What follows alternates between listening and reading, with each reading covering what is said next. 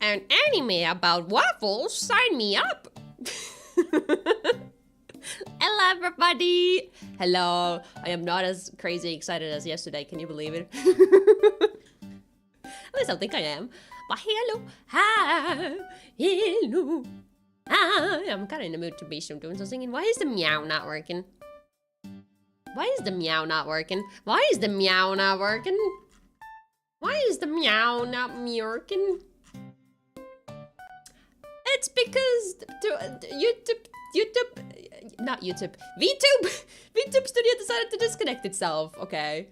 Like, why? Why did you decide to disconnect yourself? You were working just fine 2 days ago.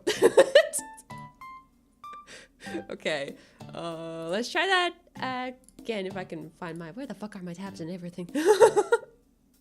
So meow, if I test it out. Where's meow? Where's, there's meow?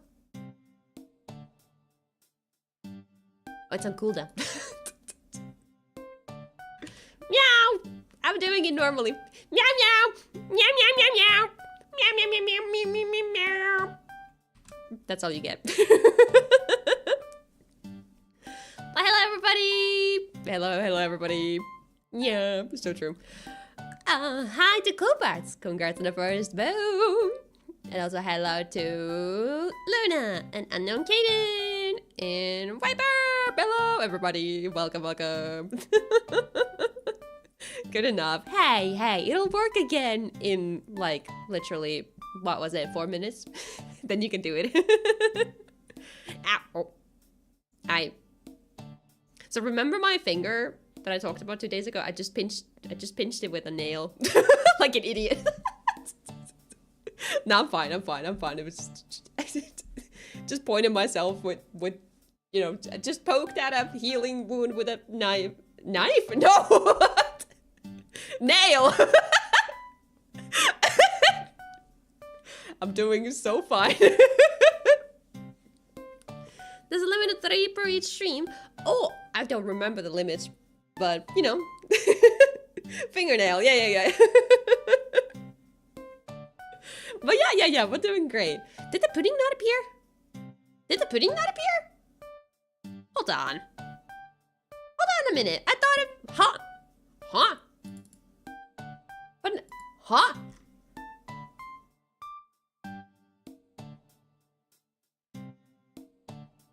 Oh, I had to press the thingy, I think. Ah, I had to... Okay, so first I connected it. Next I had to manually turn on activate. Okay, now it should work. Let's test this. The headpad is coming... No, what are you? Pudding is coming back in 40 seconds, so we're gonna test it with the pudding in 40 seconds, okay? We can wait 40 seconds. But yeah, we're in no rush. I wanted to start the stream earlier today, also because we're gonna be here for a while. I considered splitting the anime talk between 2 streams to cover the spring and winter separately, but I want to do it in a single stream, so we're here early and we're gonna see how long it takes us. It's probably gonna be another 4-hour stream. So I wanted to start early while I'm still awake and stuff, you know. Hope that makes sense. And, you know, hello to VOD watchers, by the way, if you know, we started early. Okay, now the pudding is working. Excellent. There we go. We got the pudding, everybody. We got the pudding. Everything is going great now. Okay. But yeah, I just know I'm gonna be here and I'm gonna be waffling for so long. I watched so many series in the winter season. I watched so many. Should we just get into it? Should we just start waffling about it? Maybe we should just get started. Should we? Or no. I'm gonna ask you guys, are you guys doing well? Is it a good morning for you, or is it a nice afternoon like for me? I'm like fine. Haven't done much today. I did my Japanese homework and I studied for a kanji test. And then no, I did not do laundry, but I changed my sheets and I prepared. I guess I could have started the washing machine if I wanted to for the sheets, but I don't need to do that right now. Besides, I'm streaming now anyway. But yeah, I've had a fairly normal Saturday so far. Fairly normal business as usual. I'm trying to think. Right, because like I feel weird because the big project that is the thesis is over with. And I'm about to be done with Japanese as well.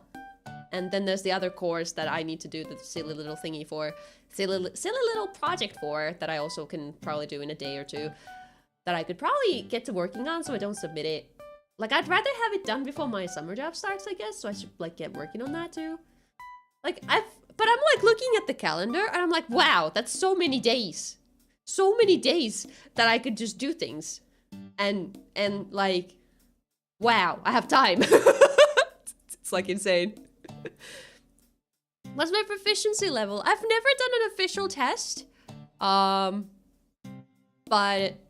But what's the course called? The course is called like upper intermediate or something like that. Cause this is now my how manyth year studying Japanese? 4th? I think it's my 4th year of studying it in university. Cause there was the beginners. Then there was, what was after beginners? Was intermediate after beginner? No, there was something else that was not intermediate. And it was in between beginner. And then now I'm doing upper intermediate. There was something else in there too. I don't remember the course names. You have time, but it looks like for you these days, I suppose. Yeah, I'm like relishing in the joy of having time. Do you get a level automatically assigned for doing the course? No, I don't think so. I believe you would have to do like the JLPT tests or something, and I think they hold those once a year in Finland. I don't know if it's like different in other countries, but it's like once a year in December. I was thinking about going for it. This year. But I still have to figure it out, and also it's in December. I'm not in a rush to think about it. But I figure it because I'm gonna be a little. I don't know what I'm doing with my. Like I don't got solid plans for like the end of the year. So I've been thinking like it'd be fun to do that. Study some Japanese properly. Try to get some kanjis into my head properly for real. Right? Oh, it's gonna Louie. Hello, welcome. No, I saw you. You're right there. I see you. But yeah. So like, I would like to like properly do like, I don't think I can pass N1 because that's like the hardest one, right? I would assume I could handle at least N3, but like, it really comes down to kanji, right? And I'm like really good at like spoken sort of conversation and like understanding Japanese, like when I hear it. But my fault is with the written language, or like that's where my skills are more lackluster. like I have to look up. So I'm terrible at remembering kanji. That's about it. And then I'm also really slow at reading in general, even if I recognize the kanji. But if I hear the conversation, I'm like, ah, yes, I can participate in this. Yes, my grammar might be a little silly, but yes, I'm participating. Let's test it with all the anime names today. Are they? Okay, well, I can try. Yeah. I think my anime list has the names in Japanese in there too. Yeah, like in kanji, I think. Yeah, we can test it out today. We'll see. Yeah, only reading kanji names. Yeah, exactly. Oh, but that might be a little. We'll figure it out. I literally came to grab the daily so I can see a number go up. I might as well not be considered here. Well, you're talking now, so hey, you're here. But yeah, today we're here to be waffling about anime and stuff. So maybe we could get to it. Translate the kanji for us so we know the title. We'll see about that. Anyway, maybe we can hop on over to the anime page. We hop on over here. I just remembered I don't have a BGM in here. Let's get the BGM going. You know, I'm kind of vibing with my daytime BGM. So, you know, let's just have the daytime BGM going. Yeah. Yeah, but our first issue here is like all of these names are like this, right? I mean in the title here, right there, it's like, you know. But you know. Alcor, hello, and Nicolay, hello, hello. Imagine caring about arbitrary numbers like daily books and not real valuable currency like the amount of Yeppy redeems you've done. Yeah. I might not, well, not, what? I think the knots are messing with my brain there. So, a double negative, therefore, it's a positive. You do exist. But, yeah. I guess first and foremost, I don't think there's a way to just turn all of my anime list into Japanese, is there? I don't think so. I'm not gonna find a language button, is there? If there is a language button. So, first and foremost, this is the winter 2026 season. Let's see how many I watched, because I didn't actually count how many. So, 1, 2, 3, 4, 5, 6, 7, 8, 9, 10.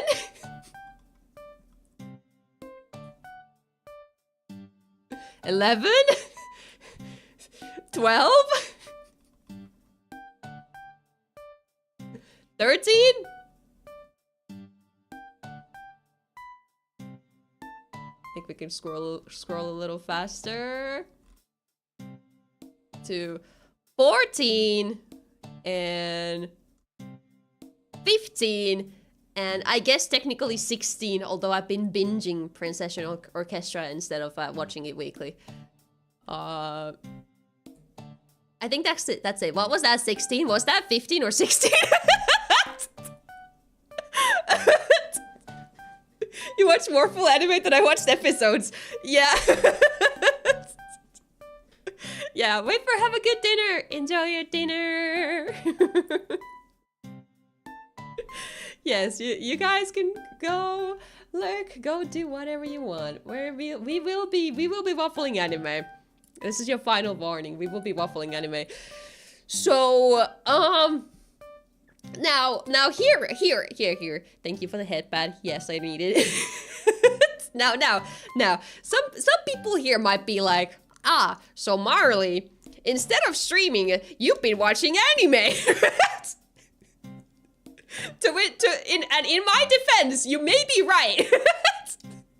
However, hear me out. It's because, you know, when you spend all your time, you know, writing a thesis and stuff, you know, I think I'm allowed to spend some time cooling down watching anime, because that's actually relaxing and stuff for me, and it helps me recharge my energy levels. Streaming, energy levels go down, so that's why I can't handle that on top of thesis writing. So now you know what I've been doing on top of you know, writing a thesis.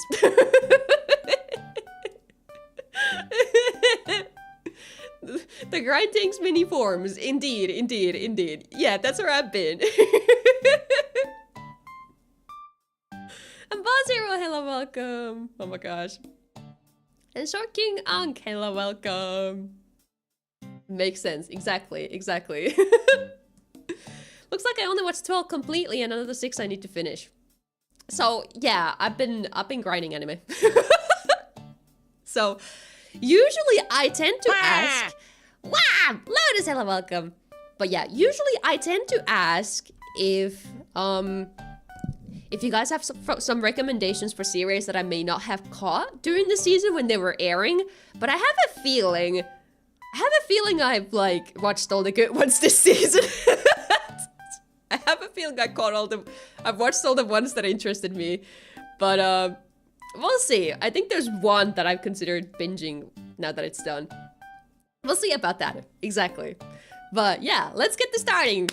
Let's get to starting. That's not fucking English. Let's start.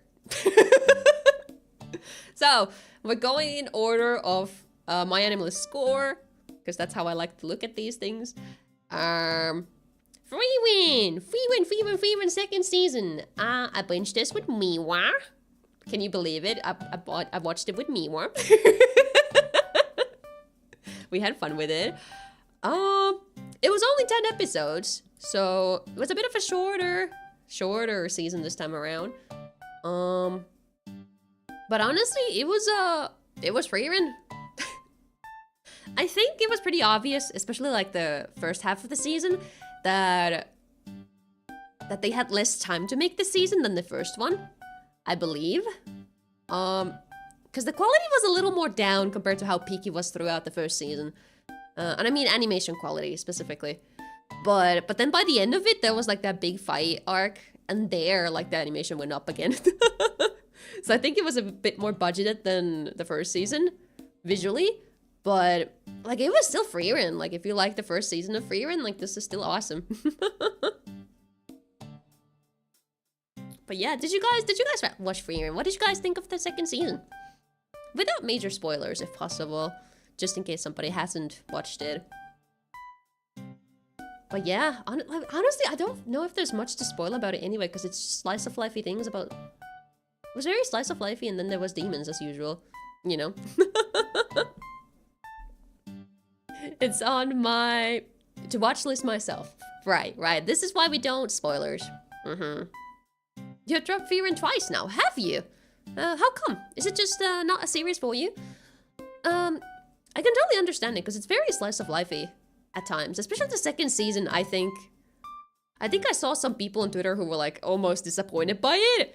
Like, oh man, they're not doing anything. They're just, it's very episodic. They're just going to places, doing a thing. But like, majority of the first season was that. That's exactly what Frieren was in the first season. I think a lot of people might have forgotten about it, because the latter half of the first season was very like it had the whole big arc of like the mage whatever exam, you know. But I don't know, it was nice that it went back to the episodic pace for a little bit. Read 77 manga chapters, haven't gotten to the anime. That's valid too. Honestly, I'm kind of surprised they haven't like published Frieren in Finnish, the manga of Frieren in Finnish, because I feel like it's such a phenomenon. It feels weird that no publisher in Finland has picked it up, because I would totally buy the manga if they published it in Finland. Because well, when I do, in the rare occasions I do buy manga, I like to support the Finnish publishers, because it's nice that they're still publishing after all these years of... I just dropped my... I just dropped my hair clip that I was messing with. I don't know if you heard that. Tried the anime, watched the first episode movie and did not grab me. Read the manga till chapter 17 and dropped it there. I think I would have loved the show with a different cast, cause I like most of the things except the protagonists themselves. That's fair and that's valid. Gonna be honest, I don't know how to concentrate while playing games. Either I watch or play, and I'd just rather play a game and see the story, making progress on Final Fantasy VII. Ah. So are you talking about, like, watching anime while playing games? Because I never do that. I also never, like, play games and watch anime at the same time. Unless it's a mobile game, and it's, like, fucking... Consider Umamusume, where I'm just press button. Do not think. Click button. Like, at that point, yeah, I will be watching anime at the same time, because I would lose my mind if I tried to play Umamusume and just play Umamusume. Does a lot of stuff get finished releases? The answer is no. But usually when a series is as popular as Frieren, it does get a finish release. Like all the biggest shonen have a finish release, like I would say. Do we have Jujutsu Kaisen in Finland yet? I'm not sure. But we do have like Demon Slayer, we do have Dandadan now. I think they just started publishing Dandadan and like something like that, and like Frieren seems like it will be on the list of... It seems like a series that I don't know, it really gives off like Sangatsu manga / Punainen Jättiläinen vibes. Like I feel like they will pick it up. But I don't know. What would be the alternative? Or do you mean read in a different language? Like reading in first language more too, actually. The alternative. So if I wanted to read the Finnish publications, they would obviously have a Finnish translation. But I believe the Finnish volumes are also cheaper than buying like English/American manga releases, because they're like imported and they're only sold in like specialized comic stores, you know? So it would be a lot easier to get my hands on the Finnish releases too, even though I probably might just like order them online anyway, but the point is that Finnish manga is easier to access and it's usually cheaper, and I believe the translators are, at least if it's published by Punainen Jättiläinen or Sangatsu Manga, their releases have good translations too. Don't think JJK is in Finnish. Okay. That's also surprising. I feel like they might pick that up too. Like, I feel like Ivrea might pick that up at some point. So yeah, check it up the nut for me. For the big three of modern fantasy, which had an especially Dungeon Meshi got me. And that's fair. And that's valid. Because, honestly, I'm kind of surprised with how... Like, a part of me is surprised and part of me is not surprised about how popular Freerin is, right? Like, it's obviously good. But it also feels like it's, like, definitely not... Like, it's so different from a lot of other anime, you know? Like, it's fantasy, of course. But I don't know. It's like interesting. I think maybe it caught so much attention because it was very different from, like, a lot of other stuff that was airing at the time. Maybe. That's my interpretation. If it's Punajatti or Sangatsu is good, but most speak shonen are with Ivrea, and yeah, their translations read like dry wood. Yeah, I've heard a bit of a missed... Like, I heard they were really rough at the start when Ivrea came back like a year or two ago. Like, I heard their translations were really rough, and I believe it's because they picked up a brand new translator who hasn't like done anything before. And they just got like a newbie translator. But I believe with how many volumes they must have translated by now, I think they've gotten a little better. I haven't read them though, I have to say, because I'm not interested in the big shonen, so I've not bought them and I've not read them in Finnish. But I have read Ivrea's translations from like the 2014-15 era, and they were like fine at the time. I don't know if I paid huge attention to it, but I didn't have any issues with them. They read like bad fan translations. Yeah, I can believe that.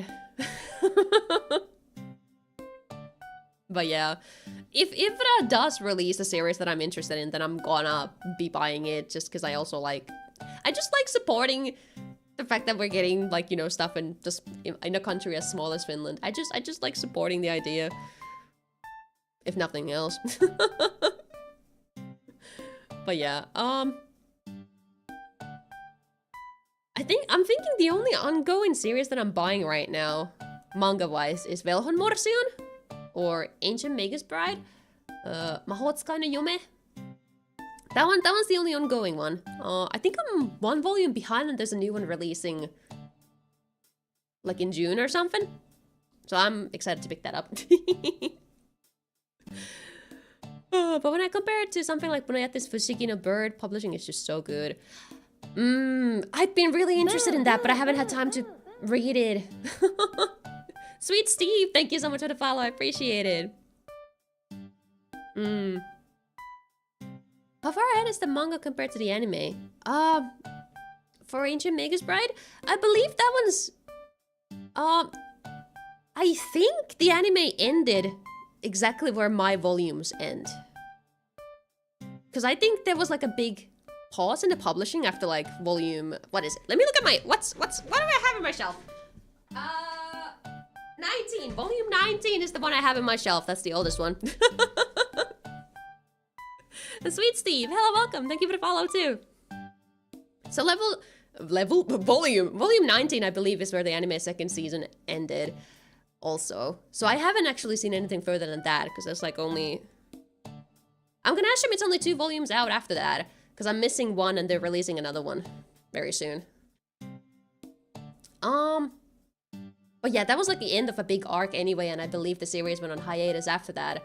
So that's why I'm also like, I haven't been in a rush to get the other volume. Also because I've been on student budget, so...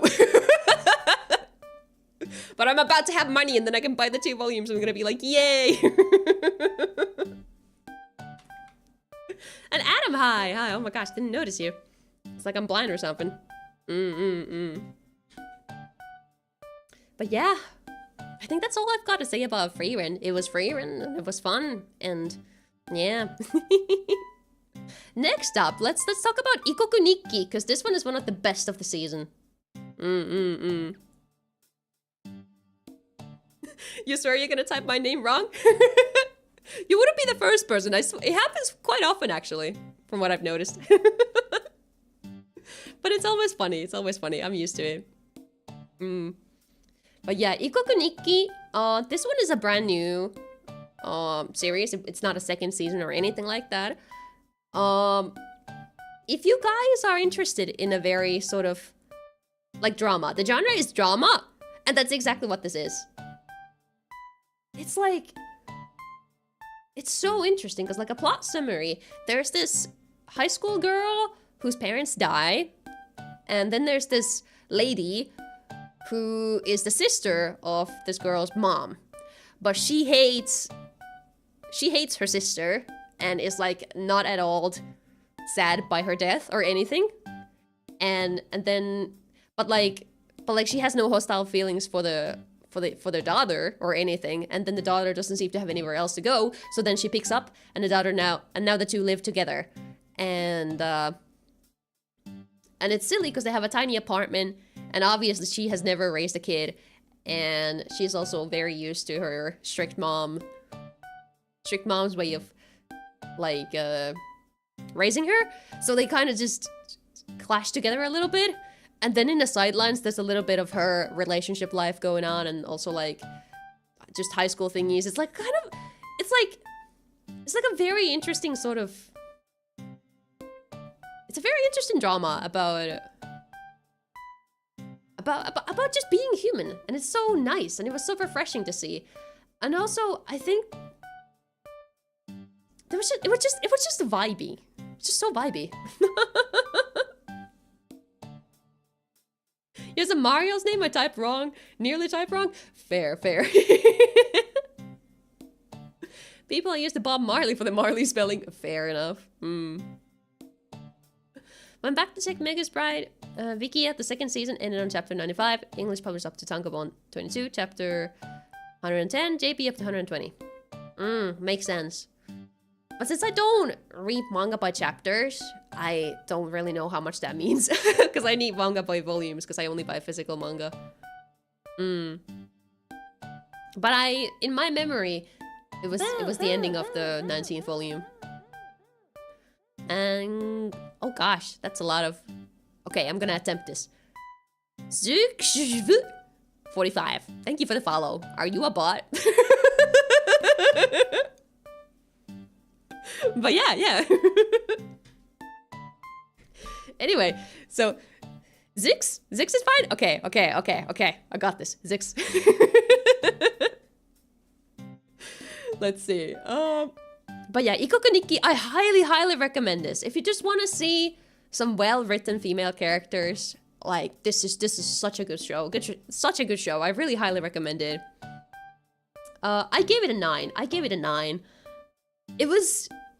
I was considering if I wanted to give it a 10 or not, but I was just like, I felt like it lacked a little bit of something where I would like burst into tears or actually get super emotional. That's why it's not a 10, but it's a 9. Manga Updates agrees season 2 ended at volume 19. Makes sense. My log of anime is so behind, 2 years worth of backlog. You got this. Get to everything at some point. Or just prioritize what you're actually interested in. I'm years behind in anime, but it's okay because I'm also behind in gaming. Completely valid and fair. But yeah, I really enjoyed Ikoku Nikki. So, high recommendation for that one. I'll keep it in mind for if my sister ever asks for an anime to watch again. Makes sense. Yeah. Yeah, this one is josei. I was just thinking about it, that this is josei. So it's like made for an older female audience. First and foremost in mind. But I feel like this is like... I don't think it was too girly or like too feminine for like men to watch. Or anything like that. I feel like anyone can enjoy this if you just appreciate good storytelling and drama. Daytime soap. It wasn't so soapy. Like, it wasn't that dramatic. Like I said, her parents died, but like it wasn't. But they handled it very respectfully, you know. Like, it was a very realistic way of portraying it, you know.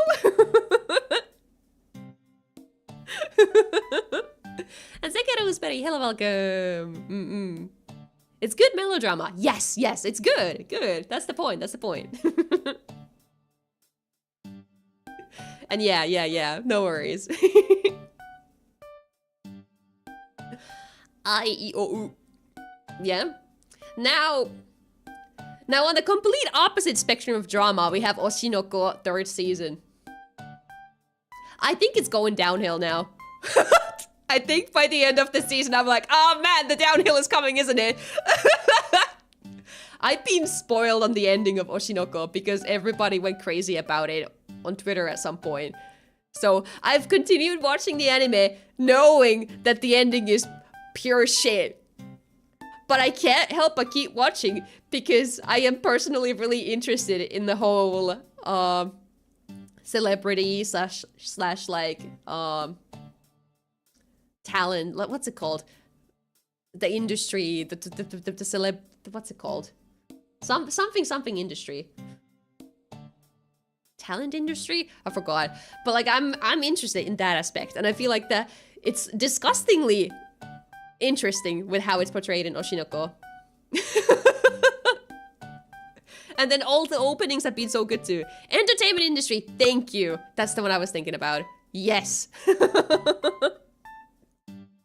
That's the one. And also because like the girls are all cute, right? Like Memjo is cute.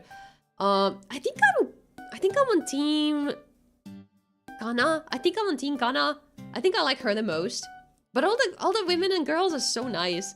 And and it is really fun to see how they just go batshit sometimes, and they're so smart and talented. I'm like, wow, that's so cool. Like it's like the show is such a guilty pleasure at this point. Like, it's well written and it's good, but I know the ending is going to be pure shit. And it's not what I want the ending to be. And it's like it's like, but I guess the problematic things come with it being like entertainment industry, because all of that is problematic, isn't it? Partly. So it's like such a guilty pleasure, but I keep watching it. I keep being entertained by it. So like I have to like give it a 9. I guess fans will have to pray the studio changes the ending. Yeah. But I feel like it's probably not gonna happen because like it's such a... God, it would be cool if it did. But I don't think it will. It would be so cool if it did though. Oh my gosh. But it would be so cool if it did.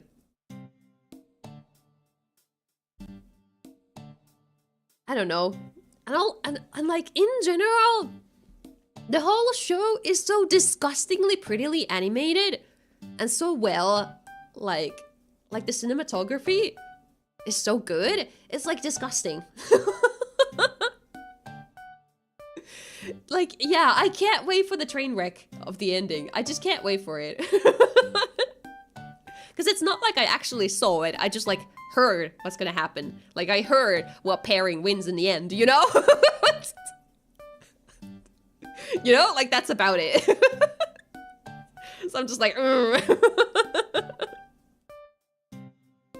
yeah. And it's been a little bit since I heard about it, but like after seeing like the final episode of the 3rd season, I'm like, yeah. Wondering priority. No, that's a show I watched a while ago. No, it's not quite the same kind of train wreck, I would say. Like it's different. Like there's definitely more plot going on in Oshinoko. Vibes are good. Yeah, that is true. Vibes are good. But yeah, aside from that, what do we got? We got Jujutsu Kaisen. I watched it. I think this season was kind of shit. I'm not gonna lie. But I'm also... Hear me out. I'm not a shonen enjoyer, okay? And I'm not a explanation enjoyer.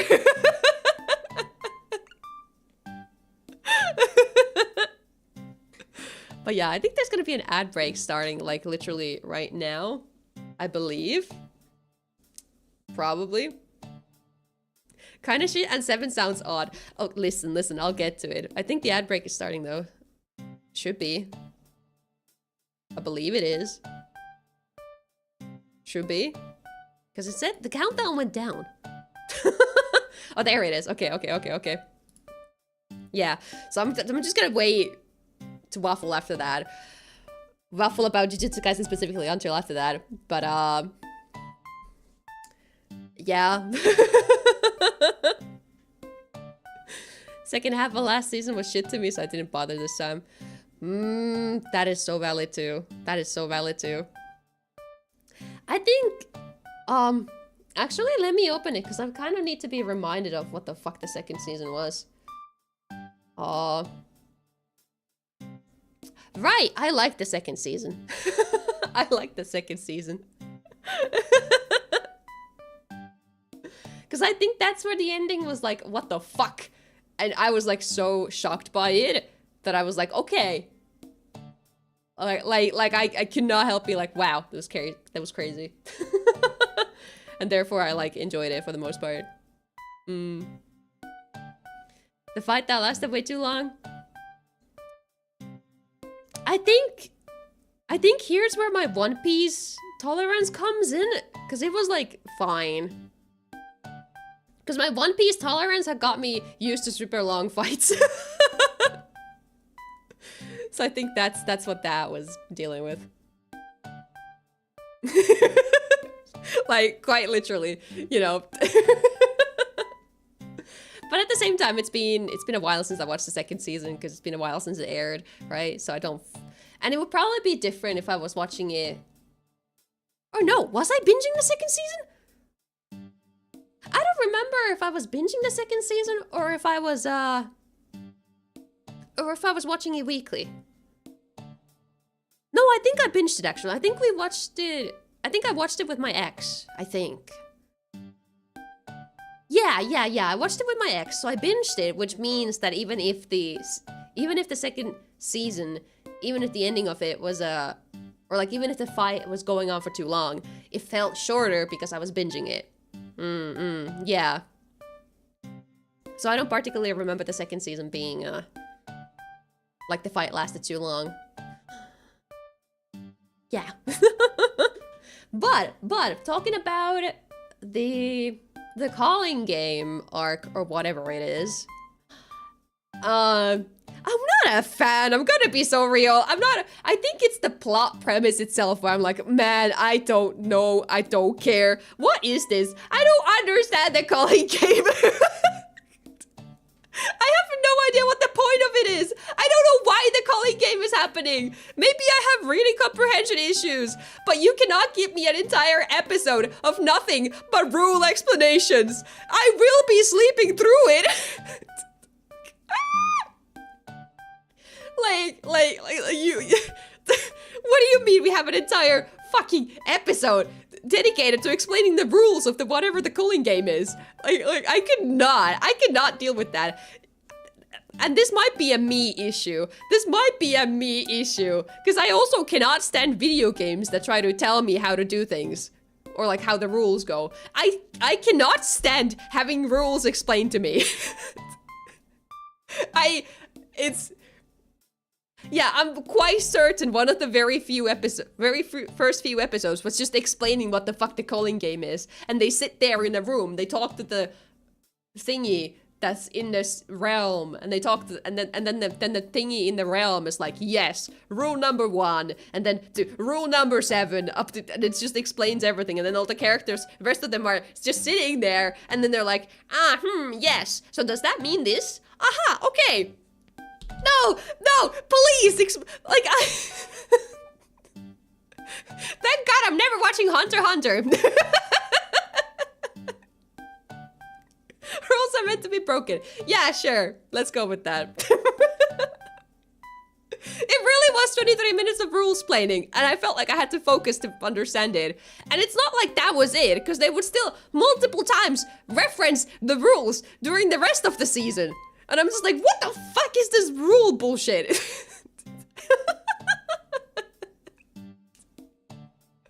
Like, it's just, I'm sure lots of other people had fun with it. And I have to admit, the animation was still really good, and it was really a joy to watch the animation, especially like by the end of the season when the actual fighting started happening. It was like peak to look at all the fighting. Like, I think it was the fight with Okotsu, and then there was the I don't even fucking know who the fuck they were. There were just some there was the creature, and then there was the lady with no clothes on, and they were fighting. Like, that was pretty peak.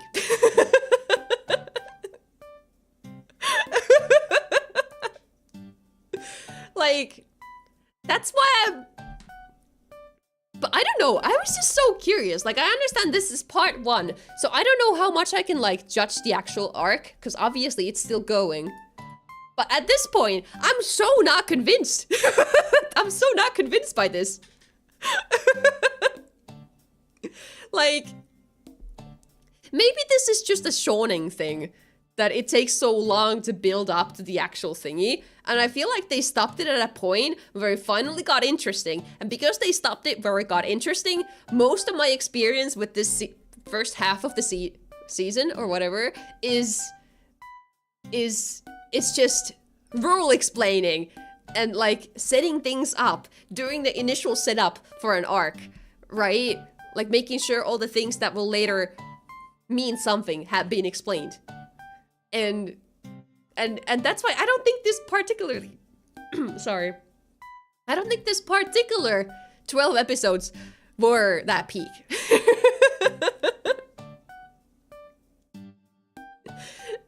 A naked girl that can manipulate the world to cover herself and to brand off Josuke Joestar. I'm also never watching JoJo, by the way. So, like, I don't get the JoJo jokes. But yeah. Like, can you guys tell I am a girl, and I don't shonen? I think it's so obvious. Like, this is, like, I admit it, that's my bias. I am biased against shonen a lot of the times. And I still watch the biggest series for some reason, even though I know that there's gonna be something about them that bothers me. So, like, I am acknowledging that some of my opinions on shonen might be shit because I am not the target audience for shonen because I am not the most shonen enjoyer. But there's still some shonen moments and thingies that I'm like, but I want to see it. I want to understand what the hype is about.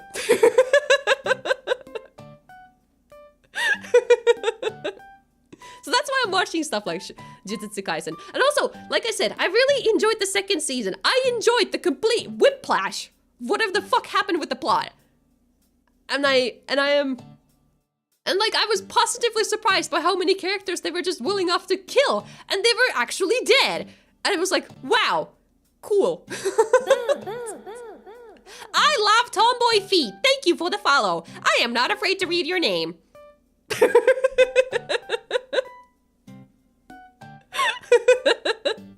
Nah, I think, wonderful, I think we're getting cancelled together, because considering my opinions on, you know, shonen.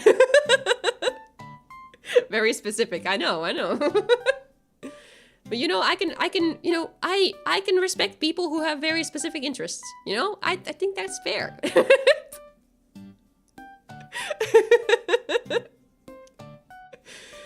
I can definitely tell that, in fact, you are of the biologically classified female of the Homo sapiens species. Yes, yes. I'm glad. I am glad, me as a VTuber, I do not have to go through the allegations that, yes, that's just a man using a voice changer. No, my opinions are so shit for a man that I have to be a girl. I'm fired. Okay, hello, welcome. So I'm glad, I'm glad that I don't have to go through that. You guys understand. But yeah, that might be enough about Jujutsu Kaisen. Anyway, so moving on to stuff that obviously tells that I'm a girl. God damn, I love Medalist. Medalist is fucking peak. Oh my god, I love Medalist. The second season was so good. It's targeted at seinen, but like it has cute girls in it. So obviously that means I'm a girl enjoyer or something. I don't know. I don't think I'm going anywhere with this argument, but Medalist is peak. Have you guys watched Medalist? Medalist is so peak, by the way.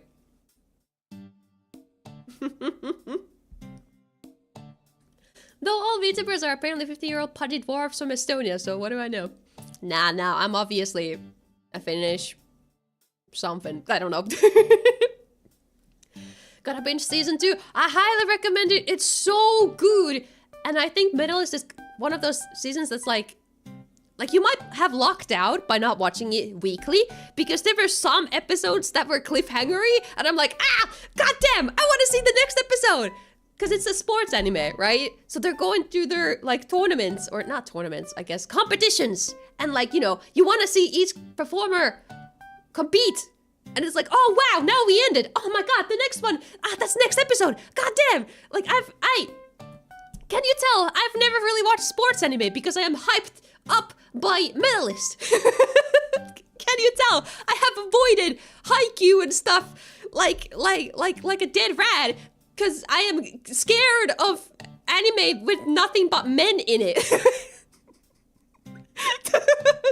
So now that I'm seeing a sports anime, I get it. I understand. I'm hyped up.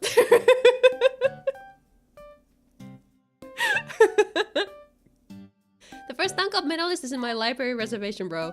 Let's go. Gosh. It would be so peak if they translated Medalist into Finnish too, but I don't think they will. It feels like it's a little too niche of an audience for it to be translated into Finnish, but oh my god, I would love to. I would buy it. I would eat it up.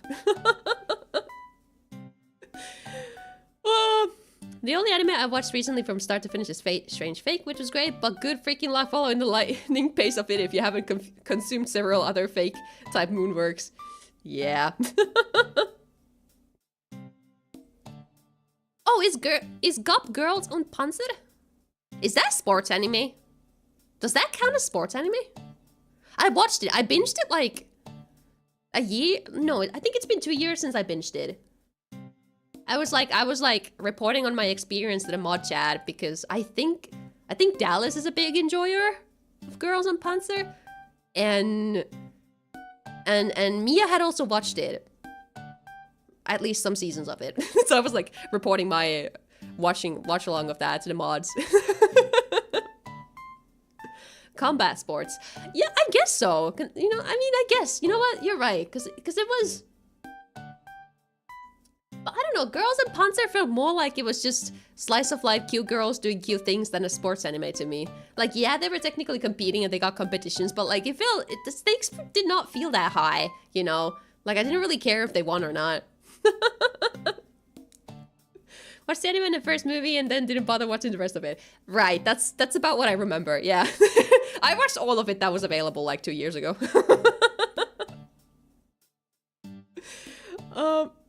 Because I had to do at that point, because I realized there was like Finland references in there. I'm like, shit, I have to watch everything that has Finland references in it.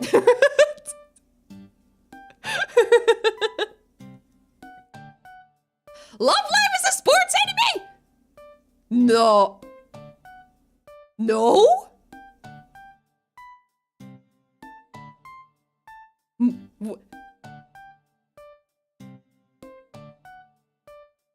No. That's no. No. No. Okay. I require an hour-long video essay arguing that Love Live is a sports anime. Then I will buy it. Otherwise, no. I demand the hour-long video essay that convinces me otherwise. Chihayafuru is sports. Yes, I agree with that. I agree with Chihayafuru. Macross is not a sports anime, and you know you're just joking with the rest of it. Rest of everyone else here.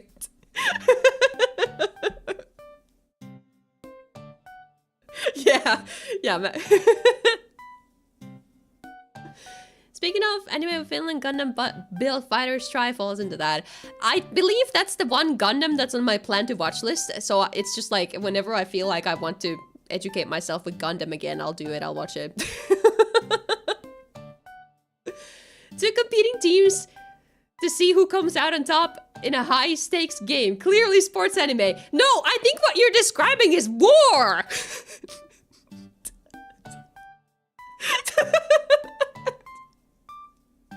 I don't think it's a game. I think it's a life or death situation called war. That's Macross. War is sports. I don't know about that. I don't know about that. I don't know about that. I really don't know about that.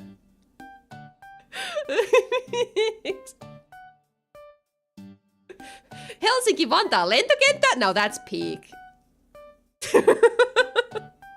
Okay, so obviously, if there's Helsinki-Vantaa lentokenttä, then that means I need to watch it with Mia, the resident airplane nerd affectionate in chat. And Zix, have a good lurk, have a good lurk. Enjoy the cleaning. Because they're playing a game. Nah.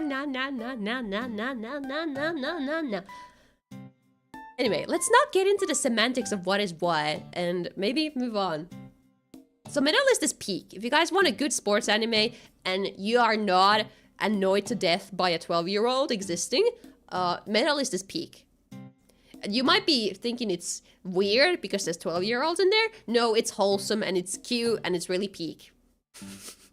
Okay? Medalist is peak. Everyone should watch it. It's so good. I can't wait to see more. I'm never watching free. You forced me to watch the first episode, and that was the worst thing I've ever seen, I think. Probably. Well, maybe not the worst, but it made me feel like it was the worst thing, because I am scared of men. So something.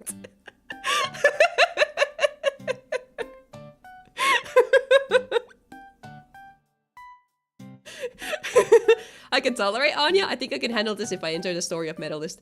Yes. And I would also say I don't think the kids in Medalist are annoying. There might be like one or two side characters that are a little more annoying than the main character, but the main character is very much just a shy little kid who wants to chase after her dreams, and like she's silly and she's a kid and she likes worms. And it's cute. And like I just think this is cute kids, and I'm like crying looking at them achieve their dreams. It's very, if you like Aikatsu, I think you like Medalist because it's got the similar vibes, except the characters are a little younger, but it's still awesome. Yeah. Anyway, moving on to Fate, Strange Fake. I watched it. I thought it was awesome. I've not watched anything other Fate things. Like, it's been at least 5 years since I watched anything else Fate. I don't know if I understood half of it, but it was awesome. And like the openings and endings were so good. And the worm ending one of Medalist is so cute too. Yeah. But Fate was, I don't know. Like I might have missed some things. But there's just something disgustingly interesting about Fate as a franchise. Like even though I'm not like a big Fate person, I still enjoy most of the Fate shows if they're like the well-animated stuff and so on. I've watched most Fate anime and I still didn't follow some of the references. So it was really packed full of them. Got it. Almost all of it and definitely missed things. Okay, yeah.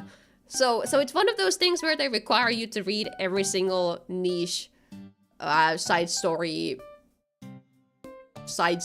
novel that has not been translated into English kind of deal, probably.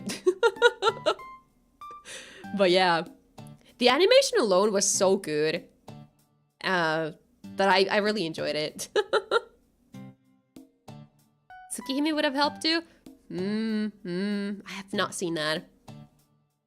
Does it have an anime? I'm unsure. Because it's talking about shit like dead apostles, vampires that are only touched on in non-fate type moon universe works. Ah, right, that thing. So I was just like, oh, apparently there's vampires. And what's the no? What's the no? What's the no for? Should I watch Tsukihime if it has an anime? Is that what that is? Because I'm unsure, because I don't know. Or if it's like worth, or is it like it's so terrible it's not worth watching? Is that what it is?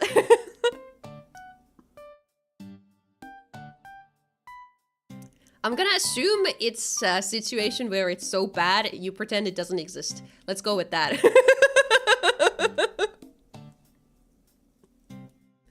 Also, the anime kind of sadly cuts out many scenes, dialogues, and backstory moments from the novel. That's fair, that's fair. I mean, but I feel like the pacing was like, it didn't feel too quick for me, even though I might have missed some things. It was funny watching Strange Fake with a friend who only knows Fate. Had to explain so much to her. Honestly, I would have loved to watch this with someone who like knows everything and would have info dumped on me. I love being info dumped. It's so awesome. Oh, cause not 24 episodes spaces it out better. But I feel like with the animation budget, like I wasn't even mad.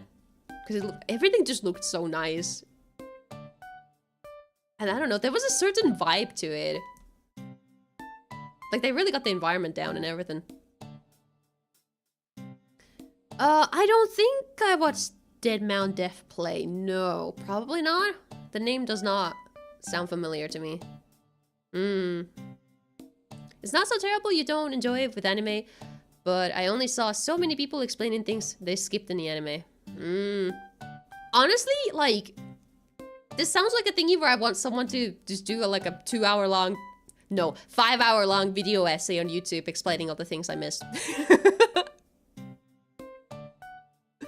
Same author doing the same sort of thing, the Baccano Durarara guy. Ah, I never watched Baccano, but I did watch Durarara at some point. It's been years though. And me going, ah, so that's what happened or why. Makes sense, makes sense. But yeah. There's just something inherently fascinating about the whole Fate universe. And because I have a little bit of a history nerd in me. Like, I'm not so history-pilled that I would, like, actually know everything. And I am not so history-pilled that I will go out there and find the information for myself. But if somebody starts explaining something historical to me, I'm like, whoa, that's super interesting. So I'm always really fascinated by how Fate takes, like, you know, characters from the past and everything. And it's like, whoa, that's so cool, you know? I think I forever remember, though. So, like, when I was in middle school, there was a point in time when I was trying to, like, introduce more anime to my sister than just, what were we watching at the time? It must have just been, like, Macross and Shugokera, like the series I was most obsessed with. But, like, at some point I was like, I should consider showing her shows that she might actually be interested in.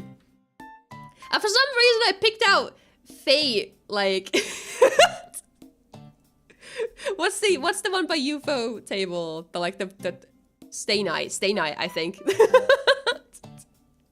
I think, and then I showed her the first episode, and I just so vividly remember her bursting into laughter by the time she realized Arthur was a woman. I was just like, ah, yes, so this one's not landing.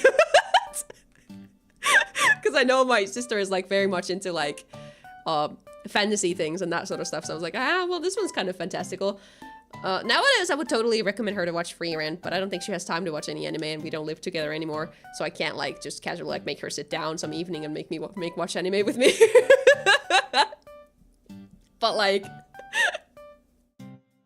I don't know, that's like one of my fondest memories with Fate. Just my sister bursting out laughing because she was so bewildered by the animification of a, of a character. Like for a moment I considered introducing Uma Musume to her, but like I could see from a mile away she was not gonna buy it. So it's like funny, you know. I don't know if I had a favorite. Oh right, I'm lying. My favorite servant from Fate has always been Gilgamesh, because I guess I was a freaky fuck, and I guess I enjoyed the idea of a man who's just like, I don't know. I don't know. That's all I remember specifically about Fate. But that's my middle school phase, okay? It's gone. It's gone. That was the middle school phase.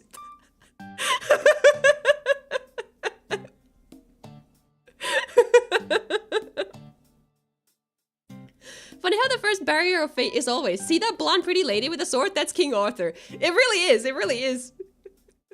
Does that still apply to Fake? Ooh, in Fake, who do I like the most? Let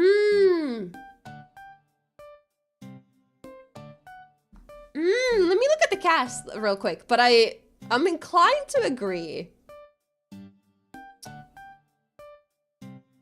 Oh, but Enkidu was fun. I like the vibes. Also, I think the vibes there were green hair, and I'm a sucker for green hair, so. But Gilgamesh. So many characters here, though.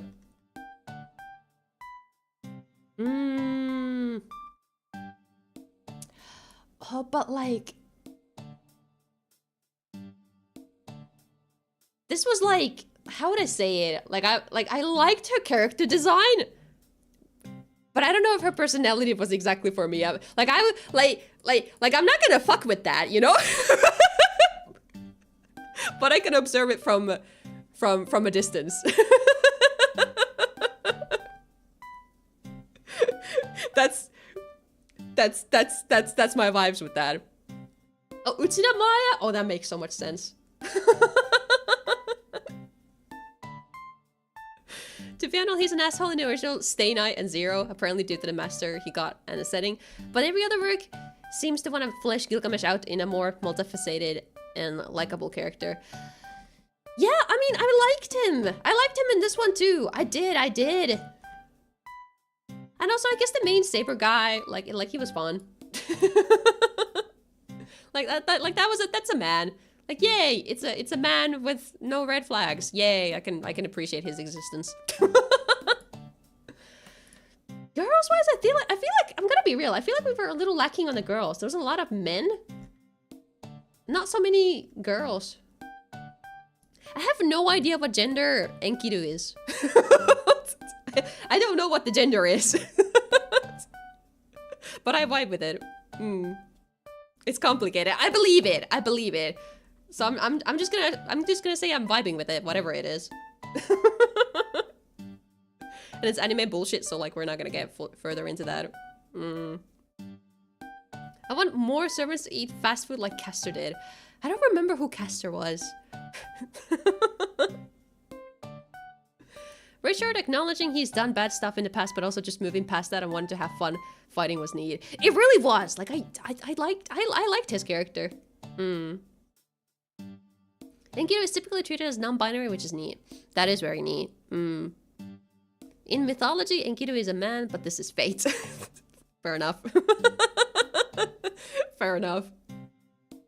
Yeah, Fate just does things with gender, doesn't it? Horrendous red teeth. Oh, was it the guy with the book and he was like writing things, the author guy? Was that the caster? He did eat something, didn't he? Yes, okay. See, maybe that's the issue of the pacing. Cause like, I did not retain who was who and who did what. And also because there were like multiple of the same class at some point. Yeah, I think that speaks of the fast and quick pacing. Yeah. I get the impression Enkidu is simply genderless due to being a weapon of the gods, but every summon in a given fate work can be different. But yeah, the lore in Fate goes hard. And that's why I'm like always intrigued by it. Even if I'm not necessarily like in it, I appreciate it. I appreciate a series that can have a deep lore because typically series like that are also fun for the casuals. Like, okay, let me phrase that better. Like, they're fun for the casuals because everything is properly fleshed out, if that means. So that if you are interested in learning more, you can get in deeper and find actual explanations for everything. But if it's your typical sort of not so well fleshed out fantasy system, they might just like be like, yeah, you know how magic works. We don't need to explain magic or anything. We don't need to have lore for the history of the politics in this world. Like yes, not every show needs all that fleshed out, but when that stuff exists and it's out there, I believe it makes the overall world building more believable and better, so it's more fun to engage with, even if you don't know everything, because everything like might be more better tied together and make sense. And it's super fun if you get super into it, and then you can be like, so that's why, and it's like fun. Fate is like, you have never actually ever seen magic. Yeah. A middle chaos, have a good lurk.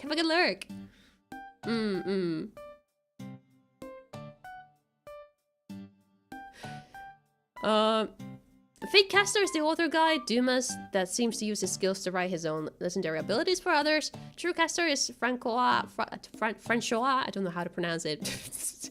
The male version is Francesca. Okay. Makes sense. Because Magecraft and magic are completely different things.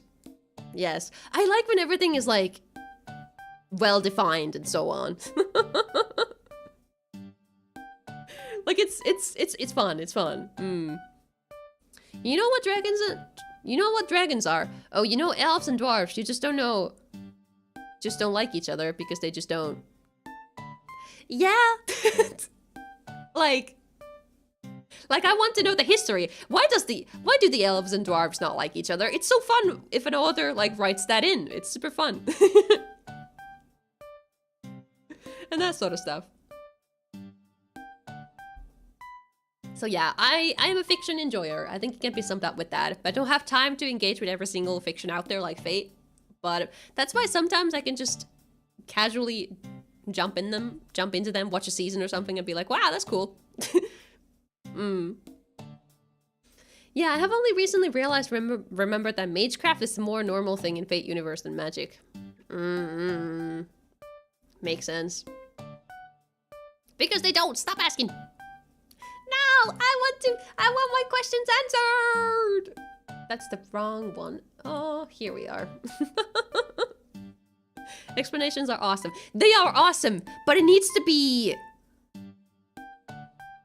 But when you are explaining things, you need to watch out from doing a fucking Jujutsu Kaisen. Don't spend an episode talking about the rules. Like, it needs to be integrated into the story, or maybe it's in a bonus material that's like, you can access this if you're more interested. You know?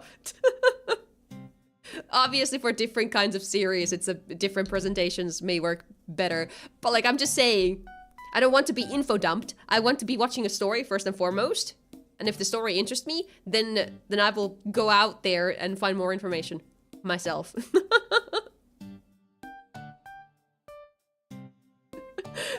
Oh. Which feels like semantics, but I guess you could take it as genuine magic is similarly unnatural to the Fate universe as it does to ours, I guess. When I make something that gets made into an anime, I will make the entire season be rules planing. Well, enjoy me not watching your season. Pick up this 40-euro lore book that weighs like a brick and could be used as a thrown weapon to understand. Okay, but that actually sounds really interesting. Like, tell me, there's a 40-euro lore book about Macross. I will eat that shit up because I'm already interested in Macross. Like, I would eat that up. It would be so fun. To do that sort of stuff to the fans. You know? Figure it out along the way or when it becomes relevant, maybe. See the novel for the full context. Yeah. The book sits on a shelf full of bite marks. What do you mean bite marks? Nah, don't worry. I just have it be rules-planning with a pretty fight sequence in the background. I don't know. We'll see. That sounds like it might not catch my attention. We'll see. But yeah, I think that's enough about Fate. I did enjoy it, so it's a 9 because I was just like, wow, it's so fun. This is like awesome to look at. I don't know. I'm not getting it, but it's awesome. Yeah. Next up is Seihantai na Kimi to Boku. You and me are polar opposites. I think that's the English title. This one was cute. It's just a really cute high school romance. But this one is nice because instead of chasing after each other the entire series, they start dating in first episode. And it's cute. You get to see them be cringe together. You get to see them be like, oh my god, we're hand holding up. You know? And it's like cute and cringe. And it's very innocent and like bubbly and it's just cute. Just cute. Just cute. Like, it wasn't anything amazing, that's why it only got an 8 from me, but it was like an enjoyable watch. Love gray-haired girl? Oh yeah, her. I think she was my favorite too. She was so funny and just being really negative all the time.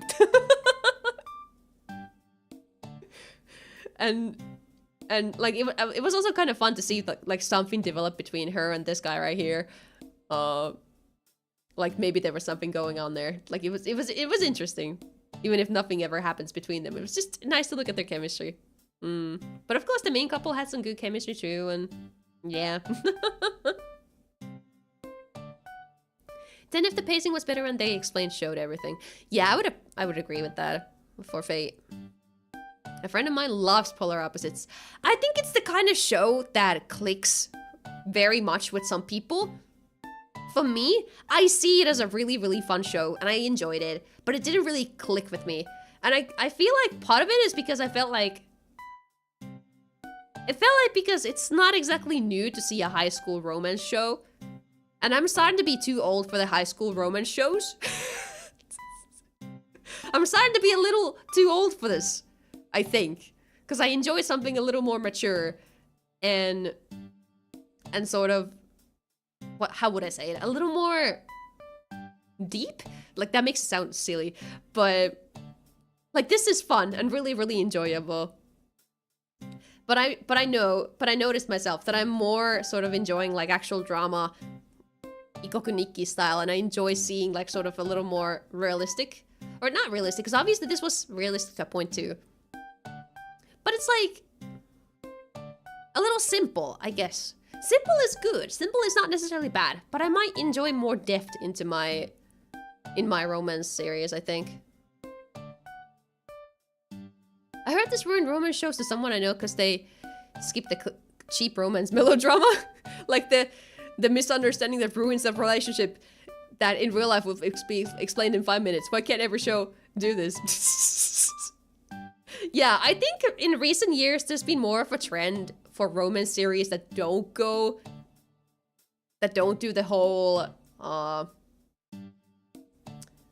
that they don't do all the misunderstanding bullshit, and I'm glad about that, because I'm also not a fan of the misunderstanding bullshit. Like, it's cringe, and it makes you be like, secondhand embarrassment, I can't watch this, you know? That's what happens when it's a lot of really anime bullshit kind of melodrama.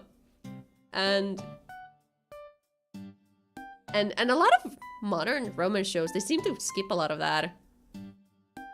At least what's been airing in the past year or two, I think.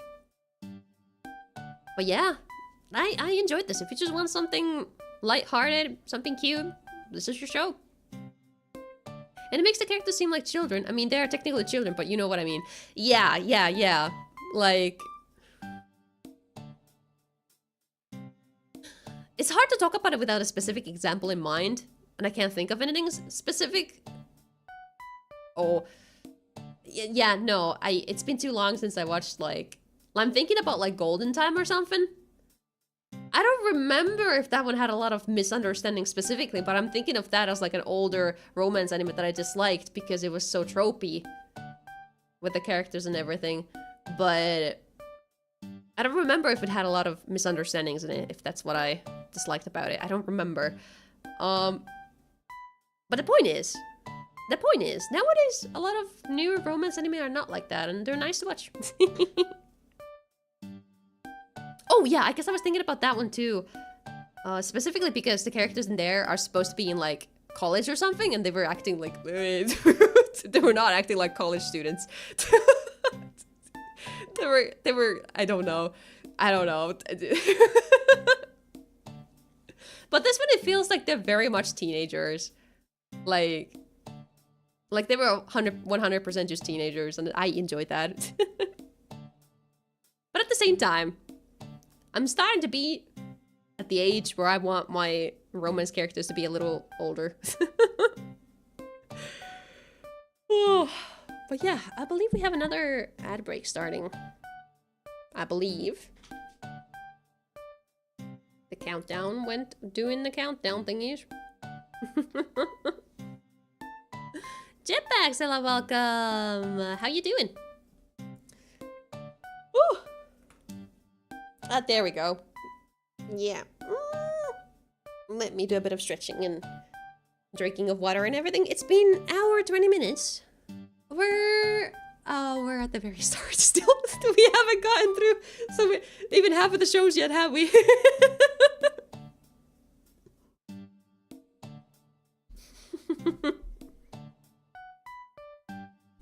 Let's see. 1, 2, 3, 4, 5, 6, 7. We've gone through 7. 6, 7. Anyway. I have a toxic trait of, like, finding jokes funny when everyone else has gotten annoyed of them. when they're getting old, when everyone else is moving on from them, then they start to hit me. This was I'm sorry.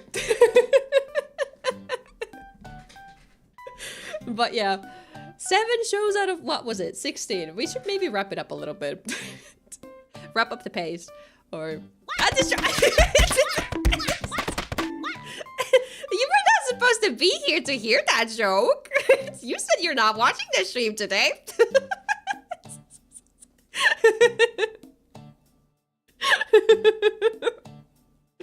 Yes, my sense of humor is so good, isn't it? But yeah, breaking news? Tell me, what are the news? You're here? Is that the news? Wow, I can't believe we have... You lie sometimes! How could you? How could you be so mean? You broke the news! Wow. That's crazy.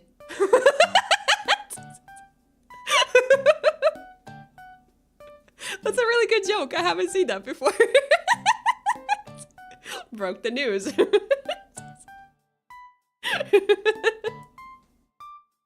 Anyway, the ad break is over, so let's move on, shall we?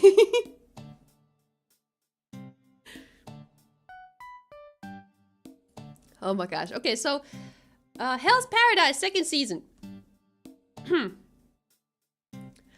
Honestly, I enjoyed the first season a lot more. I think it's because the first season had a lot of, like, mystery going on. And now the 2nd season was a lot more about, oh yes, there's nothing is like a mystery anymore. Now we're just, you know, fighting against the scary plant people, you know? Like, it was fine. But I think what I was really interested in with the first season was the whole world building and the lore. And, like, the whole mystery of, like, oh wow, this island is full of crazy things, and whoa, this is interesting. And I feel like the second season didn't really have a lot of that in it anymore. Like, everything was already explained in the first season, it felt like. And the second season was a lot more about the shonen action kind of deal. Which is a shame to me, I think. Cause what I really enjoyed about Jikokuraku was everything but the shonen fighting. Surprise, surprise! A ghost girl doesn't like shonen. But you know, like it was still fine, and it was still nice to see the characters. But we also still did not reach a conclusion. Did they announce more of this? Did they announce more of it? They didn't even announce more of it, and I'm like it's like I feel like the ending was kind of like they stopped in the middle, you know. Not yet. Yeah, I'm sure it's like coming at some point, but will there be one more season? Yeah, people were wondering about it.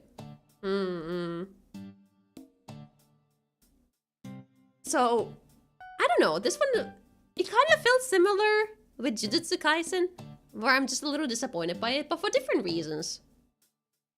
But similarly, it was like, it felt like it wasn't complete. It wasn't a complete experience.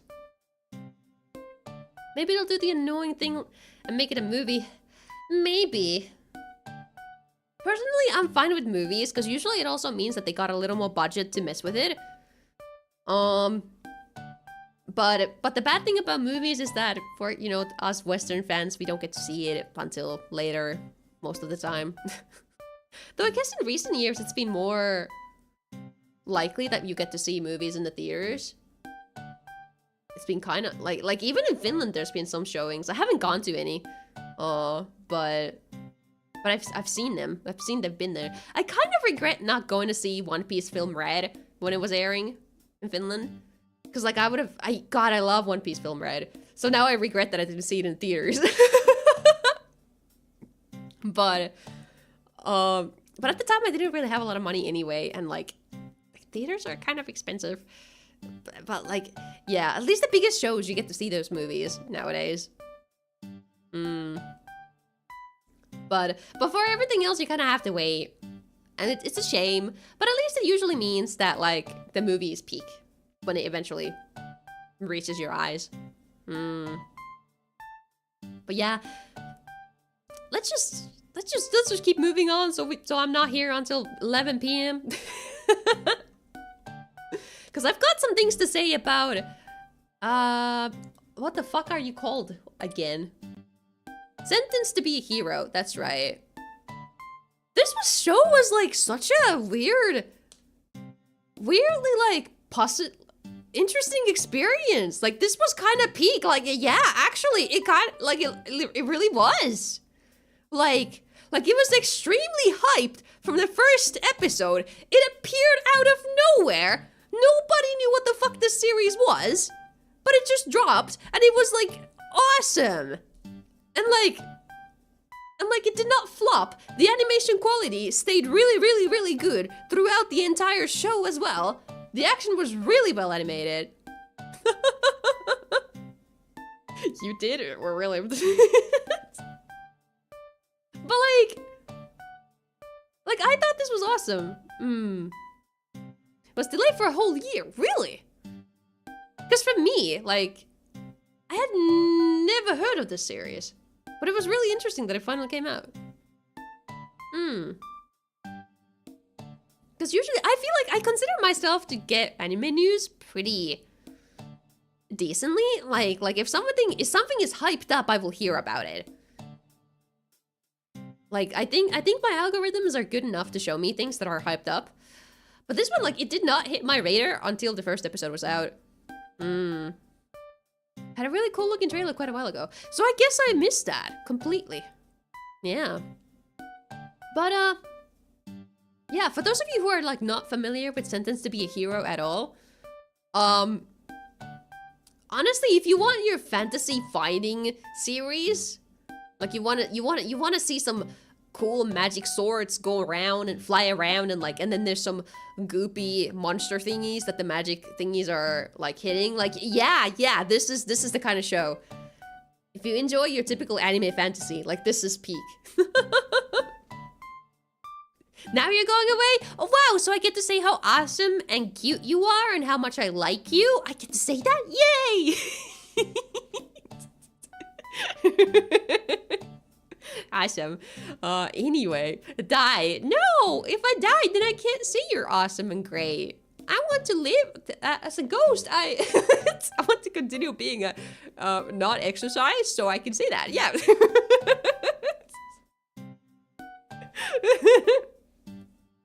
I thought Peak was the game where you climb the mountain.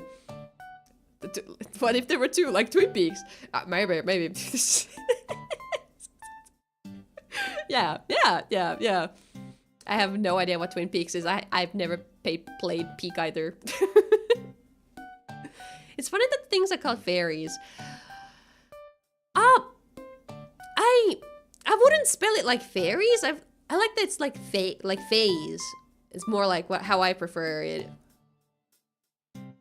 Cause like more like all like super like mythology thingy fae, aside from like a fairy. Cause to me a fairy is, you know, Winx Club Disney fairies. That's a fairy to me. This one is definitely like fae, sort of more mythological kind of thingy. Shame on what happened to Bum. I'm sure she's enjoying her life in the sun. To me, fairy is the dishwashing soap brand. Yeah, understandable. Yeah.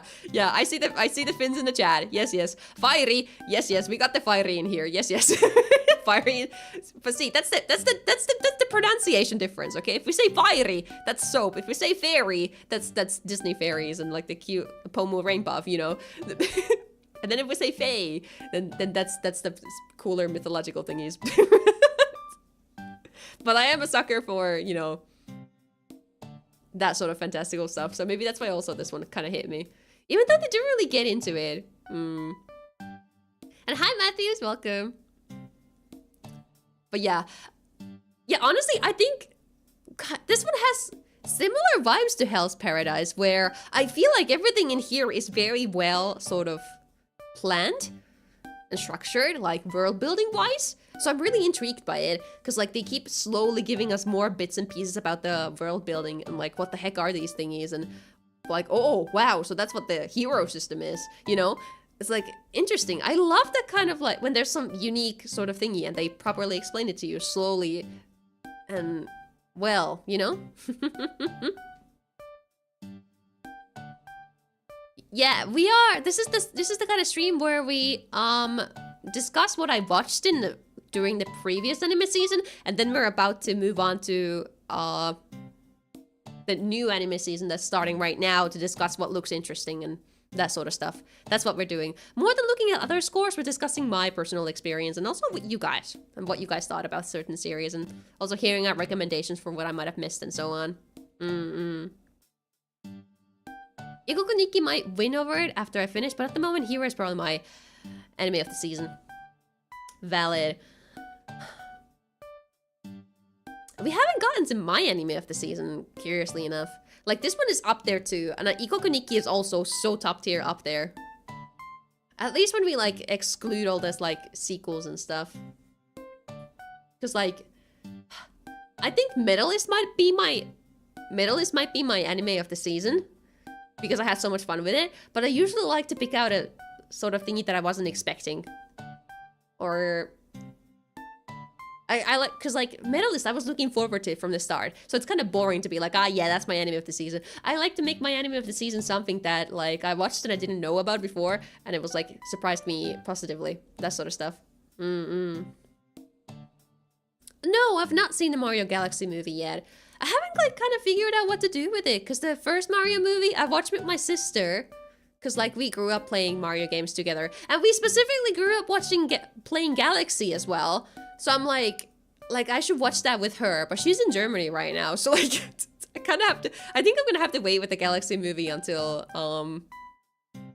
until she's back in Finland at some point, and whenever that is like streaming, so like I can watch it with her. So it might take a year or something until I actually get to watching the Galaxy movie.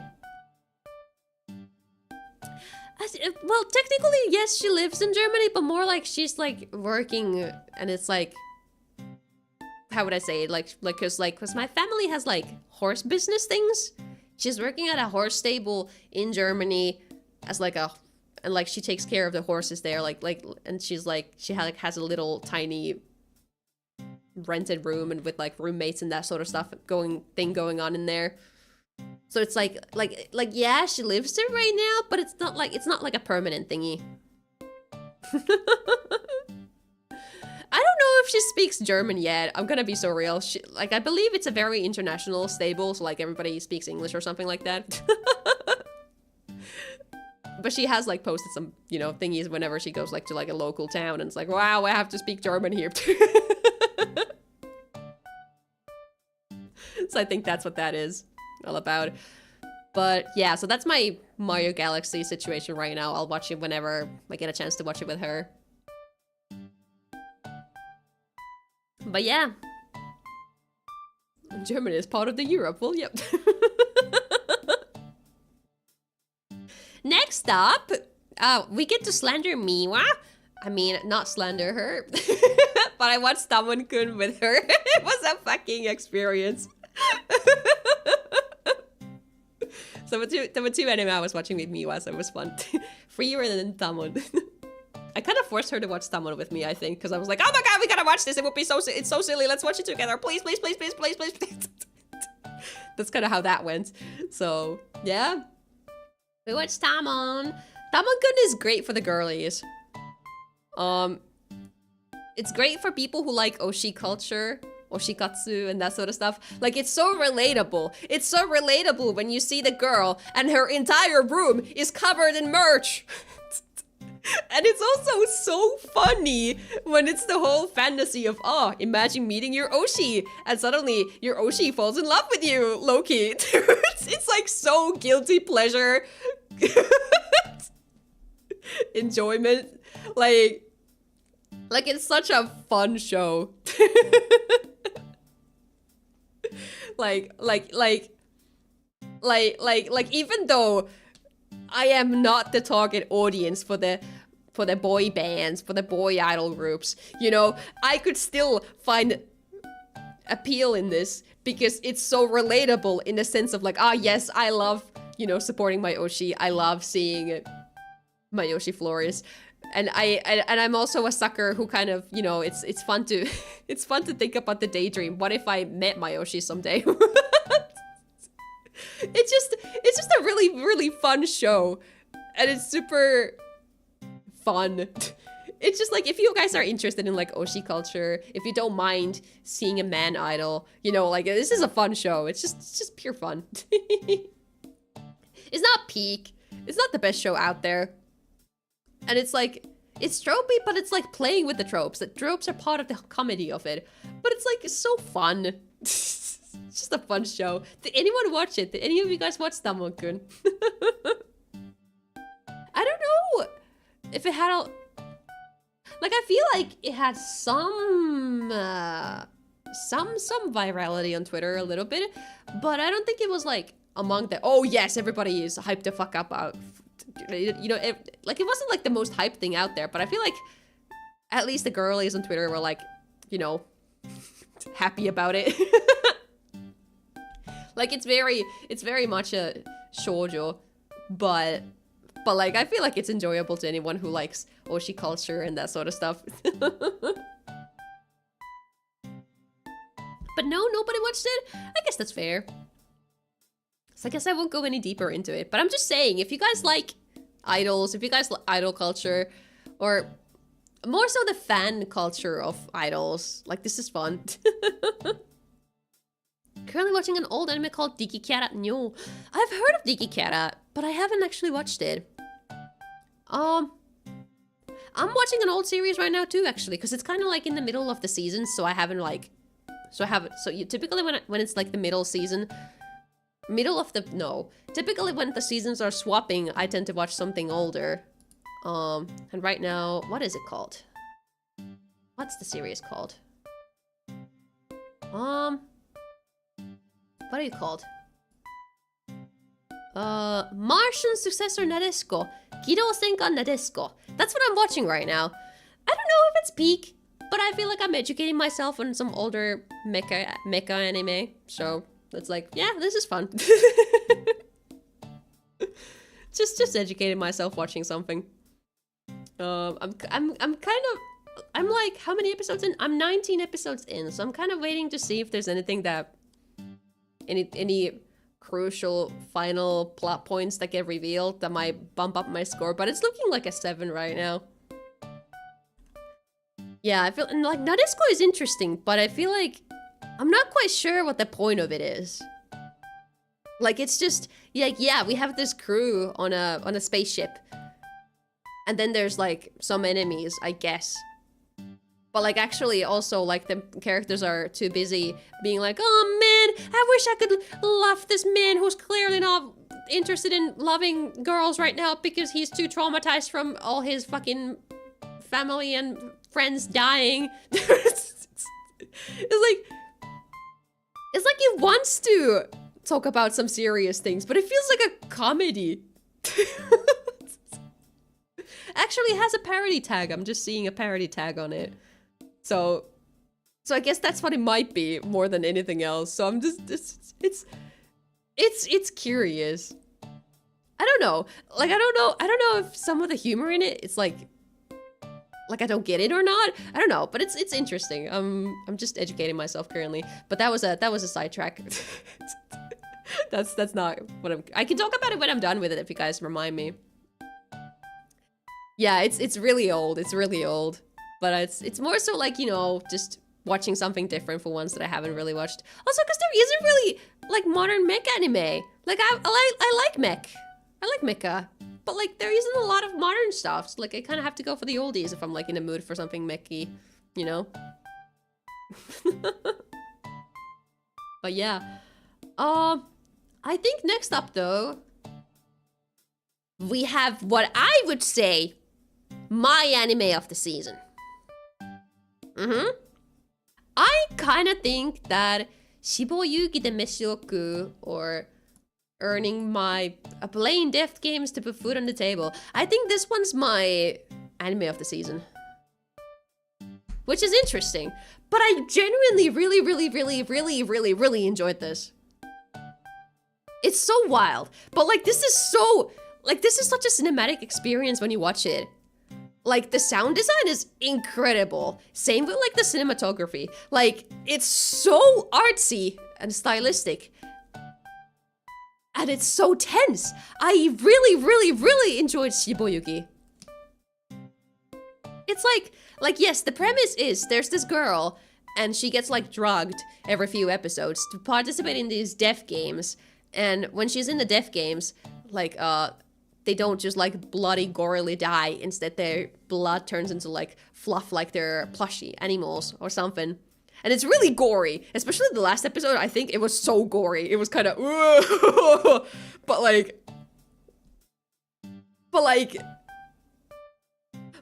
it was so interesting. Like deaf games by themselves are not like exactly like a new concept or anything, but I feel like this one is like the first time I've seen them be taken so seriously, if that makes sense. Like there's actual way to when the characters die, and you feel bad when you see the character die. It's not just like, they're not just background characters there to be like, you know, filler for like, haha, yeah, we gotta see our main character survive, but like everyone else is expendable. No, you feel for the characters when you see them die. Yeah, like Studio Dean and what else is here interesting? If you know any of these producers or so on, it's just very artsy and pretty. Same director as Gimai Seikatsu. That explains so much, because that one was also really well directed. And yeah. And also, if you just like watching cute girls in pretty outfits, like, that's also, it's like visually really appealing. We have cute girls in like maid dresses and stuff. And bunny girl outfits. And then they hold guns and stuff. It's like the visuals are crazy. And like, it's just, but then everything is really serious. And like, this is like one of the few times when I felt like, I don't know how many other times I've genuinely felt like when I'm watching a seasonal anime, I usually just watch them like windowed and whatever. But like, this was a show where I chose to every single time get headphones on, full screen it, and turn off my other monitor and just sit there and experience it. It was such an experience. I would pay a lot of money just to hang out at that bathhouse labyrinth. Like, yeah, like the visuals and like the whole storytelling was so amazing. And the world, like, I don't know if it can be, like the environmental storytelling also, I think. Like there were some crazy things going on in there. Like I feel like I would want to see someone like overanalyze every single episode, talk about the metaphor of every single water droplet sound that we hear. Like it's just so artsy. Genuinely, I enjoyed this. It was so good. If anything, I guess there could have been a little more, like, plot? But I think that comes with it being an ongoing show. Or, like, a series. So, like, we didn't actually get to know much about our main character. We just kind of see her participate in these games. It's like we're just, like, thrown into her life in the middle of it. We only see a little bit of what she's thinking about. And a lot of it is just our own interpretation of what happens. It's so interesting, because it's not really... You don't really see a lot of anime made this way. It's so interesting. I'm going an extremely anachronistic storytelling. Yeah. Yeah, also, it's the fact that, like, some of the stories were like, okay, so now we're seeing this thing. Oh, the next story you see happened, like, 5 years ago. Oh, and the story after that, that one's happening... you know, 5 years in the future, or something like that. I don't know the actual years, but it kind of feels like it might be something like that. Producers are kind of based that they know Yusa and Kami can't communicate. Yeah, it's just that it's a really good show. I genuinely, if you guys have time, watch this. Unless you are repulsed by gore, because that's like the trigger warning. It's gory. It was okay, kind of wanted to be a bit Bakemonogatari with the direction. Also, I'm dumb and I don't get what the numbers that kept appearing on screen were supposed to be. I think the numbers on screen were hours into the game. That's what I think they were. Or number of the caught? Oh, that would make sense too. I thought it was like, oh, each game takes like 48 hours or something. Or something. Well, they kept changing. So I thought it was just like that. But I guess it could be anything. So like, it's definitely one of those anime that makes you think or forces you to think about what's happening. It's not gonna handhold you in storytelling or telling you what the numbers on the screen were. But I genuinely really enjoyed the show, and it's my recommendation. If you like something artsy, or if you just were looking for something different, it was good. I really enjoyed it. I like the background music. Yeah, like it was I think it's worth it just for the, like, just for the sound design alone. Every sound effect felt like they were so well placed and like, and articulated. And like you wouldn't really, like when they were in a bathhouse, it sounded like a bathhouse. There was like a lot of echo, a lot of like water sounds all over. Like, it was so immersive. Yeah, I think that's the word I would use to describe this whole anime. It was really immersive. And I really enjoy when a piece of fiction or like a media is so immersive that I can just put it on and forget everything else. And just be like amazed by the it's just art. This is art, and it was awesome, and I enjoyed it. You might enjoy reading Quinn's recent write-ups on Sakugaboru. Can you link that to me? I don't think I would find that on my own otherwise. What we doing today? Today we are looking at anime, and I think I gotta move on from this because I'm gonna keep praising this singular show if we don't move on. But this is a really genuinely cool and awesome show. My anime of the season. Highly recommended. If you are fine with gory stuff. Okay. But yeah, we only got a couple more shows, I think. Next up, Eris no Seihai. I think Eris is Holy Grail of Eris. This one was fun to me because I'm a kind of a sucker for the villainous genre now. I've gotten so immersed in that. And yes, I got the link, thank you. I'm just gonna like copy paste it and just look at it later. Yes. VIP privileges, you can post links. But yeah, the Holy Grail of Aries. This one's villainous. So like if you like villainous, you will like the show, I think. This one was interesting because one of the main characters was a ghost. Typically that's not a thing. So it felt a little more... It felt a little less tropey to me than a lot of other villainous stuff. And it was just really enjoyable. Did you guys watch this? Well, maybe not, because it's another one of those series that might be a little more girly than a lot of you guys watch. But, oh, you did watch it. Nice, nice. But yeah, like, it's not... Like, it wasn't absolute peak or anything, but I thought it was a really enjoyable show. And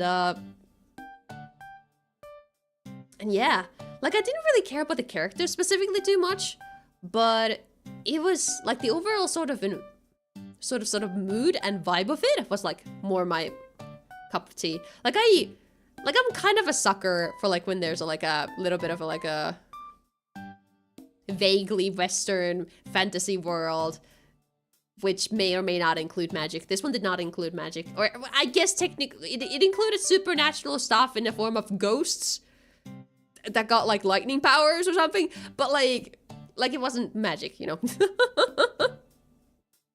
Constance Grail has a good mouthfeel. Yeah, yeah. Generic medieval setting then. I wouldn't say medieval. It's more so like 1800s. Like, it felt specifically like kind of like 1800s, early 1900s. That kind of sort of like fancy... Like, there's a fancy ball. Like you can sort of get the vibes from just the picture, I think. Victorian. Yeah. That's the vibe.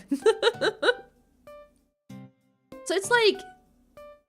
But I think what this show exceeded in was kind of like the political sort of thing that goes on with the aristocrats, you know? Because like there was a lot of sort of like, ooh, there's evil aristocrats and evil nobles and ooh, they are plotting, they have a huge plot to overthrow the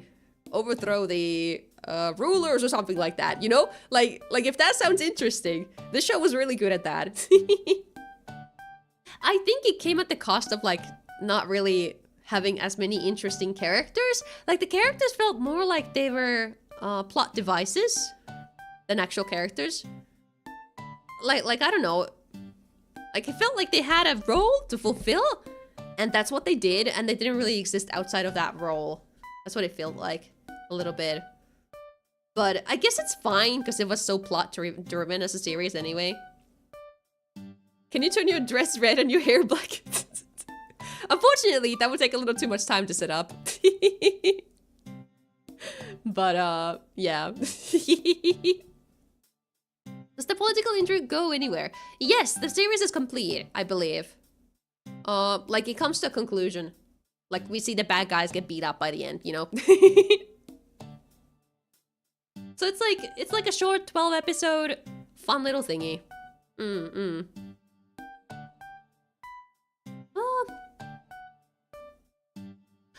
at least it felt like it ended. Is the light novel still ongoing? Oh, apparently this is still ongoing, so I guess it was just a very, very concise arc. Or something. I'm not sure. But at the very least, it felt like it ended. Like, there wasn't like a cliche, oh, now the characters will get married, and or something like cliche like that. That wasn't the sort of ending. But it was like... It felt like the mystery behind who killed the ghost character was solved, and it felt like there was some revenge taken for that character a little bit. But I guess there were some things left open that they might be exploring more. But I felt like it was a complete series. Maybe there were some things that were not explained. I don't know. Like, they could have gone more in-depth into certain things, I think. But... like, I thought this was a fun watch. That's about it. I guess I don't have much else to say about it. It's just a fun watch if you enjoy a sort of Victorian political drama with a ghost in there to mess up things. Yeah. Let's see. Did I watch anything else that was airing it? Oh yeah! Champignon de Majo! This one was like awesome!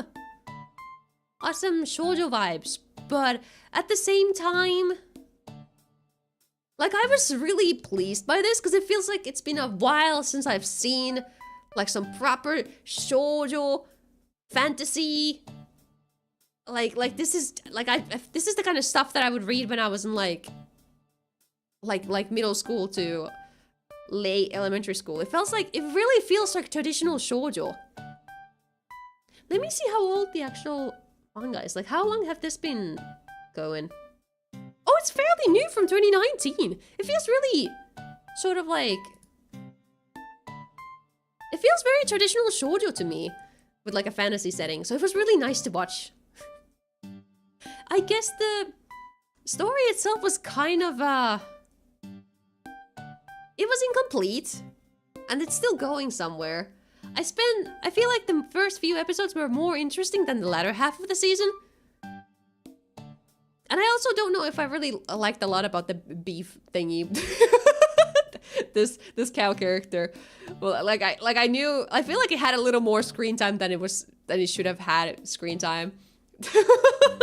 And I was kind of getting tired of like that. Oh wow! So like, this is what I think about this situation. But it kind of comes with the main character being a little mute. She's not mute, but she doesn't speak a little. She doesn't speak a lot. She's very soft, sort of reserved with her words. So I guess that's why there's an annoying side character that's like there and to talk.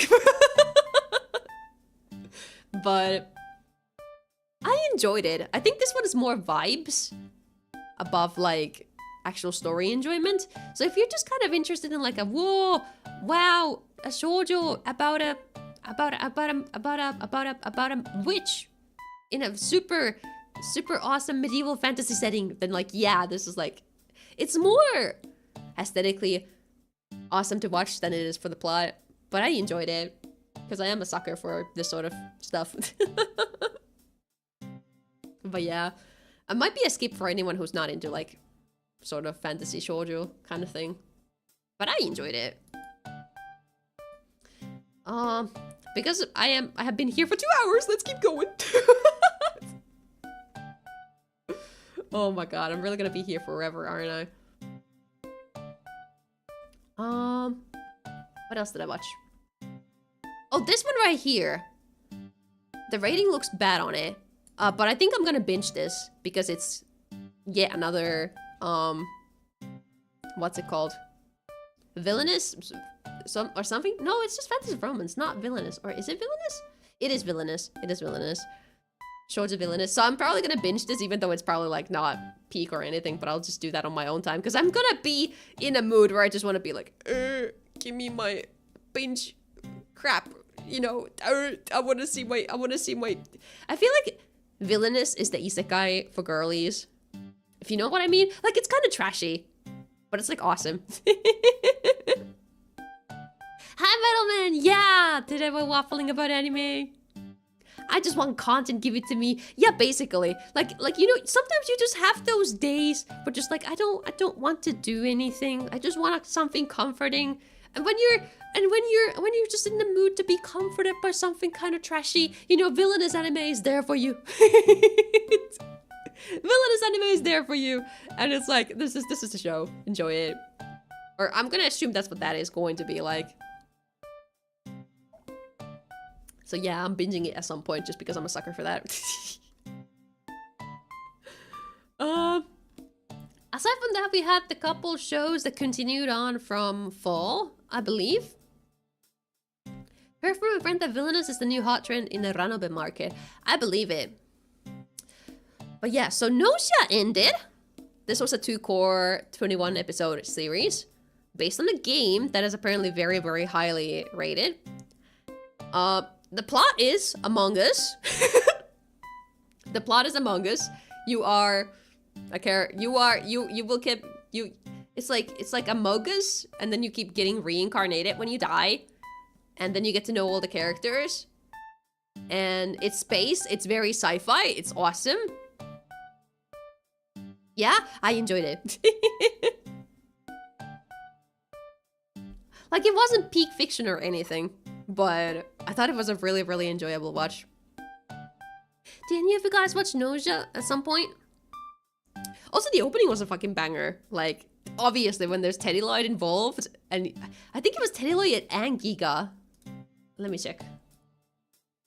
And, yeah, Giga and Teddy Lloyd featuring Teto Kasane and Kobo Kanairu. Like, is this the first time Teto has been in an anime opening? That's so cool. You know, for the Vocaloid people. We have Teto in an anime opening. Isn't that crazy? So, somebody should study the Teto Synth V moment.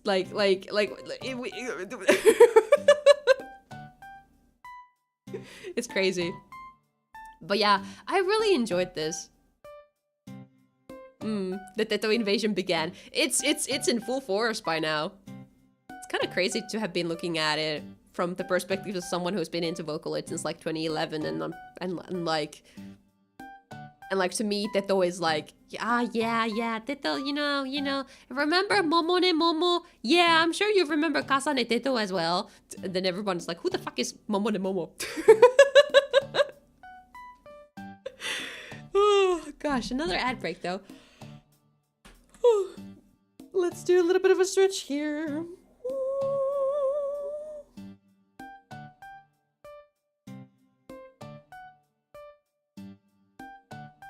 A little bit of a stretch to make sure that we will last through this.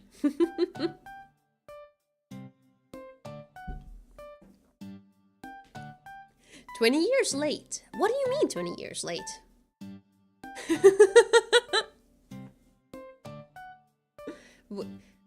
Yeah, no, because like, no. Teto is more from like, I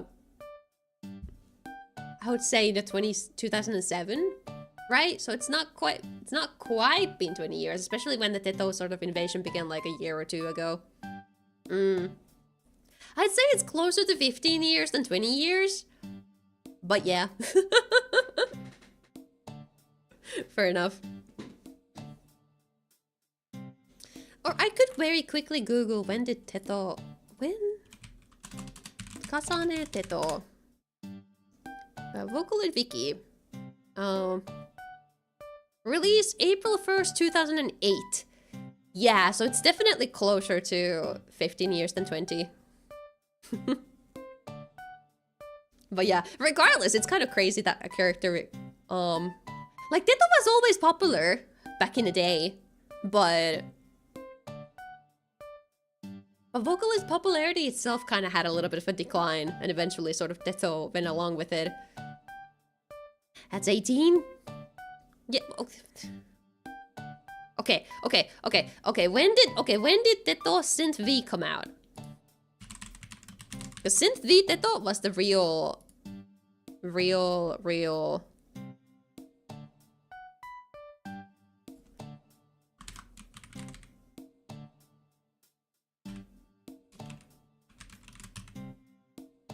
Synth V Teto was on 2023. Okay, so Okay, now I'm gonna open a calculator. Okay, 23 minus 8 equals 15. That's exactly 15 years! I am correct! You are wrong!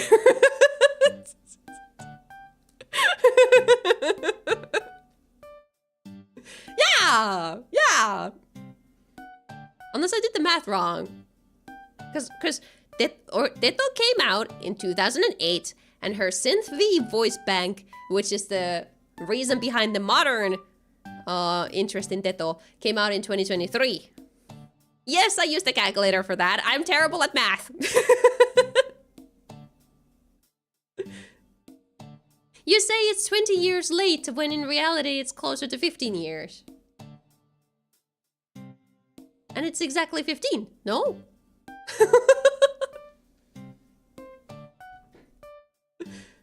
Because the Ditto popularity started in 2023 already. It's not just like, oh, 2026 Ditto is popular. Like it came in 2023. At the very least, it was within a year of her Synth V voice bank. Ditto is Ditto. Ditto is Ditto. But Ditto was clearly not as used like post 2015. Ditto wasn't really popular to use Ditto or something like that, I would say. Like people would still know Ditto, but Ditto would more so just be, ah yes, Ditto, yeah, I remember listening to Fukireta, I remember Triple Baka, you know, songs from like 2010.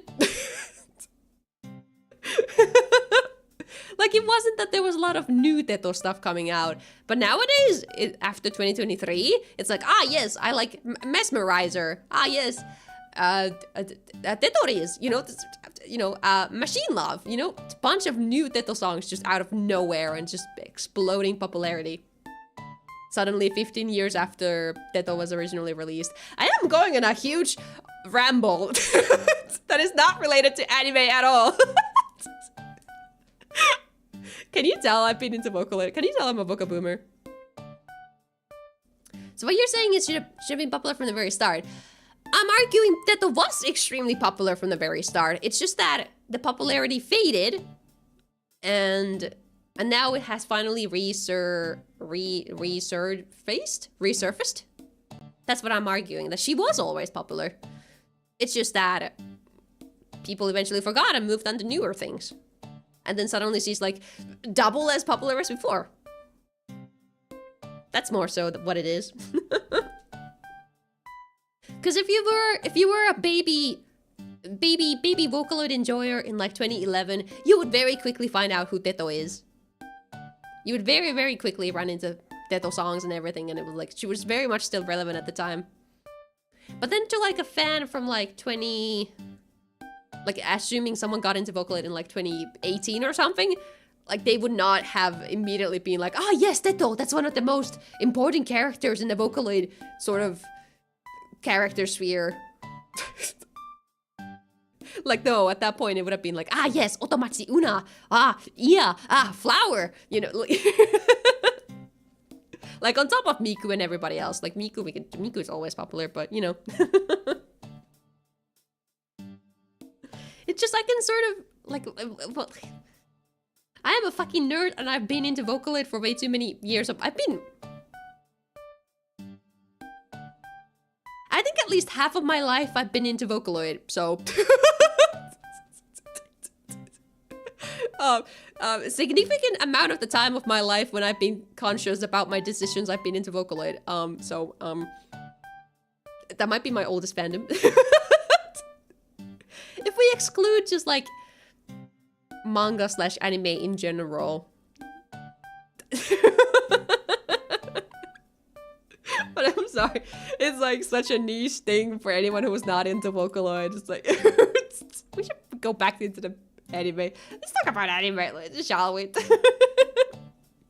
Yeah, but my point was, Ditto was in the opening for Noja, and it's kind of crazy to see Ditto there. That's what that rambling was all about.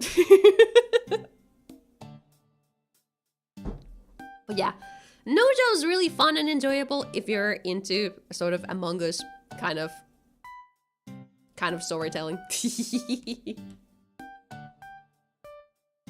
Aside from that, there was the 3rd season of Fumetsu no Anatai, or To Your Eternity. I felt like it was a fine season. Like the previous 1st and 2nd season I liked more. But the 3rd season was kind of a natural progression of the story. So I can't blame it too much for being what it is. It kind of lacked some of the magic of the older seasons because I kind of like the sort of historical aspect of them. And then because the 3rd season was brought to modern day, it's kind of like, well, things are different now. But that was the whole point of it. I still enjoyed it though. So it got like a solid 8 out of me. I believe they announced like more of it, didn't they? Or maybe they didn't announce any more of it. But I could swear I saw like somebody talking about how like, oh yes, there's still more to come to it. So maybe they will announce that eventually. We'll see. But it was interesting. And then we have Princession Orchestra. I'm on like episode 44, so I haven't finished the core. That is currently going, I think. But it's fun. It's awesome. I've been really enjoying Princession Orchestra. Do we know? It's supposed to have 48 episodes, actually. Oh, it finished already. It finished already. Oh, I should binge the rest of it. Oh my gosh. It finished. Yeah, because I was kind of waiting to see if it finished. And I could binge it, because I believe that's where it was. Yeah, so I need to finish this up so I can properly talk about it. Still back at 26. Ooh, 26 sounds like it's about to be near the end of the 1st arc? Or is that like right as the 1st arc ended? Because it's kind of, because I feel like Princession is kind of split into 2 arcs. The music is as banging as before. And it was so fun to see new sort of half-season, you know, new princesses. It was really fun. And, yeah. Gosh, I need to binge the rest of this. I might put that on my... I might get to that, like, within a week or 2. Right after the 1st up, we just fought the Flower Knight. Awesome, enjoyed the Flower Knight. But yeah, I've talked about Princession Orchestra within the past, like, few episodes already of this thingy. Lots of Symphogear and Nyaruko references? I don't know Nyaruko, but Symphogear, yeah, for sure. Because I believe it's from the creators of Symphogear. So if you guys like Symphogear, this is Symphogear, except it's magical girls instead of, like, a mech schlup. I say mech schlup lovingly, but you know, it's it's still girls transforming in the end. But yeah, it's definitely targeted at like young girls, but it's still good save. Hey. I meant that sincerely, okay? I mean, can you be for real? When the mech show is just like girls dressing up in a mech instead of them riding an actual mech, I think that's kind of mech schlop. But it's still awesome. So like, you know, I'm not shaming it for it, but it's just not kind of it's not traditional mech kind of things. Scenario writer is the Nyaruko author. Ah, makes sense. It's our mech schlop. Yeah, exactly. Like, I enjoy it, don't get me wrong. And I am a sucker for any action mixed with, like, singing and music. That's my shit. I love Macross. I think you can tell. I love action mixed with music. And, like... Symphogear is super Macross coded. It's just kind of more unhinged. And then Princession Orchestra is, like... It's kind of like if Macross was made for 8-year-old girls. And then you like take out all the space and take out all the mechs. And it just becomes a magical girl series. But with singing. So it's not really Macross. But it's got the same sort of things that I enjoy about Macross. It's just awesome. I really need to see what the ending is like. Oh my gosh. But yeah, highly recommended for anyone who likes girly series for girls. That's about it. Basically, Symphonia mixed with Purikya. Yes. And Idol Purikya, to me, felt a little boring and too... Okay, so this is what Idol Purikya should have been. I believe this is what Idol Purikya was always meant to be. Cause I was disappointed with Idol Purikya. I watched like maybe 10 episodes of it. Or no, it might have been even less than that, maybe 5. But like, this is what I wanted. So I'm like, yeah, this is my shit. So, I don't know if it's controversial to say, but that's my opinion. This is more of what I want my magical girl shows to be like. But yeah, I think with that, I believe we might be... Oh, I also watched Kaguya Hime! Yay! I guess we can talk about that. I watched Kaguya Hime like literally 2 days ago. With Miwa, of course. Who else? It took us a while to get to it, but we watched it and it was awesome. I love Yuri. I love girls.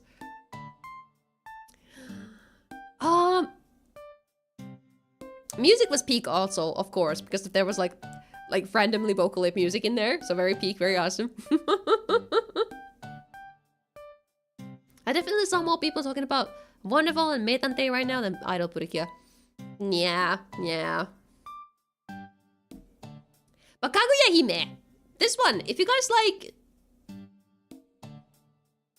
it's like hard to recommend it. Actually, because like I went into it with like, okay, so this is Yuri, and okay, this is like, it has like Vocaloid references in it. That's awesome. So I went into it as a Vocaloid Yuri enjoyer, and I loved it. But I think aside from that, it's like, I guess if you like VTubers a little bit, I think it also goes for the VTuber audience.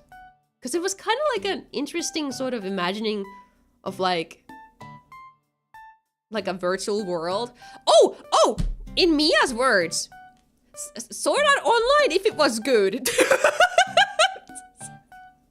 Because they had the sort of like a virtual world thingy that you go into. So if any of that plot-wise sounds interesting, it's like a great movie to watch. It was like, what, 2 hours or something? But it was good.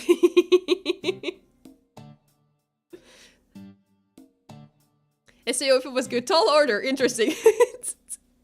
yeah, but I mean like, cause like, the cool thing about Sword Art Online was that you got to be like, wow, virtual reality. This is like if virtual reality was like, you got to play Fortnite in virtual reality. But also if there was like a sort of common VR space where you just get to go and hang out with your friends, and also you get to watch a VTuber concert in virtual reality. Like, isn't that awesome? Awesome of a concept. I think people hyped it up too much for me. I thought it was just alright. Yeah, it might have been a little bit more on the... Considering how much I've also seen people talk about it, it might be a little overhyped. But I was the target audience for this. So I loved it. I think so. It could have been a little... I feel like the ending was a little... I wouldn't say rushed. But it felt a little convenient. That, yes, they're going for that. And I kind of would have liked them to flesh it out a little bit. Like we had just had like a montage of like 2 minutes of them just like zooming through 10 years, and then that was the end of it. Like, it was cool to know that was the ending, but at the same time, I would have liked to see more.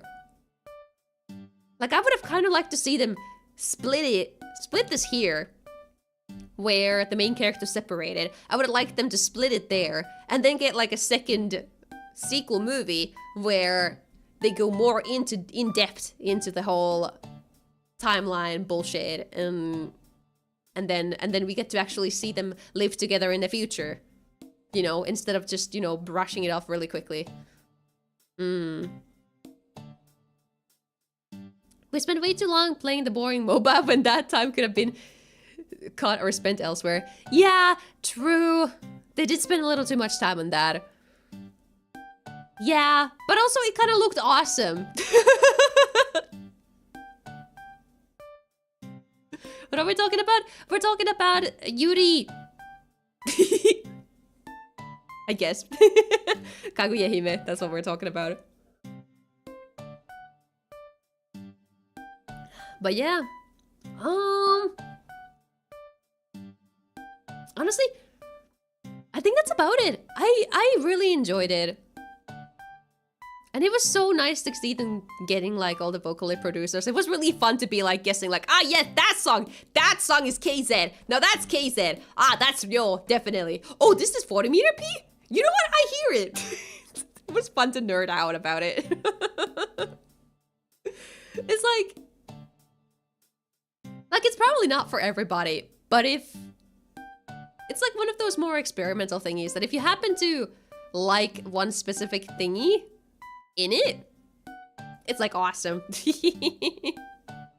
I did like hearing Happy Synthesizer, right? Like it was so awesome and it's like, oh my god, it's the, oh wow, I know that song. Wow. It's like, it was like awesome, you know? Just a bit of like nostalgia and like, I saw someone else say that it was like celebrating like Vocaloid culture.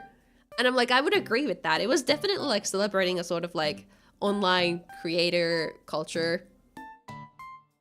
Like even though it wasn't, like I'm thinking about Jellyfish Don't Sleep at Night or whatever that one was called. Like that one's definitely like super, like if you are a creator online, that will hit you and you will cry to it. But then this one is like, if you're a fan of that culture more than a creator yourself, I think you would enjoy this. Or I feel like it's more sort of appealing to that audience, but that might just appeal to everybody. But I'm getting the vibes that it's sort of like if you just enjoy the idea or a concept of just being like having your Oshi and just like I don't know. I just like it. It's hard to describe. It's like a. It's only a movie. Everybody can watch it if you're like a little interested. But yeah, now for real, that should be everything that I watched from the winter season. For real. Oh, I mean, I watched this, but I feel like I talked about this at some point anyway. It's just Yuri, you know. Yippee, Yuri! That's about it. Yeah, because I think I finished this. These were out by the time that I did the last anime wrap-up thingy, so like we talked about this already. But yeah, with that we can move on to spring! Yay! But before we get to that, I'm gonna BRB very quickly, refill my glass, use the bathroom, that sort of stuff. So you guys also consider taking a couple minutes of just taking care of yourself, and then we're gonna be right back. I don't know why my thingy is not tracking my face. But yeah, we're gonna be right back. Alright, I'll see you soon.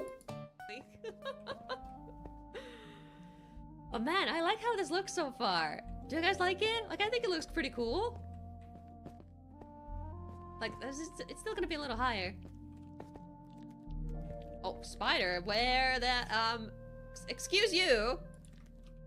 Excuse you, this is my house. What are you doing in my house? No visitors.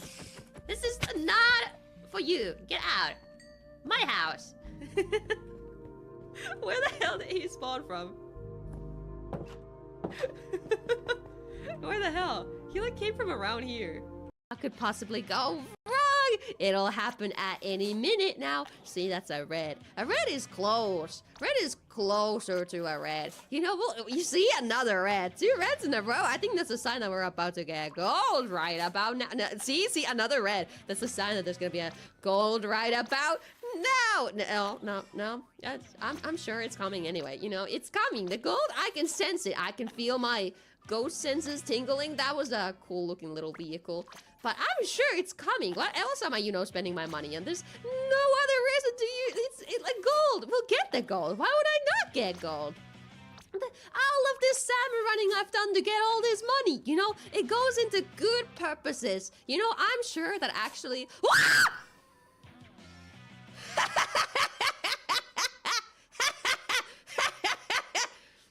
Okay, we take that.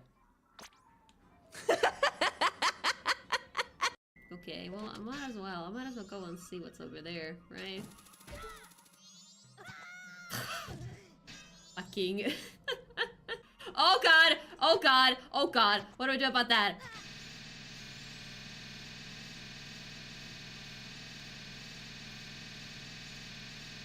Yeah?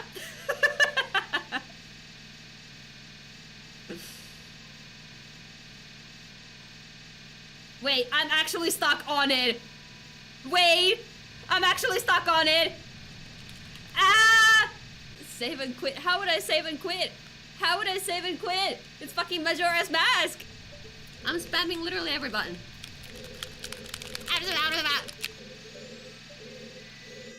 Ah! I'm safe! So before that happens again... Full diamond. You know what? Yeah, I kind of want to do that. All right. Whee! It still hurt me. Oh. Okay, let's try that again. Oh! It was on purpose, actually, so I could really see just how much of a difference they make. Okay. She lied as naturally as she would breathe.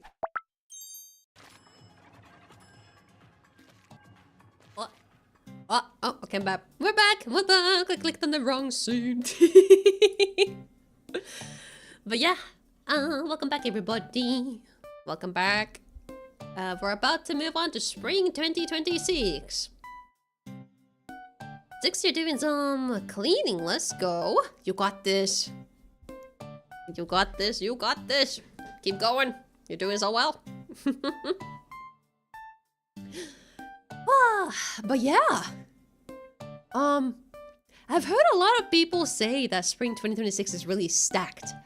I haven't had a good chance to look at it, and I've also kind of just like, you know, left my reactions for this stream. But yeah, let's see what we got. And a couple of recommendations for last season. Oh yeah, actually, yeah. Tell me. Forgot about that. What do we got from winter that I should be recommended? I'm still... I guess if I wanted to hear about anything, there's this one. This one I was wondering if it's like tropey or not, because I was really scared that it was tropey. And I was like, The Invisible Man and His Soon-to-be Wife. Oh yeah, that one I remember looking at too and hearing about. This one. Yeah, you know what? I should probably watch that. You're right. Like, it was like... It seemed to be very wholesome based on what I heard. It was extremely cute and interesting about disability. I can believe it. But yeah, I'll totally check it out. Anything else that I didn't watch that I should probably watch? I'm probably getting to Fire Force at some point, maybe. Kaya-chan isn't scary. Really? Really? It wasn't... Because I don't know if I'm... Like, it has to be really good for me to be interested, because I feel like this might be the kind of horror that's like, whoa, scary, ooh, child, and ooh, scary things. Is it really worth watching? Because, like, premise-wise, this did not interest me.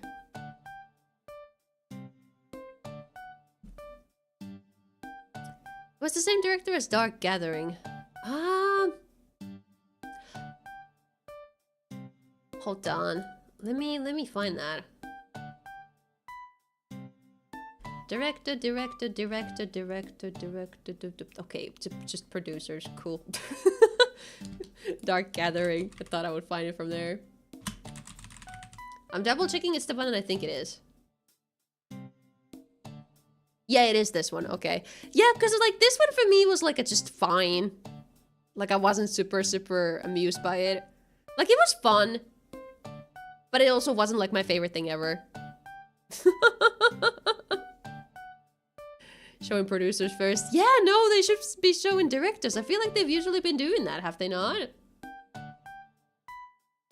I could swear I used to show directors in here. I guess there's been a change at some point. Huh. But yeah, no, this one was like fine. The horror didn't really hit me. But I did like the whole supernatural part of it, because I do like my ghosts and I do like my, you know, supernatural thingies. So that I enjoyed about this. But then I also wasn't too big of a fan of the characters, and it was like meh. So that's what this one is. Like, that one was fine. And then I guess I could consider this if I really feel like I want to watch something horror. It's been like this for a long time, really. Guys, more episodic horror stories until the plot kicks in. I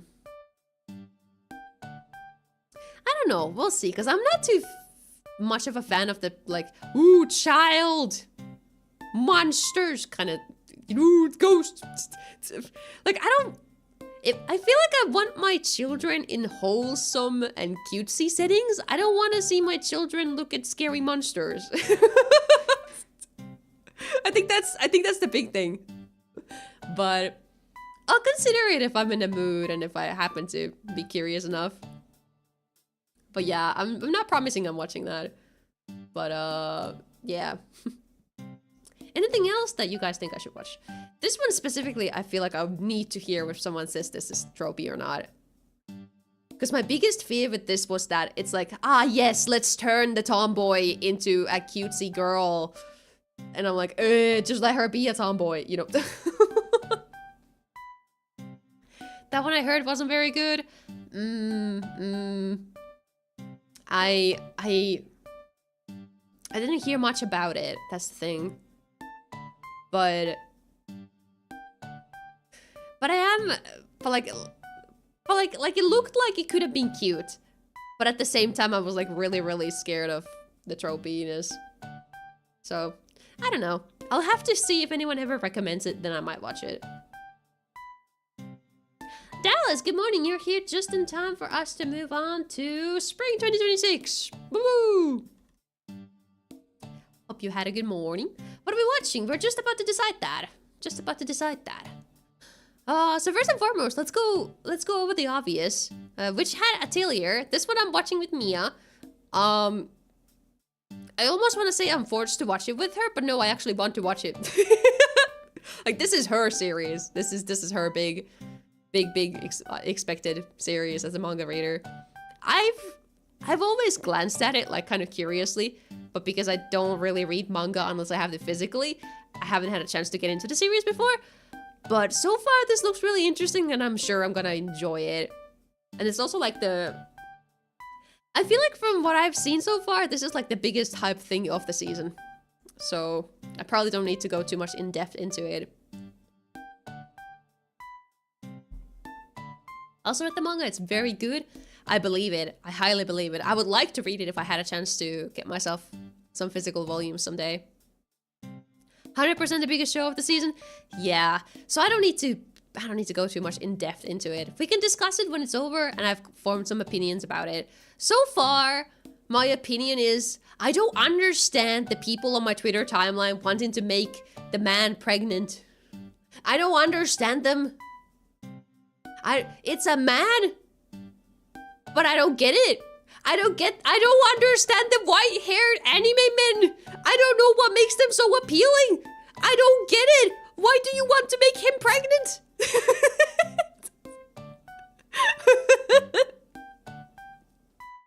Like, I'm happy for you, but me personally, I don't get it.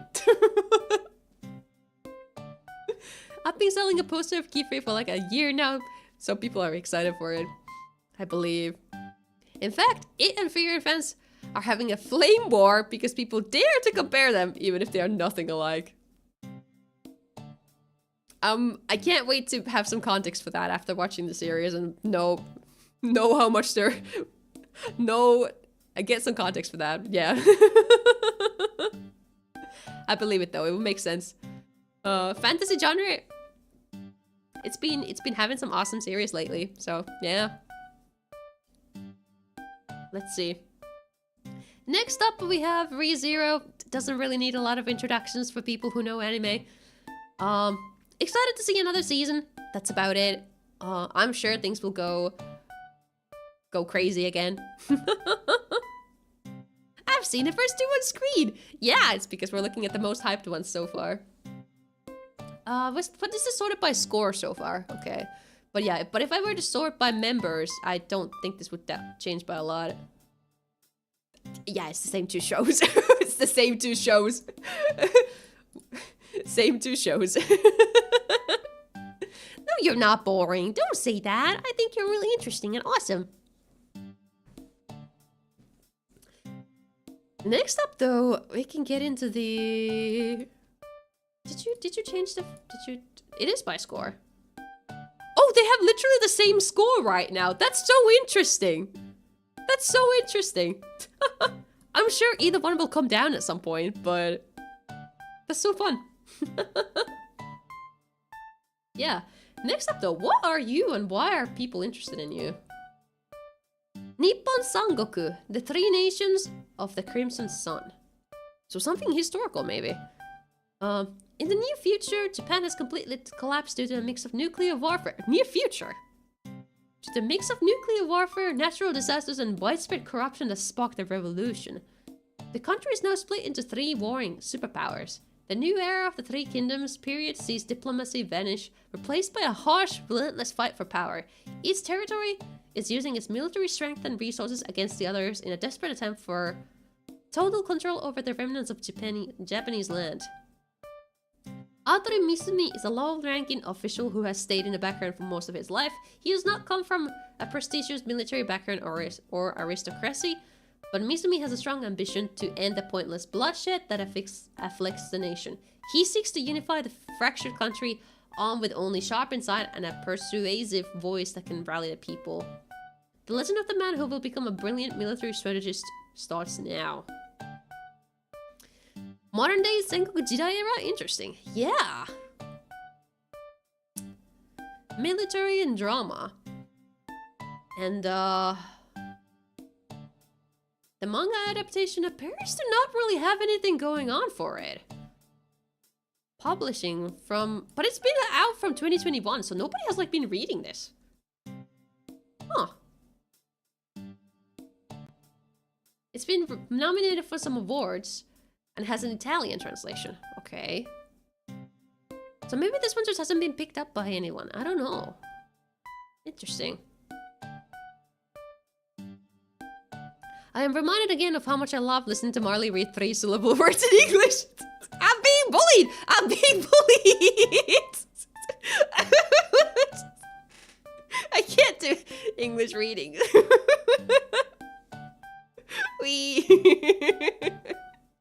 Well, enjoy it while you can, I guess.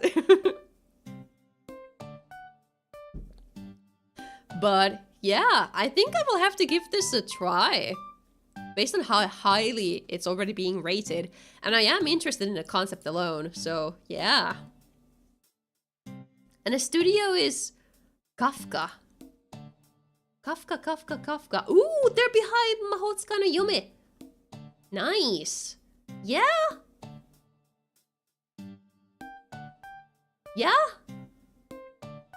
Yeah, I think that sells me. Yeah, I'll definitely give this a try. We're not Honkai Star Railing in here. This sounds like it's gonna be trampled underfoot by the big shows with widespread otaku appeal, but those really are into it are really into it. Yeah, it definitely seems like one of those shows that might be like one of the best of the season, hidden gem kind of deal. So yeah, I'm definitely giving this one a try.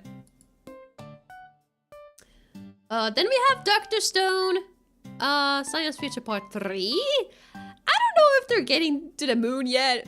I don't know, but I'm watching anyway. Hidden Gem, that's third on the list.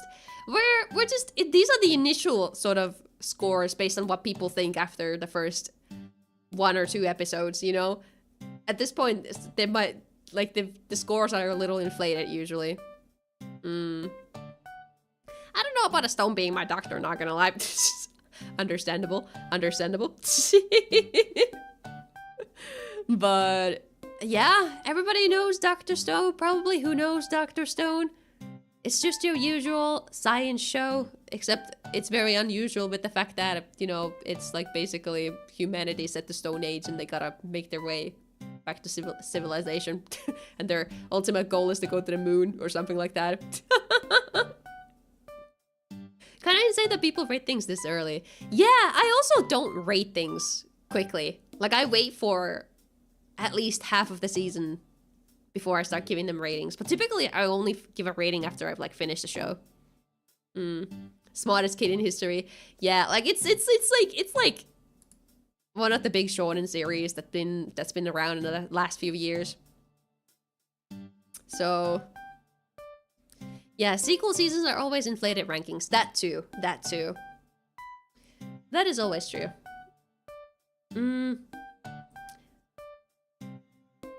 But yeah, I think like, I'm watching this already. It's definitely Dr. Stone. It's just the same as before. I think I might give more opinions on Dr. Stone whenever it finishes, so I can just kind of wrap up my thoughts on it. Because this is right now, it's ongoing, and it's the same thing as before, and it's fun, it's entertaining. And then these two are shows that I don't watch. I'm not watching, so we can just kind of skip over them. Fourth season of whatever each one of these are, I don't watch them. So maybe someday, but for now, I don't watch them and I'm not too interested in catching up on them. So we just move on for now. Just watching Dr. Stone to get your rocks off. Yeah. And I'm good. Yeah, I've been figuring out I'm probably good. The slime anime in particular, I don't like the character design of the main character. That's why I'm avoiding it. That's it. I just don't like the character design of this show. That's why I've been avoiding it.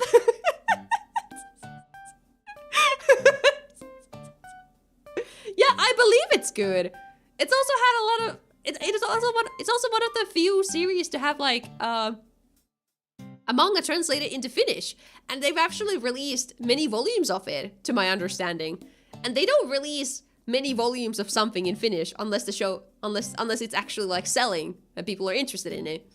So that to me tells that, yeah, that's probably, it's big, people like it. I just don't know. I might be just completely stupid about it.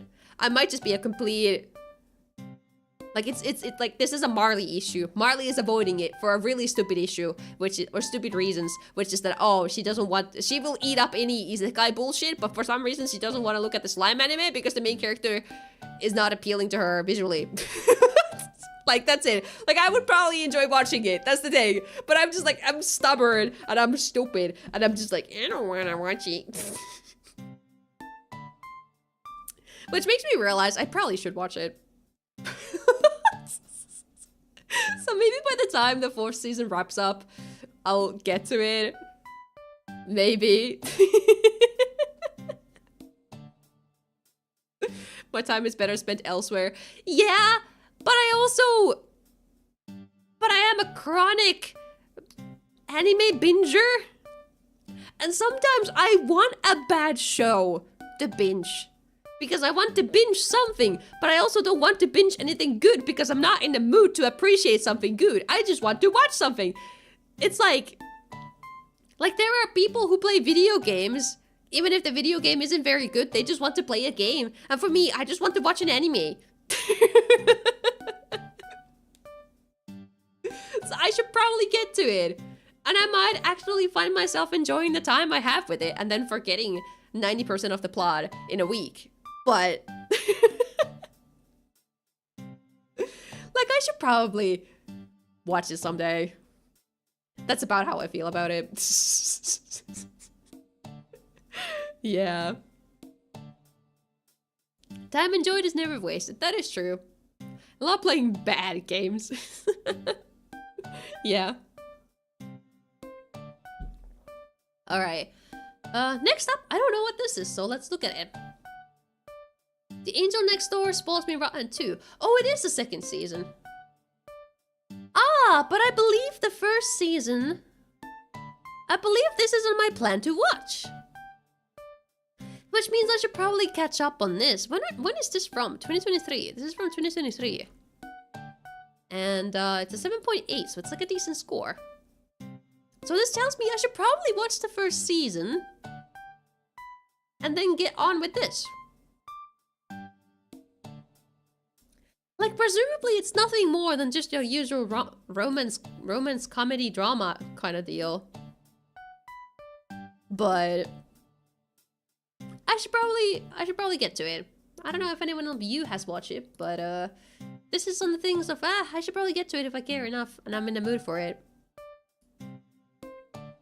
Then we have whatever this is. This looks really interesting. What are you? Akane Banashi.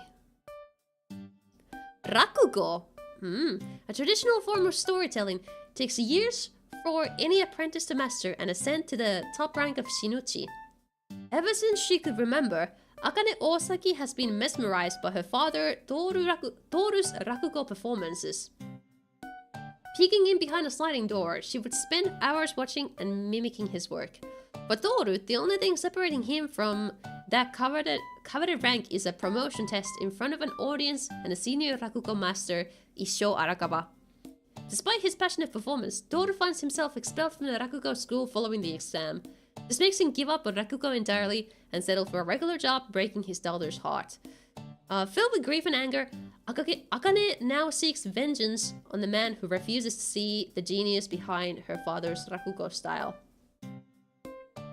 She begs Toru's former Rakugo master, Shiguma Arakawa, to take her under his wing, but Shiguma feels unworthy of taking on another pupil after what happened to her father 6 years prior. In order to see if she has what it takes to enter the Rakugo world, Shiguma urges Akane to test her resolve by performing in front of an audience. This looks like it's very interesting. I am already interested based on that premise. It's shonen. Okay, interesting. Because the premise was giving me like seinen or josei vibes. Okay, interesting. But it is a drama. And the manga is 8.1. Okay. That's great. That's great. Sigma Arakawa. What? Let's see. The studio for this is Zex. Hold on a minute. Zex? Hold on a minute. This is almost like Zix. It's almost the same thing. What have they done? Oh, they've done Yuri. Awesome. They've done Yuri. Aside from that, what have they done? Do I recognize anything in here? Sukitte Ina yo. Ooh, I watched this one like in high school. Oh my god, it's been a while. Yuri! What else do we have? Anything interesting? I don't know if I've seen these. At the MMD inside of me recognizes this series, but I've never watched it actually. Did someone call me? Yeah, your name is almost the same as the name of this studio.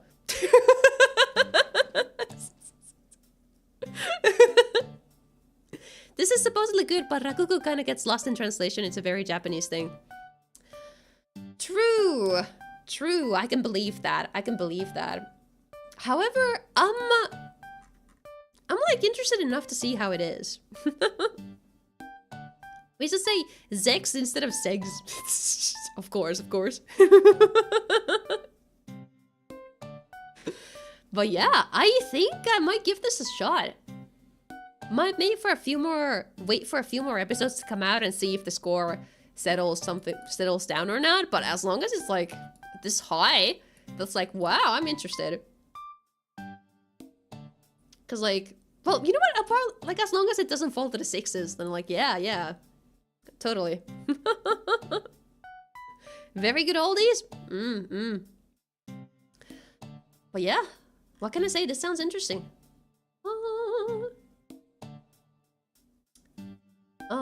We got anything interesting here, say you wise?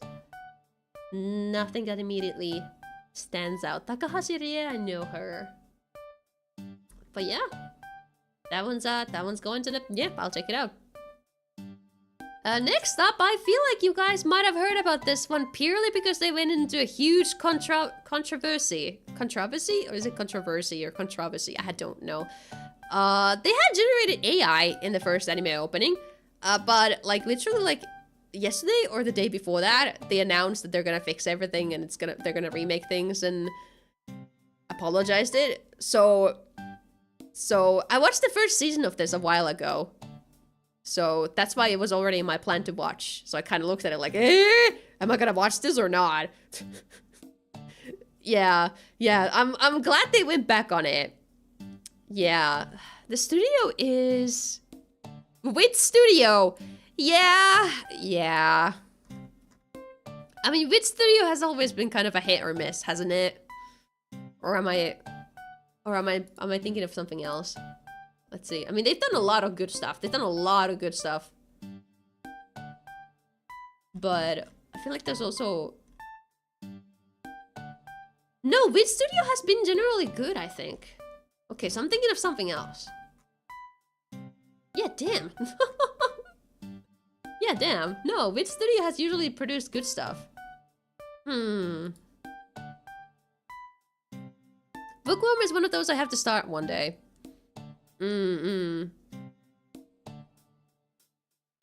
Yeah, honestly, if it hadn't gotten as much attention as it got, we might have just had to deal with it. I also, because I watched the first episode of this already, the animation is kind of rough. It really is rough. Like, like you could be like, oh my gosh, Wit Studio, they made Attack on Titan. No, this is nowhere near that level of animation. But I also have another reason for watching this, aside from just it being like your typical sort of isekai thingy that you might, you know, be interested in to just, you know, binge casually. No, my real reason for having to watch this is,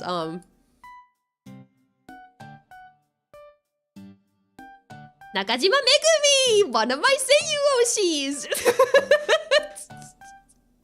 The voice behind Ranka Lee from Macross! The voice behind Gumi from Megboy. Gumi from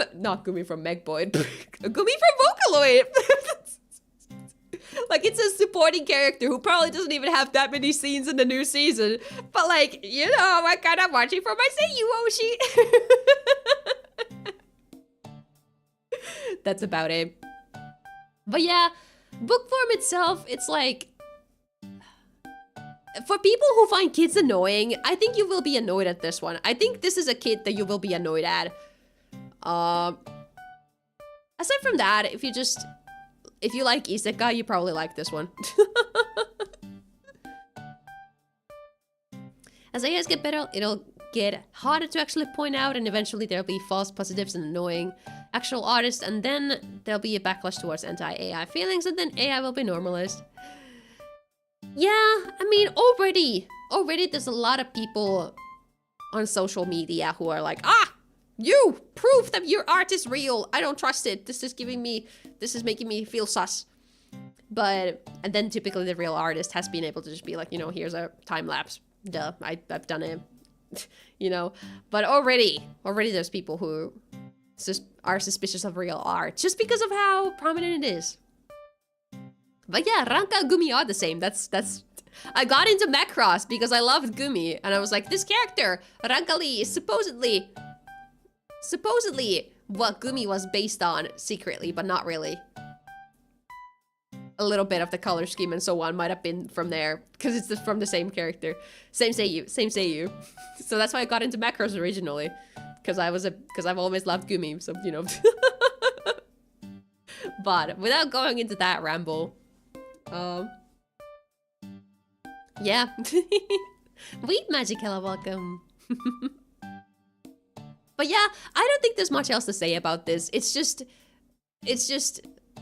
isekai slop for the isekai enjoyers, and I will be watching it because sometimes I like my isekai slop. I would have boycotted it though. Or like I would have not watched it if the AI was actually like they did not go back on it. I'm looking forward to seeing how they remake the opening. But yeah. Next up we have Iruma-kun 4th season. I haven't seen the other, so I'm just gonna be skipping over that. And then we have this one, which has been gathering a lot of attention also. Yomi no Tsugai, Demons of the Shadow Realm. The original author, forgot her name, but I think she's the creator of Full Metal Alchemist. The replica show? What's the replica show? What's the replica show? Hiramu Arakawa. Yes, yes, yes.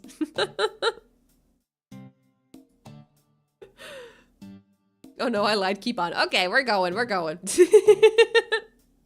And Wonderful, welcome back. What have I missed? You've missed a lot, so you're just gonna have to watch the VOD. For now, we're talking about Yumi no Sky, Demons of the Shadow Realm. So this one is shonen. It's by Bones, though. Bones is pretty... known for doing a lot of good stuff, aren't they? And Hiromu Arakawa obviously is hyped. So, I might just have to give this a watch. I'm probably gonna wait until like some more episodes come out so I can like properly get into it instead of just being like super hyped watching from episode 1 already. But yeah. Let me read the synopsis actually. In an isolated village, two twins were born. So we're already kind of like doing Full Metal Alchemist. Separated by day and night, it is years later where the older brother Yuru has become a hunter of animals. His sister Asa has been locked away in a cage, ordered to perform a special duty that prohibits her from meeting more than a few select individuals. On an otherwise inconspicuous... Are you making fun of me or not? Inconspicuous day, a group of odd men riding in helicopters, referred to as dragons by the citizens, assaults the village in search of Yuru, killing every adult in sight. When Yuru attempts to meet up with Asa and flee, he finds a dead body instead. On top of that, the person who killed her claims to be Yuru's true twin sister. Oh. Before the woman can capture him, Yuru is rescued by a man named Dera, an outsider who frequently visits the village. However, it is not long before the two are cornered. In a last-ditch effort, Dera makes Yuru give a gift to the deity of the village, summoning a pair of demons whose existence is bound to reveal the truth behind these chaotic events. I mean, the premise does sound genuinely interesting. So I will probably end up watching it. Yeah, you know what? I think it's a given I'll watch it. It's 2 course though. Ooh, that's interesting. They really are hyping it up if there's 2 cores to it. But yeah, I probably will be watching it.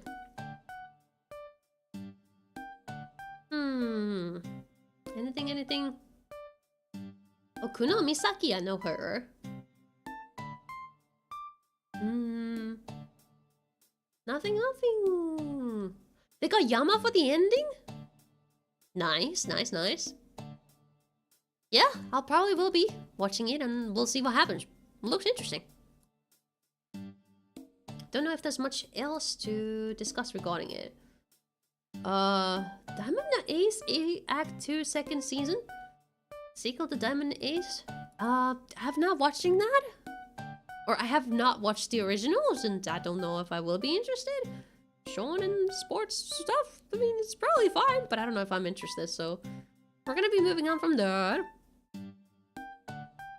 Manga seems to be ongoing. For Yumi no Sky? I'm sure. I wouldn't be surprised if this is ongoing. I feel like most series are ongoing nowadays, honestly. Next up we have something... A boys love? Okay. Ganbare Nakamura-kun. This looks cute. What? I'm used to boys love looking like all the characters are like fucking supermodels, but this is just like, oh, high schoolers. Timid and gloomy looking student who cherishes two things in the world. His pet octopus and his kind-hearted classmate. Blah blah blah blah blah blah blah blah blah blah blah blah. Blah blah blah blah blah. Hilarious impression. Blah blah blah blah blah. Yeah, this just looks like it's gonna be like a silly comedy school romance, but it's gay. You kinda wanna watch it? I'm like, I probably won't watch it just because I don't usually watch Boys Love or anything like that. But I mean, it looks really cute. It was a meme template for a while. Oh, I haven't heard of that. But the manga is a 7.8. For 7.8, that's a really high score too. And it's a finished. So this is probably gonna be a finished show, maybe. So this might be fun. Sorry, I'm moving around in the chair. But yeah, this might be a fun little romance show for anyone who's interested. Some BL, yeah. Some BL in your life if you're missing some. I probably won't be watching it, but yeah. Happy for the people who will be enjoying it.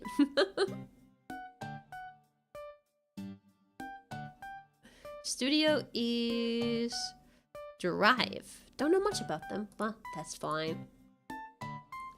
Next up, this one has a really pretty poster. You have a really pretty poster. What are you? Shunkan Shuto Daikosha, Haru no Mai. Agent of the Four Seasons, Dance of Spring.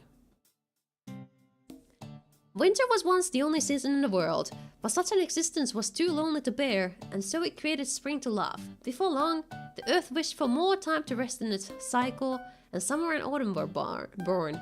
Fuck, I can't even pronounce one-syllable words anymore. The ones who carry the cycle are called the Agents of the Four Seasons. Hinagiku, the Agent of Spring, disappearing from this land 10 years ago, taking the season of spring with her. Now, after incredible hardship, she has returned to restore the cycle to its proper state, and, as in the myth passed down since the dawn of time, she sends her love to winter. Interesting. Urban fantasy, drama fantasy romance. Let's see, what is the manga and what is the light novel? You have no rating, you also have no rating. No serialization, and this one, it's shoujo. Okay, so it's shoujo. Okay. It was giving me shoujo vibes, but I wanted to confirm it. Bacon and lettuce. Now. I think this one looks really, really cute. And, based on the premise, I'm interested. Ghost in the chat, hello, welcome. All is good. We're looking at what's new in the upcoming anime season. Yeah. Let's see. Honestly, this one just look. Toyama now. We got a Macro Seiyu. We got Toyama now. Uesaka Sumire. Whoa. Okay. Okay. You know what? I think Orange Star doing the opening. I love to see my vocal producers represented. Love to see that. And the ending as well. Let's go. Yeah, let's go. Yeah, I think I will be watching this. Honestly, I'm intrigued. It looks cute and interesting, and I love some fantasy shoujo.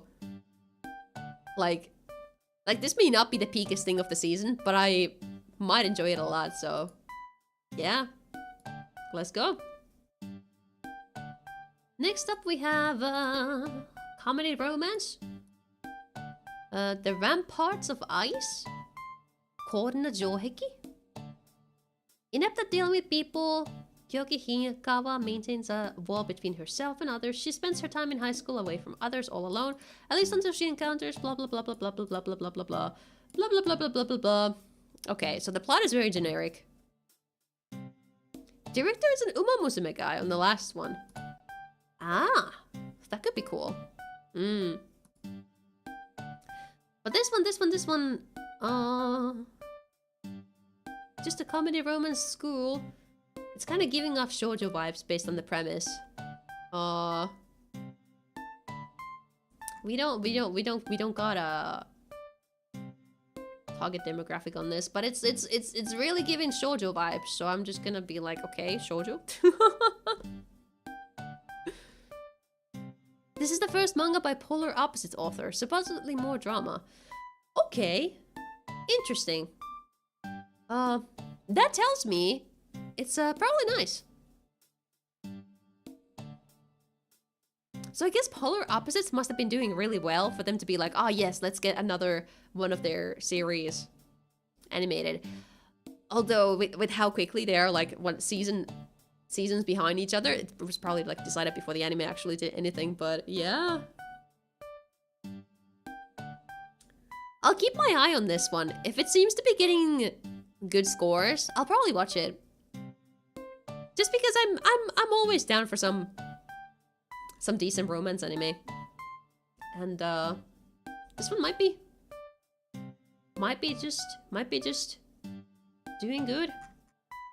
We'll see. I'll try to go through these a little quicker so we don't end up being here forever all night. It's already been 3 hours. Isekai nonberi no ka.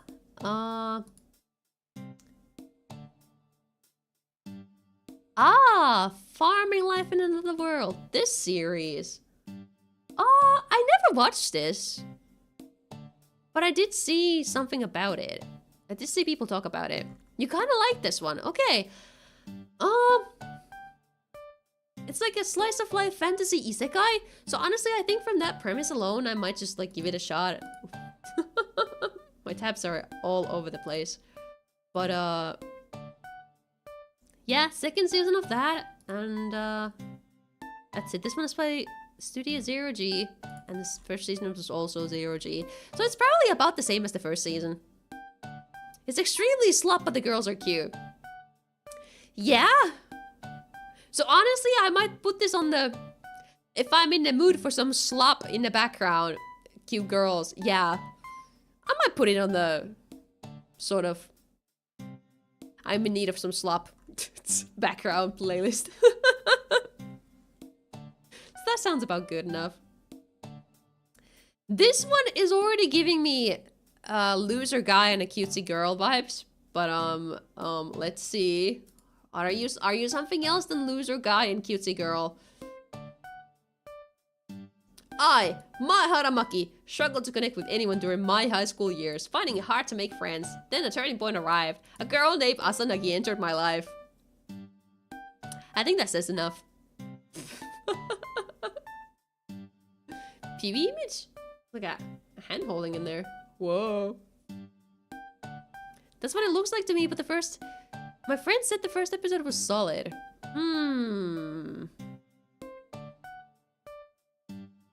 Let me read the rest of it then. I'll give it the rest of the synopsis reading. Despite being clandestinely... What the fuck is this word? Clandestinely. Huh? The fuck is clandestinely? They're making up words to bully me. In a way that is planned or done in secret, especially when something is not officially allowed. Huh?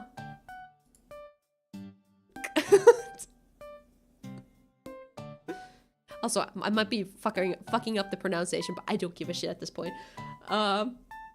Despite being clandestinely referred to as the second cutest girl in class by the boys, she chose to spend her Fridays with me instead of her best friend Amami, who held the cutest girl in class title.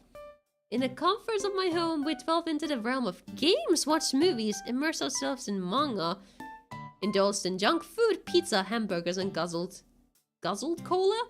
Carefree and content. The outside world we might have seemed a bit messy, but to both Asanagi and me, it was a cherished hidden time together. Okay. So it's not just loser meets hot girl. Hot girl is also a loser herself, but secretly. Okay.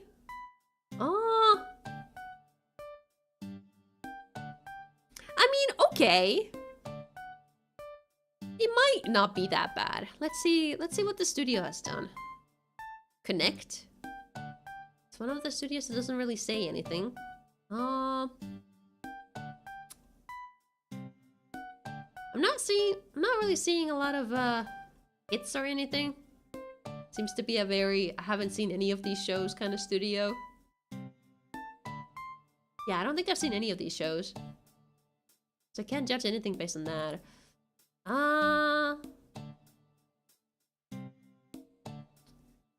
No seiyus I'm super fascinated by. Pretty meh animation. Yeah, like this is probably nothing peak or anything. It might be one of those shows that like hit harder with some people than others. I don't know.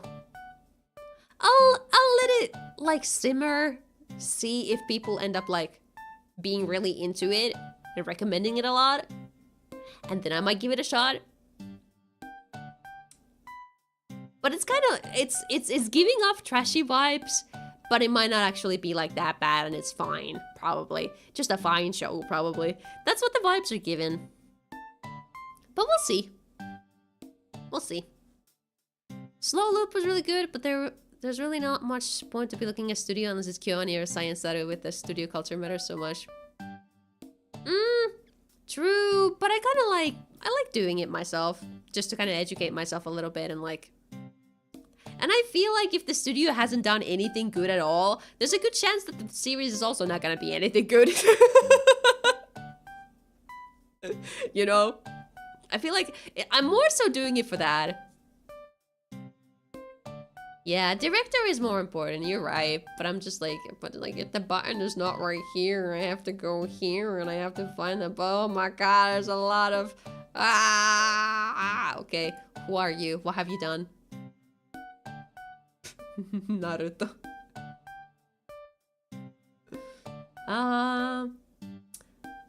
They've done Railgun, that's cool. They worked on Railgun, that's cool.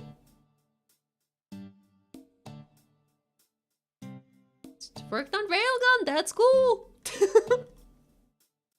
They worked on Index, that's cool. Guilty Crown a little bit, cool. Ooh, but Wheatgrass. Wheatgrass is cool. There's a couple cool stuff in here.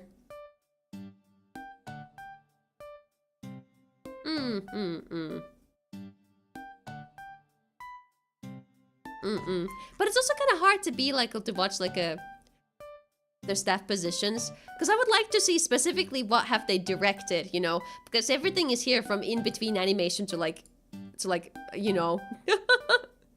So it's like a little bit of a, you know, it's hard to see if anything matters. Like it's less, I am a lazy person sometimes and I don't want to spend 5 hours looking at these things. You're right, Control Find would be easier. But alas, I'm lazy. I look awfully cute. I think you're mistaken. I am not cute. Nuh-uh. But yeah, this series in particular, I think I'm just gonna like...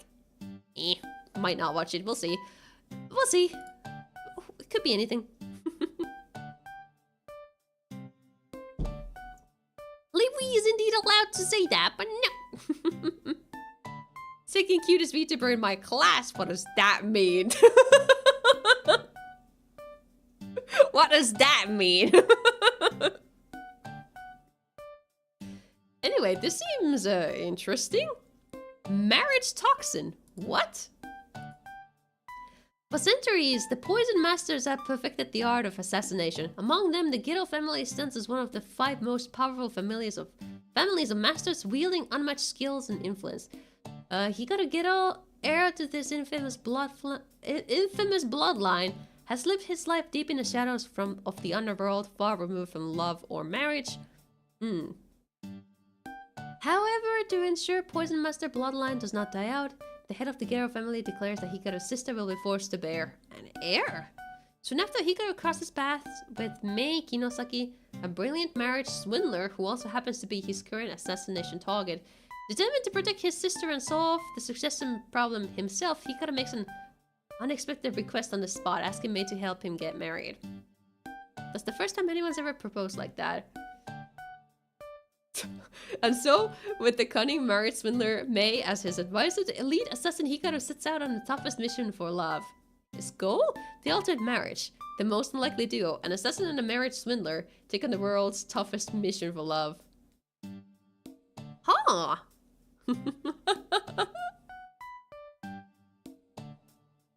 What? You guys are joking about the thing and I don't get it.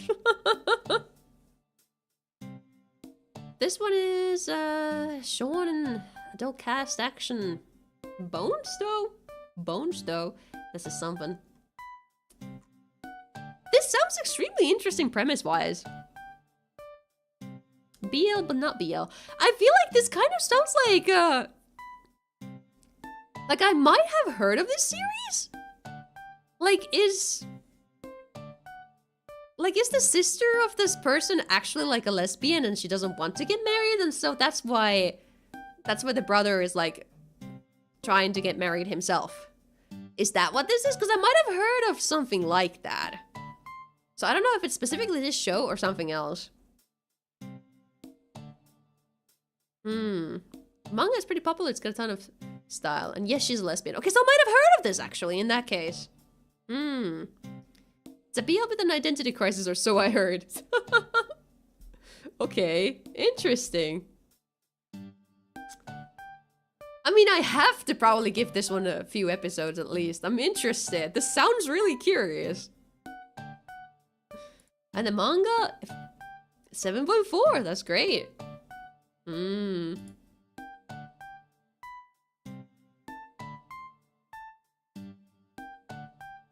Let's see, anything else I could check out? I don't know, I think I'm just like on board. This looks interesting. Especially if there's some queer representation and stuff. It's always interesting to see if it's well done. Because based on what I heard, like I would assume this one is on the good side. I don't know. Does anyone have anything to add? This just sounds interesting and I'm probably gonna give it a shot. I don't know. It just looks cool. Any seiyus look like seiyus too? Yeah, might just give that a shot and just let it exist. Oh, this one I saw on Twitter. I saw the lesbians be sad. This is not a Yuri anime. Instead, there's a man.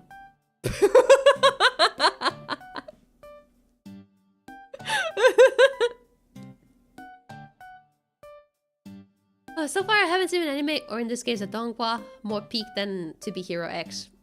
I was recommended that one, but I haven't gotten to watching it.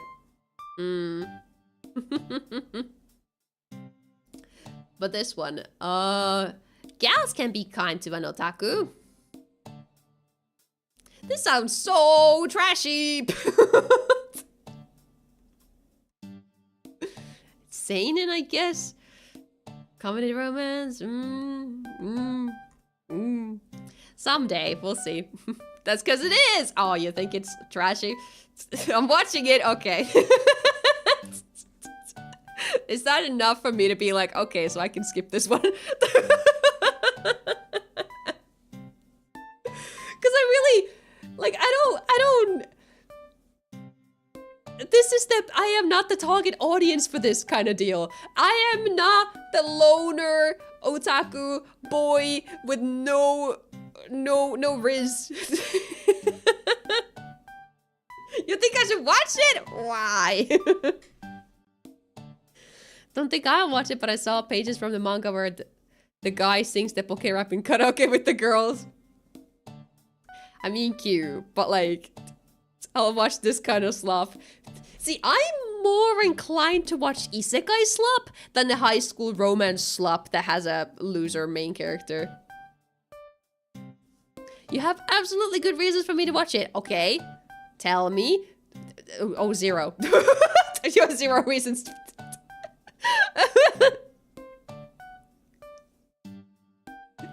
Yeah, I think I'm gonna be skipping this one. Yeah, genuinely, if the guy was a girl, I would eat this shit up. I love Yuri, okay? I'm kind of a new Yuri enjoyer, because I haven't really come to realize how much I like it, because I haven't watched it so much of it before, but like, you know, recently, for some reason, I break up with a man and I'm suddenly a Yuri freak, right?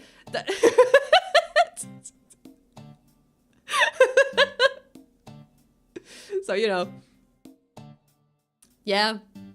I think that's it. I'm probably not watching it. Let's just move on so we get to watching something good today.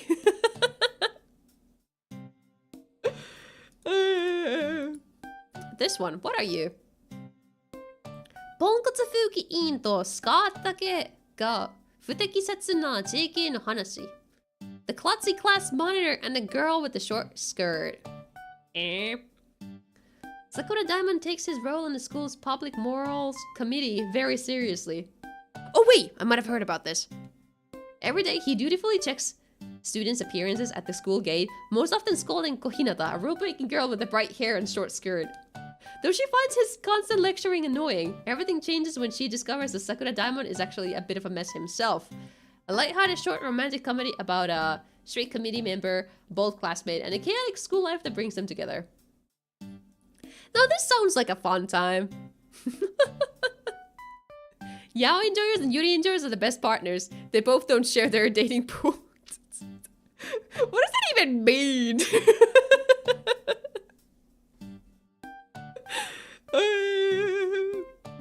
You forgot what you forgot to say. Understandable. But yeah, this one looks like it's probably a very wholesome school romance thingy. That's probably not too annoyingly tropey. That's what this one sounds like, so honestly, I might be giving it a shot. The original is it's below an 8, but it's probably fine. I mean, Yuri girls only want girls, yeah, boys only want boys. I mean, yes, that will make sense. True. You know what? Yeah. That is what that means, isn't it?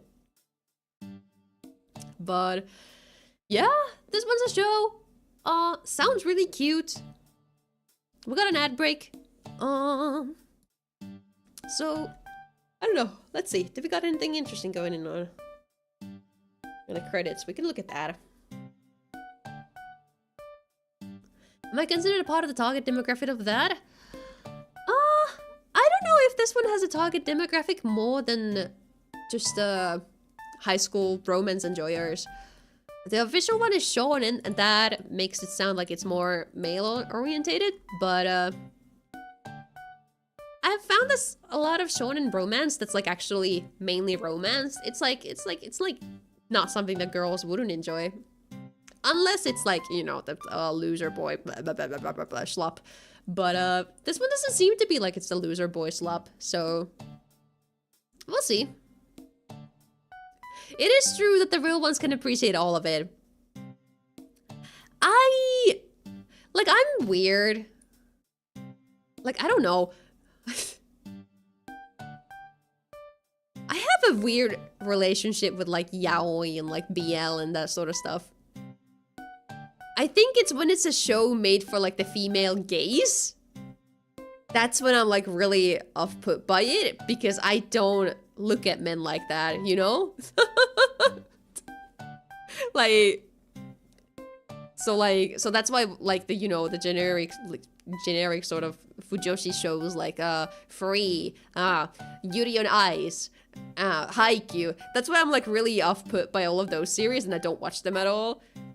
I know those are like they're not BL or anything, but like they're the ones that the girls tend to, you know, gravitate towards. And I've always been off-put by those series, and I never really got into them. or wanted to get into them. And that's why I haven't really gotten into real yaoi either.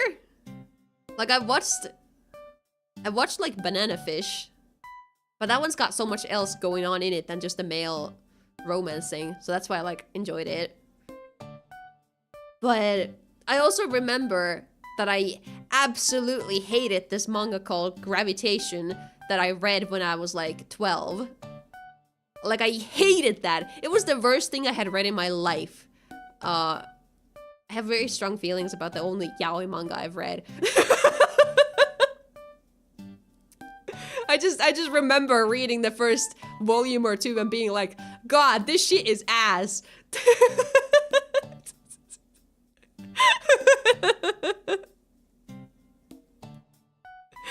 So like, that's why like I would like to enjoy yaoi as well, but I have a weird relationship with it. Like I need something safe to watch that's like actually like peak and it's like cute and stuff, and it's like not just like maybe the show that's airing this season, that one's probably like wholesome and cute and it's like worth watching and it would maybe heal me a little bit.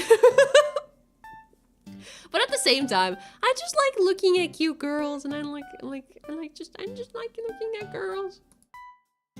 No, I'm referring to Ganbare Nakamura-kun. Like this one looked really cute. Like this would probably be like something cute to watch, and I would probably enjoy it.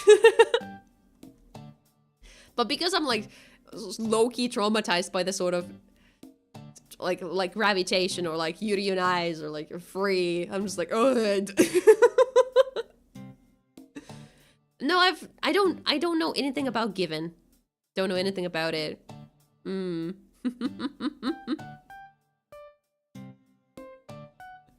I watched Spider-Man skate if it was Yuri. I wouldn't. What? But yeah. Is the kind of yaoi you're describing? So is it the one that I'm like that's like, is it the bad kind of yaoi I'm just describing, or is it the good kind of yaoi where it's like enjoyable for me?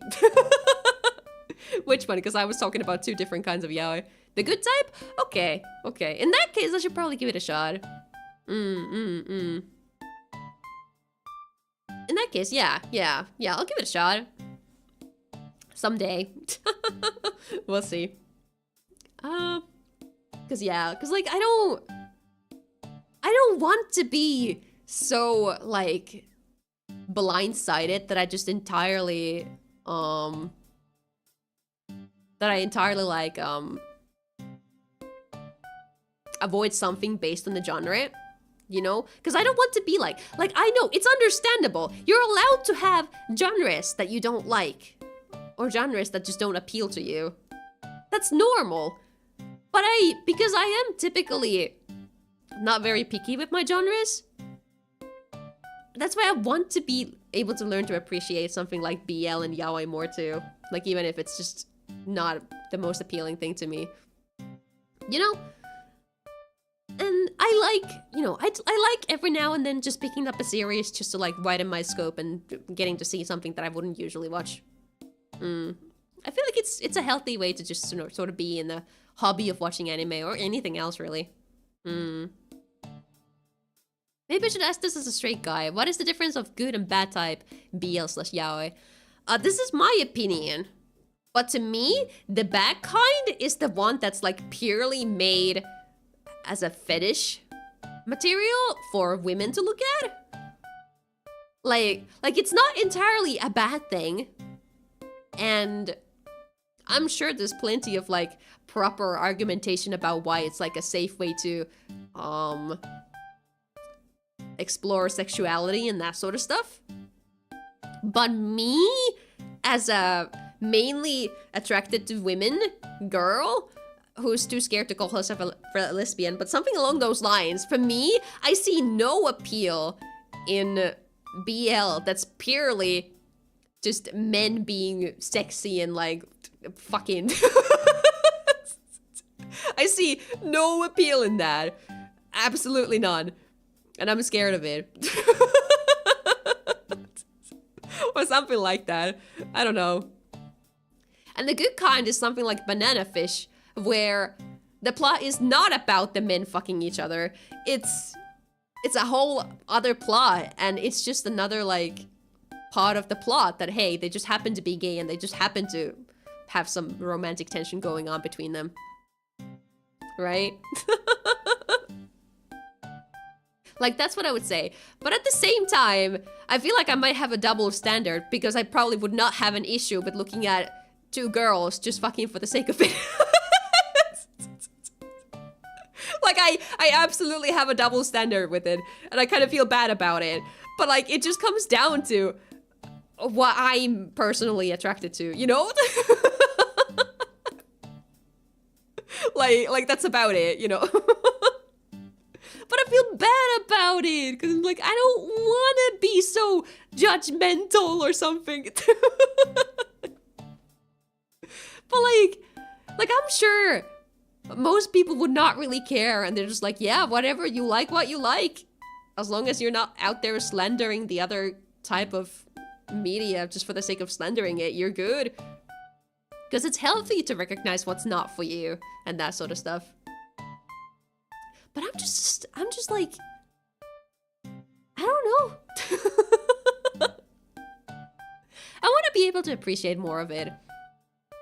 At least, so that's why I should watch something good, like known to be good, like maybe Given someday. We'll see. I think that rant is that. Where were we even, show-wise? I have no idea. We looked at this one, so this one next.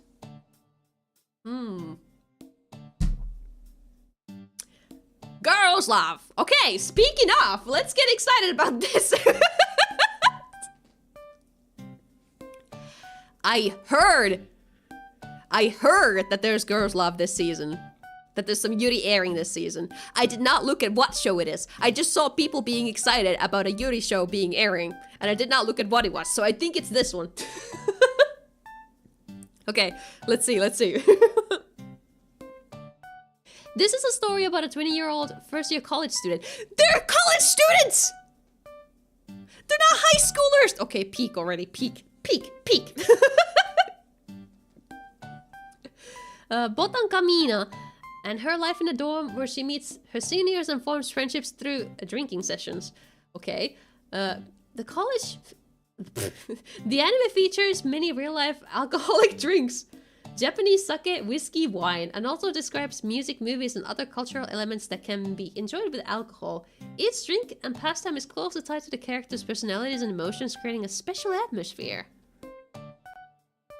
Now, I'm not an alcohol drinker. I had apple tea. No, juice. I had apple juice when I last went to a bar. And before that, I had a hot chocolate. So I don't know anything about drinks. And I don't think anyone shames me for that either. And I'm pretty sure people are just happy that I don't drink. But I'm just saying, I don't know that culture. So yeah, I guess maybe here is a place to learn about that. Yeah, can really have high schoolers getting sloshed. Yeah. You shame me for it? Do you now? I think it's more so I'm shaming you for drinking so much. I think drunk Marley would be even more giggly. Yeah, I'm also afraid to... I've never been drunk. I don't know what I will be like. I'm terrified to find out. Personally, I think I will be crying a lot and being extremely emotional. It could also be giggly, but I think I could also be crying and annoying and clingy. Yeah. That's what I fear. I don't want to see myself like that. Watching Yuri does seem like the best way to consume alcohol. Yeah, honestly. I mean, it's Yuri, so like, sign me up. Don't know the seiyus or anything like that. nor anything from the music side. Studio is Soigne. Never heard of that. They made Mono! Okay, peak. Let's go. I'm watching. Way less liver damage. True, true. And the bottle has its uses, like they could replace it. One of the girls is literally away from Yamano Susume. I don't think I've watched Yamano Susume or know much about it.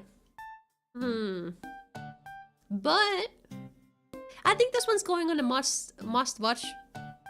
Actually based on her? Okay, interesting. But yeah. Yeah, I'm gonna be watching this. Like, literally, probably after this stream, I'm gonna be just like, you know, because I was planning on making some pizza.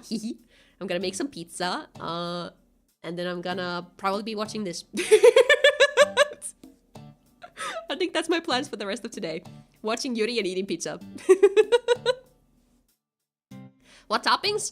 Paprika and cheese. Paprika, because I've got some... Oh, sorry, I need to say... what's it called? Red pepper? Is that what it is? I forget. Oh my god. Because like Americans and English speakers are stupid for not calling it paprika. Paprika, you know. Bell pepper. Thank you. You know what paprika is, but like there's a lot of Americans who are like, what? Paprika is bell peppers? What? Paprika is not just a spice? I've seen plenty of Americans on the internet saying that they did not know that bell peppers are what paprika is made out of. So that's why I'm like, God, I have to use the real word in English. Paprika isn't a red powder? Exactly.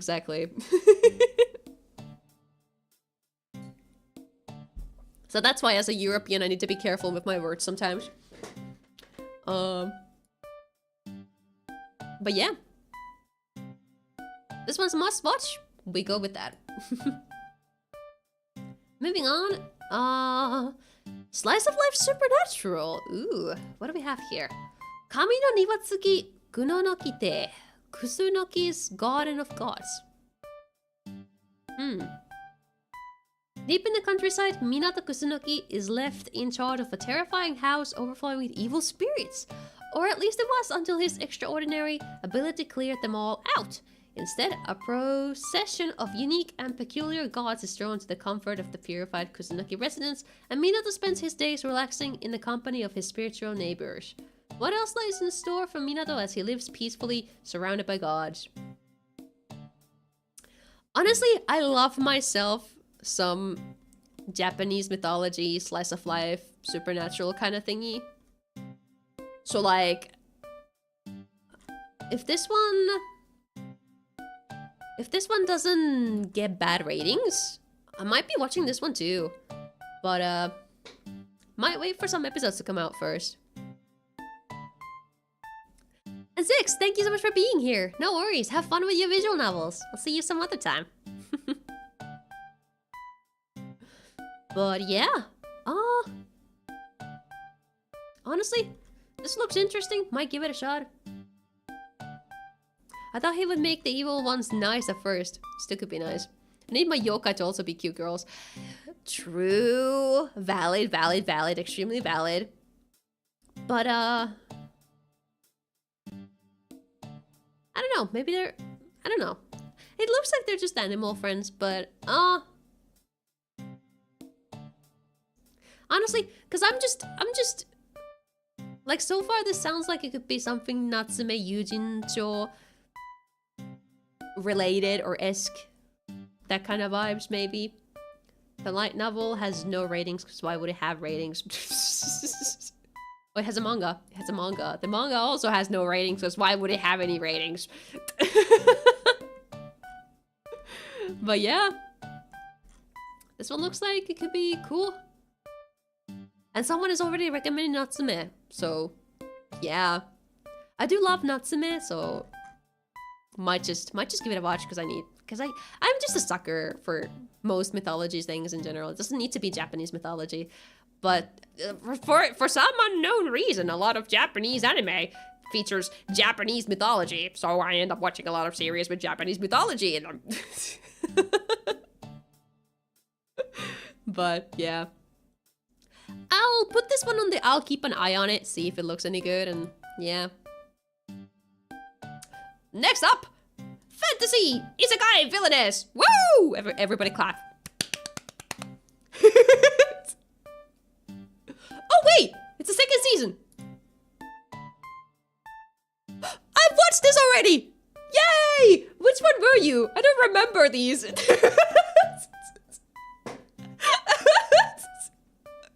I've binged so many and so many of them are so similar. Oh my god, which one are you?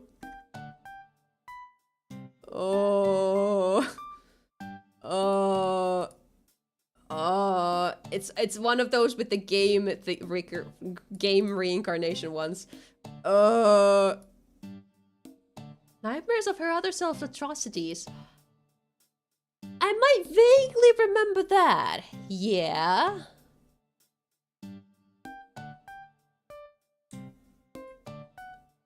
Okay. Yeah, I mean...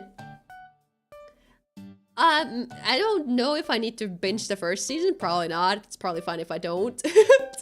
But a lot of the villainous tends to be like, oh, yes, it's the same plot, and I just kind of forget about it. But, yeah. I love my villainous anime, so I'm definitely watching this. I'll go ask my media and history colleagues what might the connection be between Japanese anime featuring Japanese mythos so frequently, and I'll get back to you. Thank you. I would love to know that. Please tell me. Preferably, can they come back to you with like a 5-hour video essay? I'd love to see that. But yeah, looks like this is another must-watch for me. I love my isekai fantasy villainous is schlup. I love my schlup. So that's going on the... I don't know if I want to wait for all the episodes to be out or not. I guess I'll find out if I start starving for more anime mid-season or not. We'll see. Next up, we have girls. Kanan-sama wa akumade choroi. Mrs. Kanan is devilishly easy. Are you... It's shonen. What are you? Is this like... Kanan is a demon who descends upon the human world with one goal: to feast on the sweetest delicacy of all young human souls. Disguised as a high schooler, she sets her sights on the first target, an unassuming boy. Where's the boy? There's no boy in the... Where's the boy? There's no boy here. Unassuming boy. But just as she prepares to claim her meal, things take a very unexpected turn. Instead of devouring him, Kanan ends up forming a romantic contract with Yoji. For someone who's lived for a millennia without experience in love, navigating high school romance proves more terrifying than any hunt. Between awkward dates, hand-holding mishaps, and feelings she can't quite name, the once proud demon finds herself flustered at every turn. Supernatural rom-com about a love-struck demon and a boy who was supposed to be her prey. Sweet, chaotic, and full of firsts. This should be Yuri instead, I believe. This would be like absolute peak if it was Yuri. But I mean, I guess I can consider it watchable if it's straight.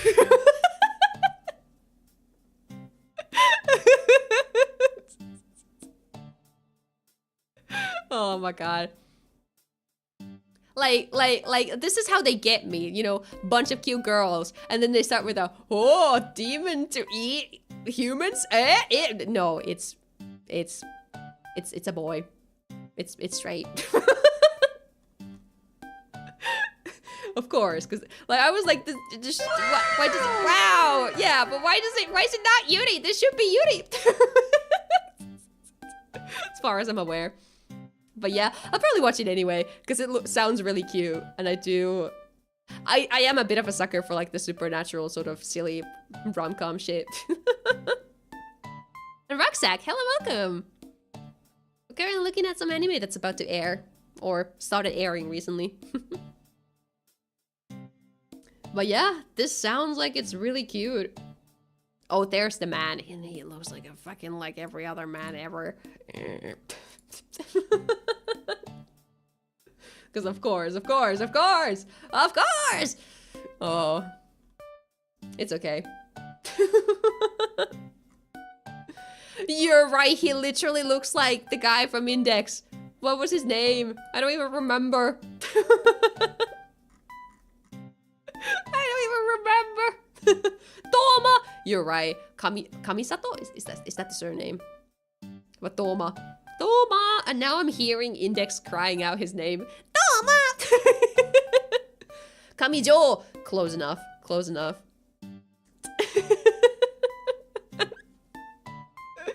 Oh, Index is one heck of a slop of a show too, but it's the kind of like... Index is like the peak of slop, I think. And then Railgun is actual peak.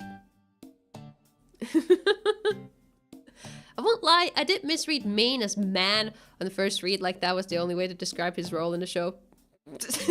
Understandable. Railgun coming soon! Is it? Is it? I would love to see Railgun. I love Railgun. It's like literally one of my favorite animes of all time. But yeah, I think that's enough of this one. I'll probably be watching it unless it gets like bad scores, but yeah, looks cute. Comedy romance light novel? What are you? Always a catch. 逃がした魚は大きかったが、釣り上げた魚が多すぎたけん。Hey? The fish I missed was big, but I caught another fish that was too big. Hey? Hey? I like that she has a brass knuckles in her hair ornament. Oh my god, I think you might be right. Close enough, at least. Oh, but she does have them. Hey? What is this? Let me read this. Maria, the daughter of a duke, grew up believing she would one day inherit her father's dukedom. Accordingly, she focused her attention on honing her martial art prowess, while thoughts of marriage fell by the wayside. But the arrival of a baby brother in the family means she's losing her role as an heir. Now that she's decided it's time to marry after all, she's arrived a little late to the game. Are there even any eligible bachelors left? Upon going to study abroad in a neighboring country where she might still stand a chance at getting hitched, she's bewildered when the crown prince there declares before all that his engagement to her is null and void. Wait, what engagement? Apparently he's mistaken her for a wrong girl, but once that's all cleared up and he catches sight of her knocking out a whole pack of bandits, it turns out that this prince may have a thing for ass-kicking young ladies after all.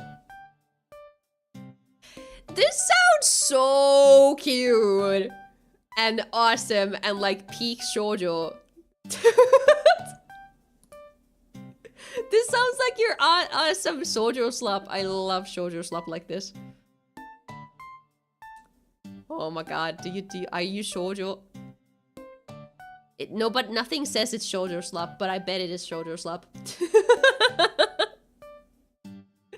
This just looks like it's really, really cute. Cute. Oh my god. They got Honeyworks for the opening? Okay, it's cute romance, alright. Cute romance, alright. We got Honeyworks doing the opening. Kung Fu is a lady's modesty. This one sounds like it's a little less unhinged than the other lady punching anime that was airing like last season. Like, may I have one last wish and it's punching or something. Whatever that anime was. It was really cute too. This one's giving similar vibes, but it's probably less unhinged. So I mean, honestly, I'm down. That one was fun. I enjoyed it. And I'm probably gonna enjoy this one too. It's just so obvious that I'm into the shoujo slap. And this one's just slop written all over it. But like in a really cutesy pink marker. And I don't even mind that it's being written on it. Lady punching anime. No, that's literally what it is. There's a lady and the lady punches. That's all the anime is about.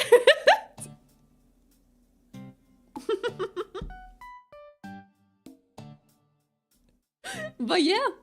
So that one's, let's watch it. We have another show that looks exactly like it right next to it, so let's just quickly go through that one too. An observation log of my fiancée who calls herself a villainess. It's villainous! Let's go! For a natural genius like Crown Prince Cecil Glow Alpha Star. That's a shoujo slup, alright, based on the naming. Every day is a bore. Knowledge and skills come far too easily for him, to the point that nothing can captivate his interest. However, that changes the day he meets someone who never falls to betray his expectations. His fiancée and self-proclaimed villainous Bertia Evil Noches. The names are so bad. Bertia claims that this world is that of an otome game. Oh fuck, they do have the otome game trope in there too. She has been reported as the villainess, and it's her duty to impede the relationship between Cecil and the heroine. Never one to shy away from the fate, she zealously takes to her evil role to mix results. Though she doesn't realize it, Bertia's supposedly evil deeds always come off as sincere and kind. Finally relieved of his melancholy, there's never a boring day for Cecil as he observes his unknowingly good-hearted fiancé. Sounds cute. It's probably nothing special. I'll watch it anyway. I think that sums it up. We're running out of time, so let's get to the more interesting things that I want to talk about, such as Mao! I am hyped for this one. It's one of the few times I've read the manga before I've seen the show. Why? It's by Rumiko Takahashi. Rumiko Takahashi is my favorite mangaka. You may know Rumiko Takahashi for creating Inuyasha, Ranma, Urusei Yatsura, and like many others.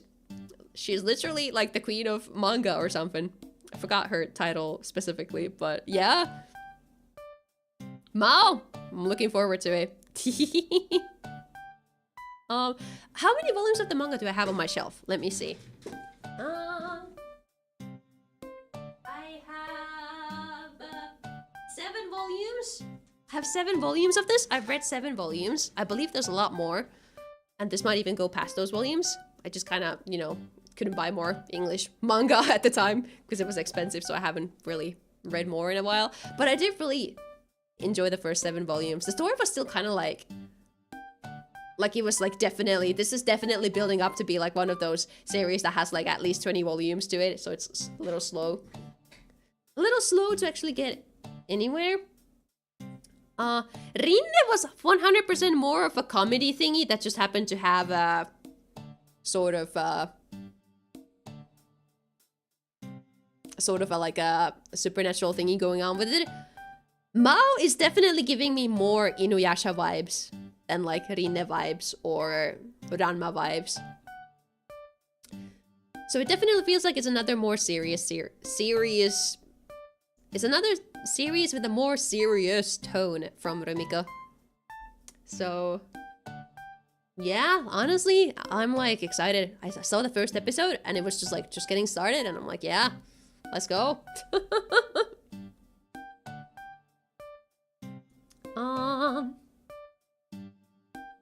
I guess if there's anything I want to personally talk about, it's like, do we need to have Kaji Yuki during Mao's voice? Like, this fucking man is in too many anime. He's too popular. He's voiced too many main characters. I'm getting tired of him.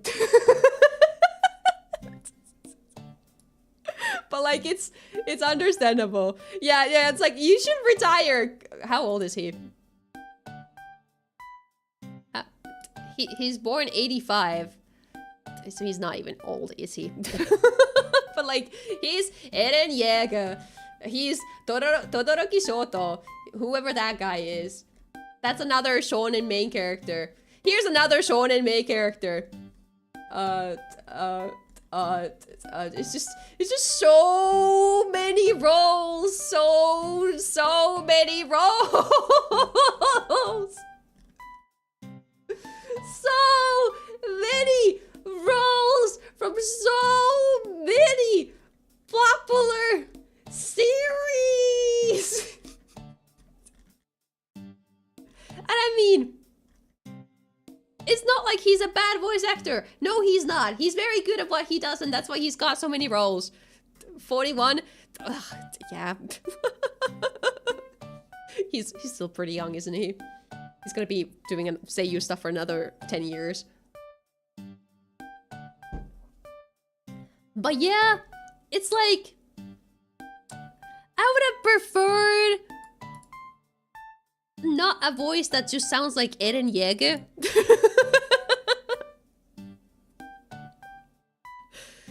Takehito Koyasu. Who's that? Let's see. Who do you voice?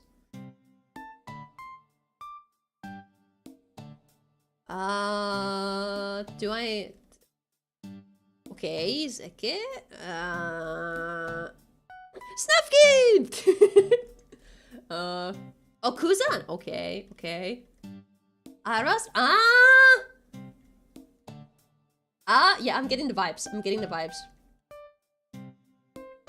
There's a lot more shows here that I haven't actually watched among the popular characters. But... like, yeah. Like, I definitely know him. I definitely know him. Definitely know him. Oh, Gamlin! Wait, for real? Oh shit, you're right! Oh shit, you're right! No, that makes sense actually! Oh my god! But Gamlin is from like 1995, so it sounds different to like probably his roles from like you know, like 2018 or something, you know. Like, obviously, I know this guy. He is how old? 67. Okay, he's getting there in the age. But yeah, no, there's plenty of seiyus that everybody recognizes. Most know him from his mecha works.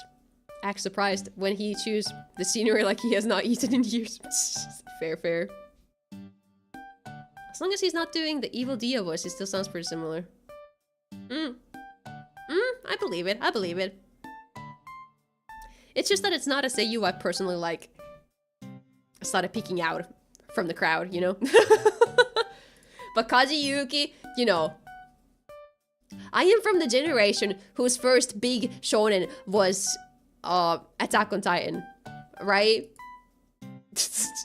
Like, Attack on Titan is my big first shonen. That's my generation of anime, right? So he stands out for that reason alone. Hero Academy is after I got into like anime for real. Like, that's a couple years later. Cause like I watched Hero Academia, but it wasn't like my thing, and it was not the shonen series that I have a bias for. Cause that's Attack on Titan. I accidentally ended up on this stream while I was doing tech support for my aunt. Good luck with that. Tech support for your relatives. I've been there.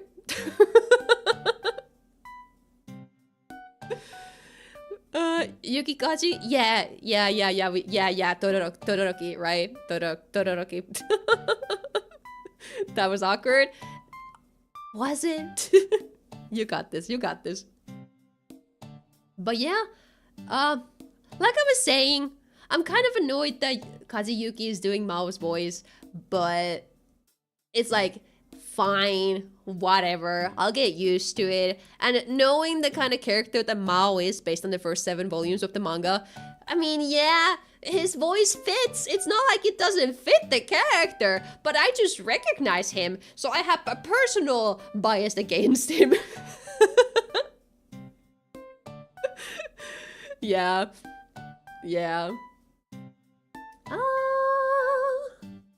That's about it though. That's about it. But yeah, I'm excited for Mao because I'm a sucker for anything Rumiko Takahashi. Why is Mia in my DMs asking if I'm still streaming? She could simply open the stream to see if I'm streaming. The Mia Slender is happening now. She could just open twitch.tv.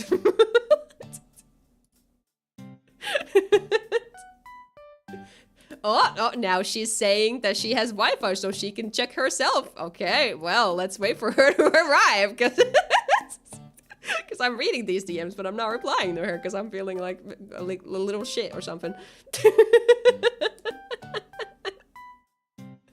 But yeah, I think everybody has a say you or two that they're like, ah, man, I've heard enough of you.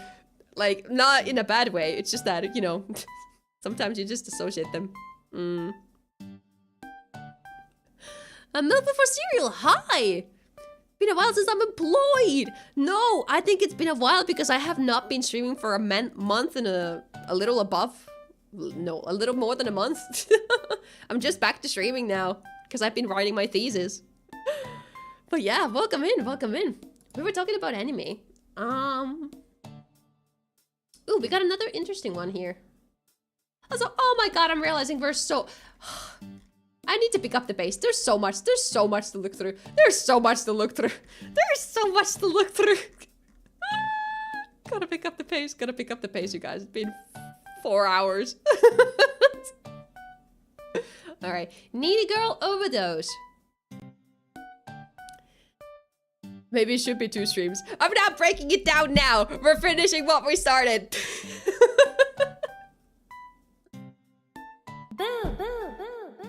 Alright.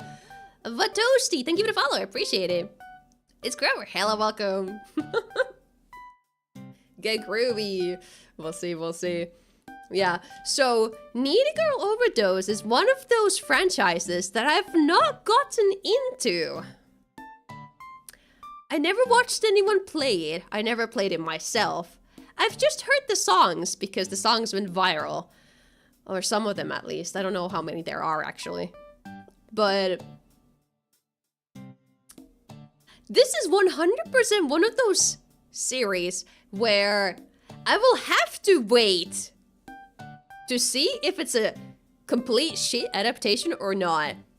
Because this feels like, a lot of the time, like video game adaptations, it feels like it's so likely that they end up being shit. Or like a media franchise that's like not originally a manga or something. I just feel like it happens so often that the anime adaptation is shit. So I'm not jumping into this one until I hear if people think it's good or not. And it's Kermit, thank you for the follow.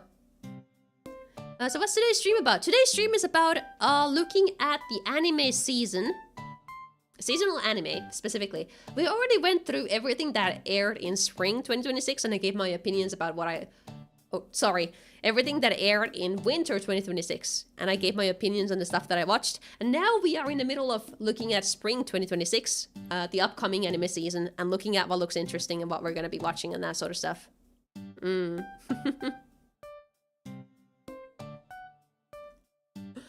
Based on how the game is, many people are wondering how it can even be adapted into an anime. Yeah. I believe that. And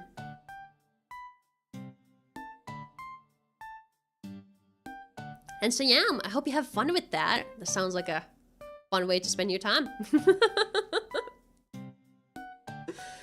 But yeah, since we're in the middle of an ad break, I'm kind of unsure how much we wanna discuss this. Yo-Star Pictures. No, I should not be looking at it so much because it's ad break. I don't wanna talk on top of an ad break. So let's just make a, what's it called? We have a minute. I'm gonna do stretching, okay? I'm gonna stand up and I'm gonna stretch. It's been 4 hours. I should be doing that. You guys also consider, if you've been sitting here this whole time, consider getting a little bit of a stretching.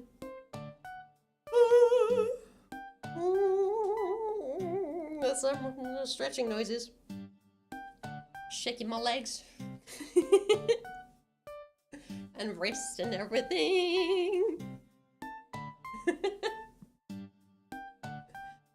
Okay, I think that should be a fixed posture at the very least. Okay. Those ghostly stretching noises. Whee! I'm blowing some air on myself. You were jump scared by ReZero Season 4 a few days ago. Best surprise of my life. Yeah, honestly, I'm also watching it. Looking forward to see how it goes. But yeah. Ad break is over, so need to go overdose, am I right? So, I noticed it's by Yosta Pictures, which I recognize as a studio. And they've done a lot of game adaptation stuff. Arknight's Blue Archive. Yeah, so it's not like this is their first rodeo doing game adaptations or anything like that. So maybe they've got a proper plan for how to do this. Maybe. So honestly, I think there's been some hype around it and so on. It's definitely been talked about, but I will have to be part of that crowd who like takes this with a grain of salt. I should probably play the game sometime myself, because I've genuinely been interested in the game. But I guess I've just been too busy to play the game, and also because I would assume it's like a game that you should stream, right? But there's so many games on my plan to stream list anyway, so I don't know. But yeah, it might be a good adaptation. I feel like it's gonna be one of those things where it's just gonna expand upon the media franchise, and they're gonna do like a brand new thingy with it, right? Like they're just gonna make an original story, and it's just gonna be something to consume alongside the game. Maybe? That's the vibes I'm getting out of this. I don't know anything, of course, but I feel like that happens often with something like this. Like franchises like this. But who am I to say anything? It might be complete crap, it might be something phenomenal, it might just be one-to-one of the game. But yeah. Looking forward to seeing how it turns out. Might not watch it, but we'll see. Next up, Liar Game. Liar Game is a high-stakes game, psychological strategy game, seinen drama suspense. Let's see. College student Nao Kanzaki has always adhered to her name's meaning. Foolishly honest. However, after opening an unsolicited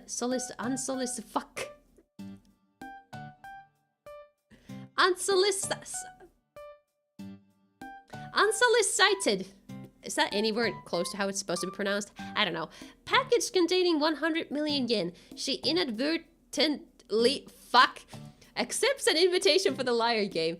In this tournament, contestants are encouraged to betray and deceive their opponents to gain massive amounts of cash. Conversely, losing will incur a lifetime debt. With all hopes lost, her only option left is to seek help from a con artist. On that same day, the infamous swindler Shinichi Akiyama, that's crazy. Akiyama Mizuki, anyway, is finally released from jail. The former psychology student is known for single-handedly bankrupting an entire company and now believes he is her only chance at escaping her dire situation. At first, Shinichi is hesitant to commit another crime, ignoring Nao and her request, but after seeing her desperation and persistence, he agrees to assist her.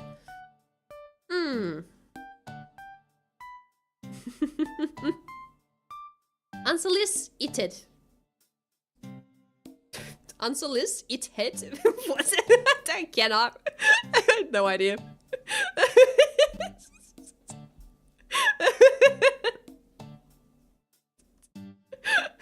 Unsolicited. Sit. I can't English, you guys. I cannot. I'm just not even gonna try.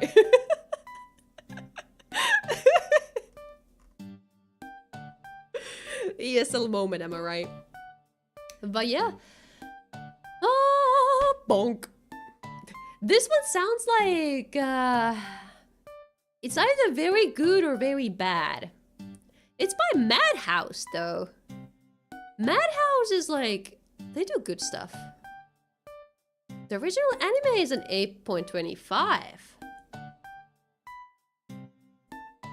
It's from 2005, so it's a kind of an older series too. Very famous manga. Yeah, I was thinking the art style looked familiar, but I'm unsure if I've seen it around or not. Hi, Miwa! You missed me! Shit talking you when you DM'd me. Just now.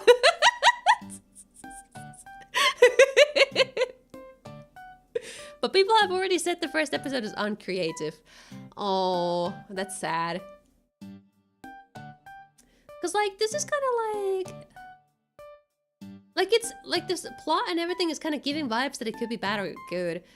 I don't know. But Madhouse has generally done some good things, haven't they? Like Frieren, for example.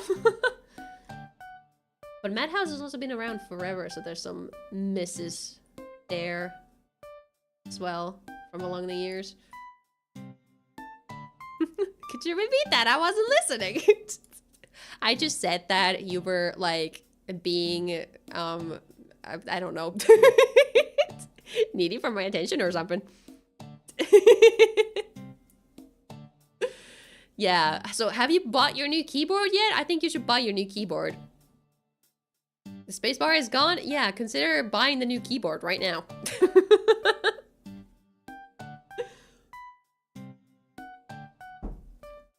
But yeah, I think this one, it doesn't sound interesting to me premise-wise. Because like, I kind of don't care about the sort of high-stakes game thingy usually. Especially when it's like gambling and like liar games or whatever. Like, if it seems to be getting really good ratings, I'll probably check it out, but otherwise probably not. It sounded like it's not going well based on what Kobat's just said, but well, we'll see, we'll see. We'll see, we'll see. Next up, fantasy comedy romance. Hime Kishi wa Barbaroi no Yome. The Warrior Princess and the Barbaric King. Just kill me! These are the words of Serafina de la Villant. Okay, this is some fantasy slop. The strongest female knight in the West. After being defeated in a war with the East, she becomes a prisoner of the barbarians. What awaits the captive Serafina is a life of revenge, torture, and humiliation, or so she thought. What she is offered instead is a marriage to the barbarian king. An intriguing tale of otherworldly marriage is about to begin.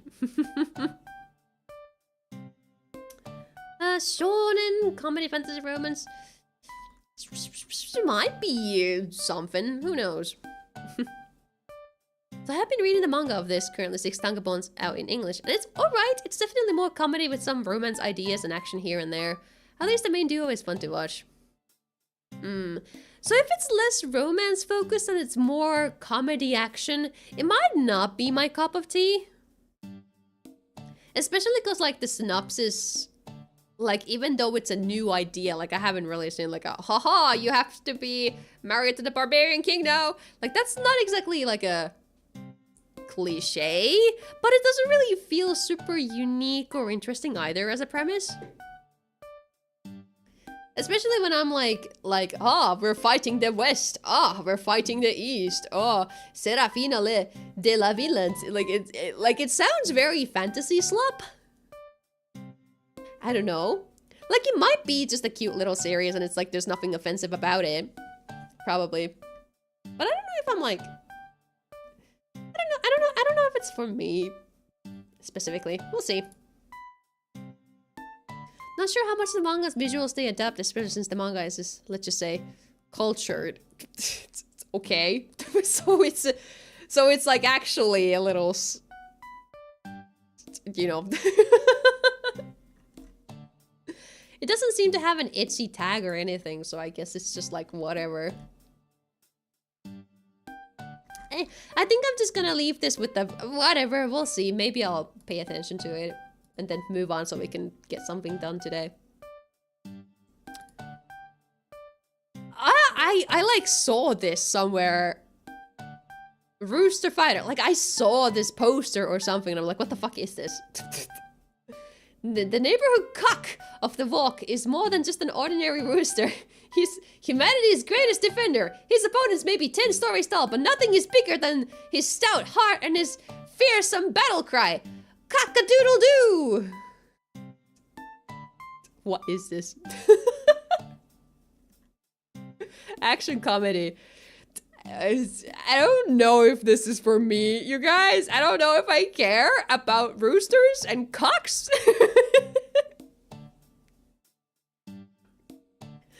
I was going to say the maiden married barbarian king seemed like a common trope to me, but it might just be a comment on some specific medias. Yeah, I think you might be right with that. But this one, I think I'm just straight up gonna skip it. Like, this does not sound too interesting to me. It's a full anime though. Like, it sounds like it would be... I don't know. It sounds like it would be like a short 10-minute anime, but I don't know what this is. I'm turned off by the fact that it's chicken. It doesn't seem to be super highly rated right now anyway. It has a bit of that romantasy feeling in it, except for the monster fucking. Well, aside from the one bit. So we've got monster fucking in here? Got it. Fits right in. Anyway, drama. This one looks like it might be interesting. This omnibus adolescent drama is about a group of young girls who all attend a girls-only musical school, recounting the formative years they shared, at times shifting between the different characters' viewpoints and time. Awajima Musical School Training Camp, dubbed as the boarding house, is where young girls gather from all over Japan to perform on stage. Tabata Bakana aspires to be a musical star. Housemaker Takehara Kinue attempts to carry on her best friend's wishes. Beautiful Okabe Emi is a scholarship student who is always at the center of attention. And Ibuki Katsurako, who became a teacher at the school originally from a family of actresses.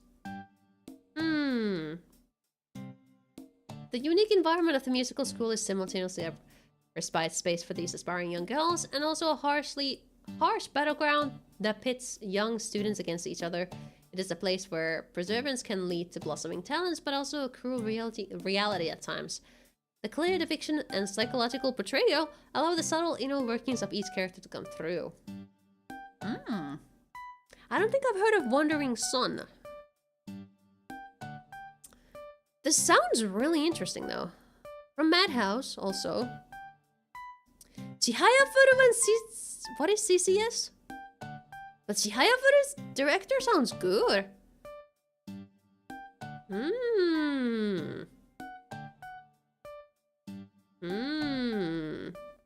There's no manga. Doesn't have anything going on for it, as usual. Oh, Cardcaptor Sakura! Ah! So it's a very experienced director, in other words, because that's an old series. Yeah, I've seen it, but... I'm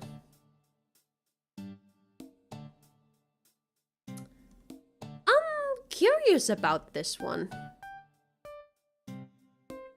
I'm definitely curious about this one. It doesn't exactly sound unique, considering that I feel like there's a million anime about like music in high school and that sort of stuff. But perhaps the way it's portrayed, with it being more of a drama-centered thingy, maybe it's interesting. It doesn't seem to have a lot of people watching it yet, so it might just be like one of those things that has potential to be like a hidden gem of the season or something like that. But who knows? It might also maybe flop with not being super interesting, but who knows? For now, I think I'm just gonna... For now, I'm gonna let it have some episodes air to see if people care about it. And then give it a shot if it seems to be doing good. Next up, we have some romance drama. Even a replicant can fall in love? Hey? This one is just a school romance thingy. Nothing interesting there. Yeah, boy, my replica show. Definitely blame that on Mal's main audience. Yeah, for sure. And like I was saying, it only had like 600 people on it so far, so... On days where Sunao is sick or not feeling like going to school, she is called to take her place. She was born to this world when Sunao wished to have a substitute. No one knows that she exists, but she tries to do her best for Sunao whenever she is called. One day, she talks with Sanada, one of her classmates. They become friends, but soon he notices that she is different from the original Sunao. He was the first one who did. She tells him to talk with her only when she has her hair... has her hair half up. Oh my god, English. Sanada does like she told him, and they enjoy their time together. As they become closer, she realizes that she has special feelings towards Sanada, but she doesn't know what will happen to her if she, a replica, falls in love.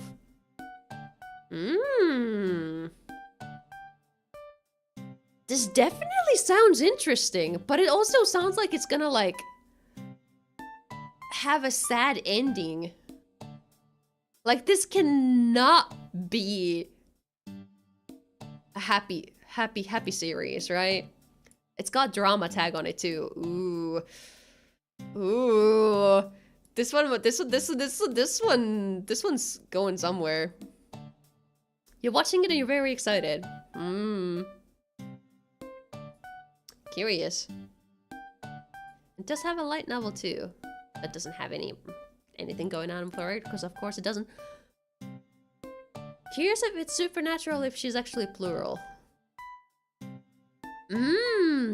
Right, so you're thinking it's like a double personality thingy. There's a more proper term for it, but I forgot. Yeah, like this premise alone doesn't mean that it's supernatural. It's not supernatural to have different personality. Cause it's some mental thing, you know, it's some mental condition. I don't remember the name of it. But yeah. Genuinely, you got me interested. Studio is boiled though. Don't really know much about them. That's because they basically don't exist and they haven't done anything. I've been curious about watching this one though. This one I've seen around too. Don't know much about it though. The animation isn't anything that cool, but like... Yeah, I mean, the animation doesn't always have to be god tier. I can definitely look past animation that isn't the most fleshed out. So, assuming the story is alright, honestly, I'm really interested. Now I wanna, like, now that I've read the synopsis, I wanna know how it ends. I wanna know how sad it is. I wanna know if it, like, ends up with, like...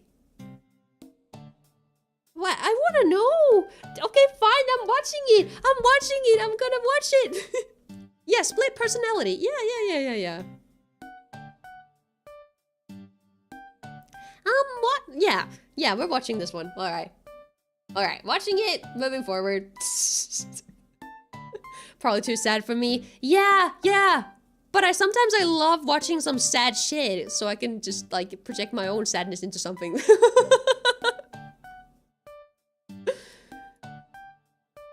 Next up, another comedy romance. There seems to be a lot this season. School time travel, okay. Haibara's Teenage New Game Plus. We all have embarrassing memories or deep regrets from high school, right? Socially anxious college senior Natsuki Haibara sure does. When he thinks back on the time of his life, all he has are fleeting fantasies of a happy adolescence that could have been. Imagine his bewilderment and surprise then when he is inexplicably finds himself 7 years in the past, 1 month before his first year of high school. Can Haibara avoid his previous mistakes, make his way to the top of the school social pyramid, and end up with the girl of his dreams? Or will he be forced to relive 3 years of solitude as the most hated guy in school? He needs all the help he can get in order to succeed, from workout regimen to online how-to guides, childhood friend, and plenty of sheer willpower. Watch as Haibara takes a second shot at his teenage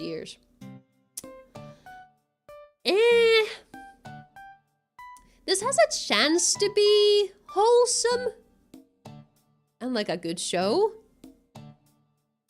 But also this could be something trashy and like boring. The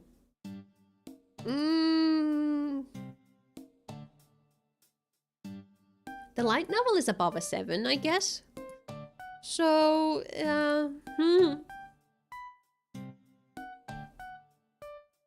I don't know. I'm gonna put this one on the list of there's already a lot of high school romance things going on this season.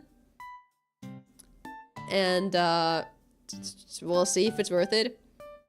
Wish fulfillment is like...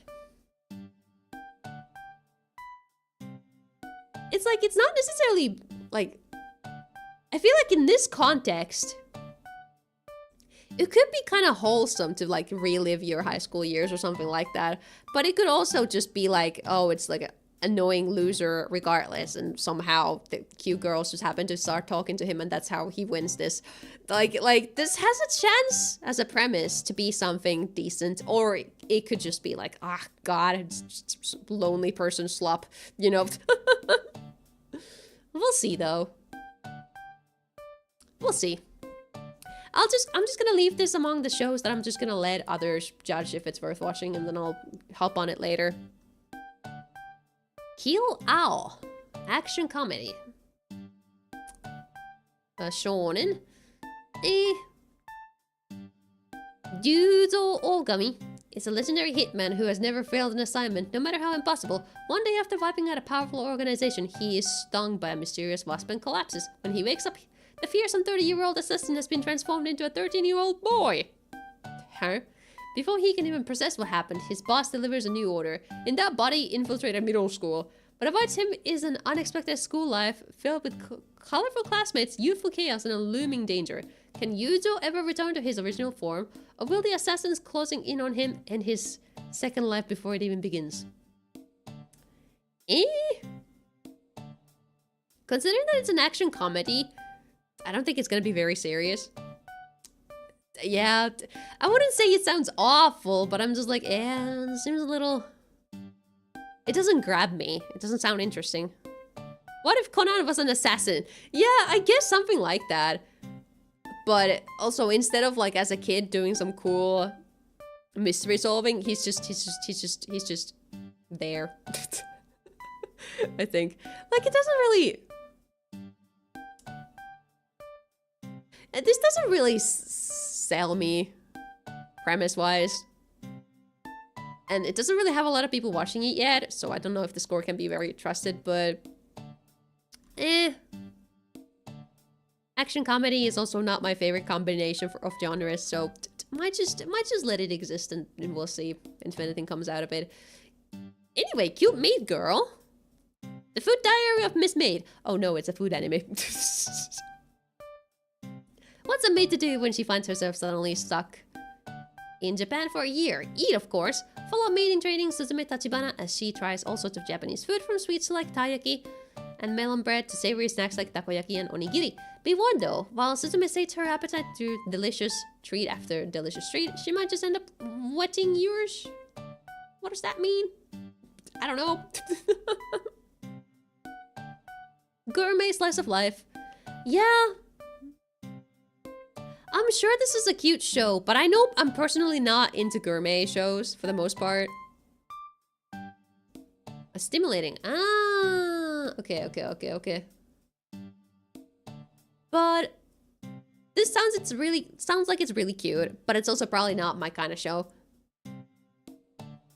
Cause I don't understand food. We go through this talk every single time we watch anime. Or do these anime watching streams. I have to explain every single time that I don't like eating food and therefore I don't understand the food genre of anime. But I think that's enough of a summary. I'm sure the girl is extremely cute and she looks really, really happy when she eats food. But like, I don't personally need any more than one scene of a girl eating food per anime. So... Bet you'd love this show if she exclusively ate mullen paras macaroni, 400 grams of meira ketsup, 1 kilograms. excuse you, she should be eating Felix gets a beef, 1 kilogram. Then perhaps I would consider it.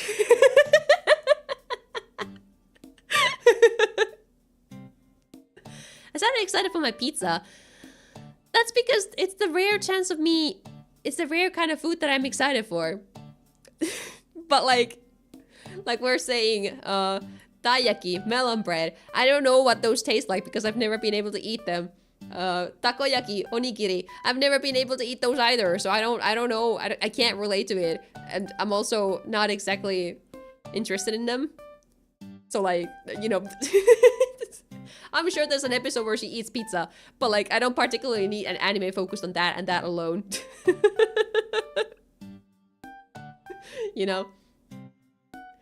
It's just, this is the kind of genre where I'm like, I know this is not for me, but I'm sure it's cute.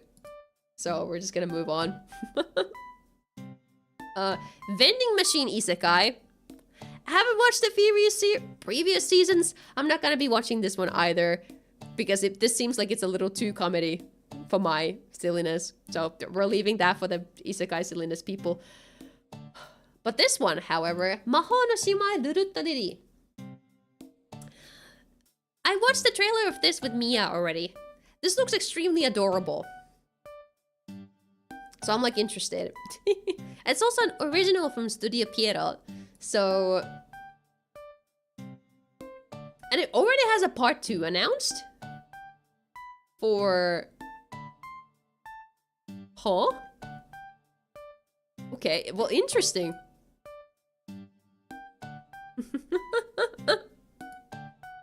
Oh, Fumamoko does the ending for that? That's awesome, I'm happy for them. Good for them, good for them. Good for them, what else can I say?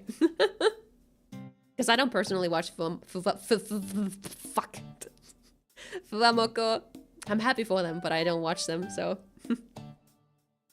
But yeah. This one just seems like it's a really, really cute magical girl, sort of idol dream sort of thingy, right? Like, it seems extremely cute. And I can... But I'm probably... I don't know, actually. This one's got, like, no people watching it yet. But Pierrot has done a lot of good stuff over the years. Yeah, they've done a lot. Pasta colors make it awesome. Yeah, I am very particularly drawn to this series because of the color palette. Color palette? It's not pure palette. It's not colorful palette. It's color palette. Yeah. Honestly, don't got much else to say about this. No, I'm not mocking you. I just think it's very iconic, and I keep remembering it.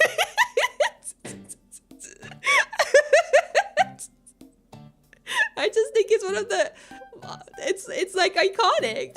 Now I have to explain it because you're asking about it. Do you want me to explain what it is?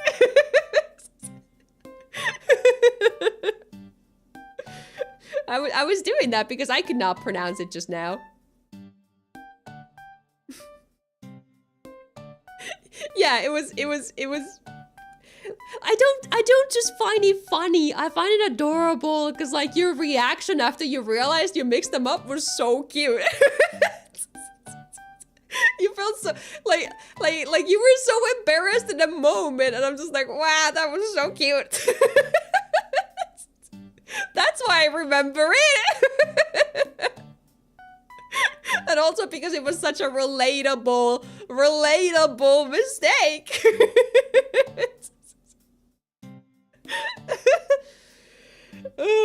But yeah. Director's first go? That sounds interesting. I mean, honestly, I do love... Oh, I think we also looked at the seiyus, and they're like also like newbie seiyus for like the main characters. Right? Like they got like barely any roles. So like I'm always down to look at some of these series that are like very clearly just like some newbies doing some new things. And like I love those kind of projects. So For that alone, I think it's worth watching. It's worth watching to see what the sort of new generation is trying to bring to anime and like see what kind of new ideas they got. So it might be a little more unique than some of the other stuff out there. And this one is also like, you know, magical girls. I love my magical girls. So I'll be watching this one, probably. Might wait for a few more episodes to be airing and see if it gets any hype, but yeah. There's so many more series to look through, you guys. I'm gonna, like, die. Snowball Earth. Are you sci-fi? Adventure sci-fi mecha! Hey! Hey! Yuki was destroyed in a battle and Tetsuo survived in an escape pod. After 8 years in a cold sleep, the escape pod finally lands back on Earth. But when Tetsuo emerges, he finds a world in ruins, entirely frozen beneath a blanket of ice and snow. Snowball Earth! What happened to humanity? How far did the planet freeze over? And will Tetsuo be able to keep his last promise to Yukio? Sounds great, honestly. I love myself some sci-fi. It doesn't look like there's a lot of traction around it though. But mecha adventure sci-fi seinen? Like, come on, it sounds great. And it's by Studio Kai. I think they do good stuff. Don't they? Oh, they haven't done a lot of stuff, but they've done some things here and there. So this one might not be peak or anything, but it might be interesting for anyone looking for something mecha or that sort of stuff. Snowball Earth. I'll definitely keep this in mind to see how it does. I'll try to speedrun these if you guys don't mind. Tadaima ojamasaremasu. Pardon the intrusion, I'm home. Is this two dads and their daughter? Is that what this is? So is this what it means to have roommates now? Office worker Rinko 24 lives alone and is secretly an otaku. One day her apartment gets connected to 2 neighboring rooms through a hole in the wall. Oh! I saw like the trailer for this. It was like insane. In the room on the left is a fresh-faced yet mysterious guy who is overly sweet to Rinko. The room on the right is occupied by a guy with violent tendencies who is similarly mysterious. But wait, I think I know him. Rinko's only source of solitude, her apartment, has been turned upside down. Now every day is full of heart-pounding surprises. Insane good or insane bad? It looked insane because these guys literally fucking made a hole in her wall on both sides of her apartment, and now they just like casually are roommates or something. Shoujo comedy romance. So it's like this looks like it's slop. You know, like it looks like it's slop where like girl and 2 hot men just had suddenly roommates with her. You know. like the premise is crazy. I don't know if I'm personally gonna be watching this because it might go a little bit too into that sort of hot men kind of thingy, and it's like it does have romance in the tags, but like I don't know if I like. As a Macros fan, this might sound crazy, but I prefer my I prefer my love triangles, not love triangles. I'm happier watching shows where it's, you know, one clear pairing, and this is like screaming it's not that at all. So like, like this just, like it's cute, but it's also screaming it's like the opposite of like the shonen slop where it's this where it's the boy who was like a loser and then there's 2 hot girls. This is the opposite of that. It's a girl, but there's 2 hot guys and she's a loser. Like, but the premise is just a little more insane with them being her roommates, you know? So I think I'm gonna be skipping this one, but it looked insane, and I feel like there's a lot of people who might be into this kind of insane slop that's like not afraid to be slop and like silly and crazy.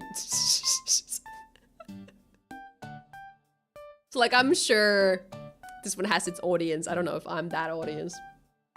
Next up we have comedy romance,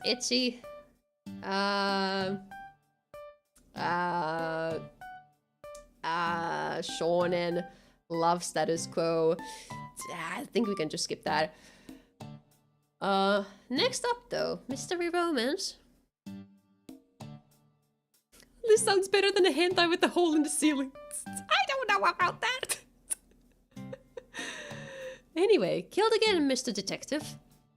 Sakuya Otsuki is the son of a legendary detective working to follow his father's footsteps with his assistant, Lilithea. However, something's different about this high school sleuth.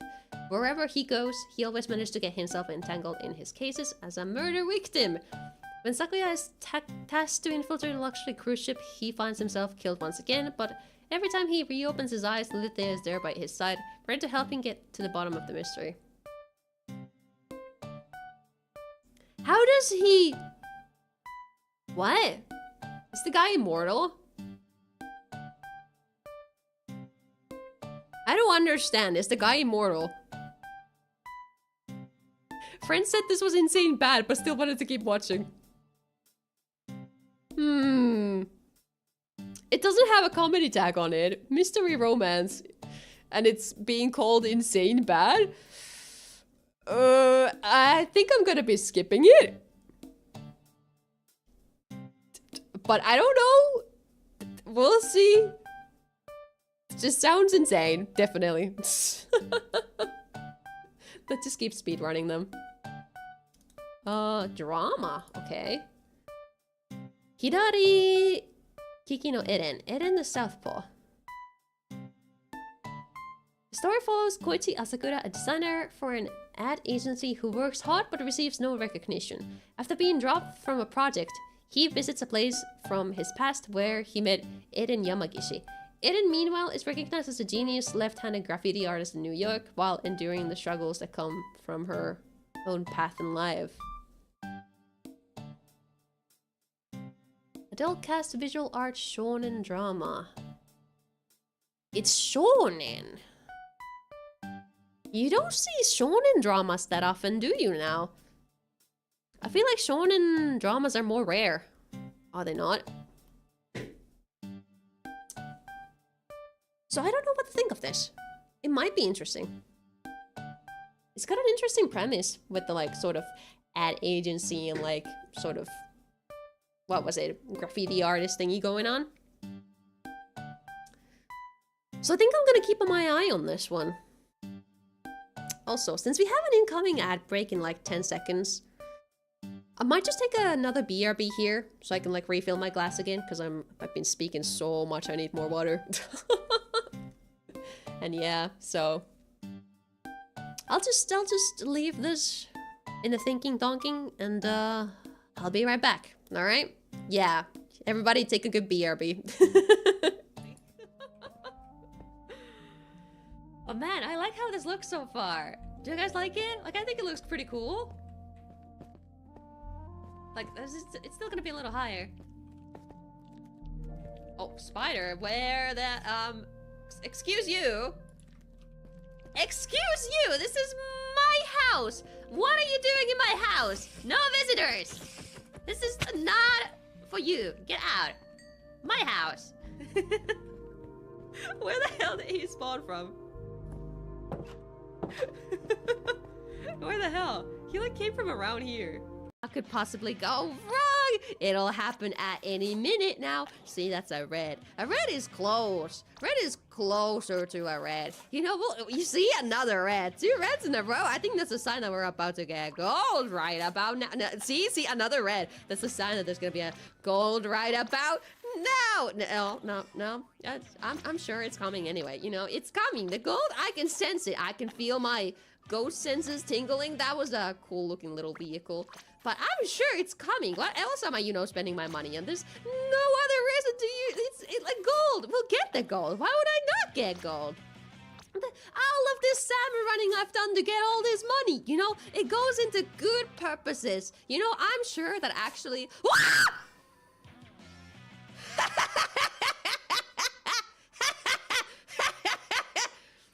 Okay, we take that. Okay, well, I might as well go and see what's over there, right? Fucking. Oh god! Oh god! Oh god! What do I do about that?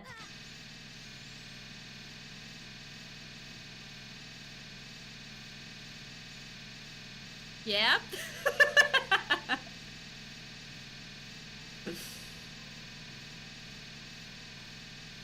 Wait, I'm actually stuck on it. Wait! I'm actually stuck on it. Ah! Save and quit. How would I save and quit? How would I save and quit? It's fucking Majora's Mask. I'm spamming literally every button.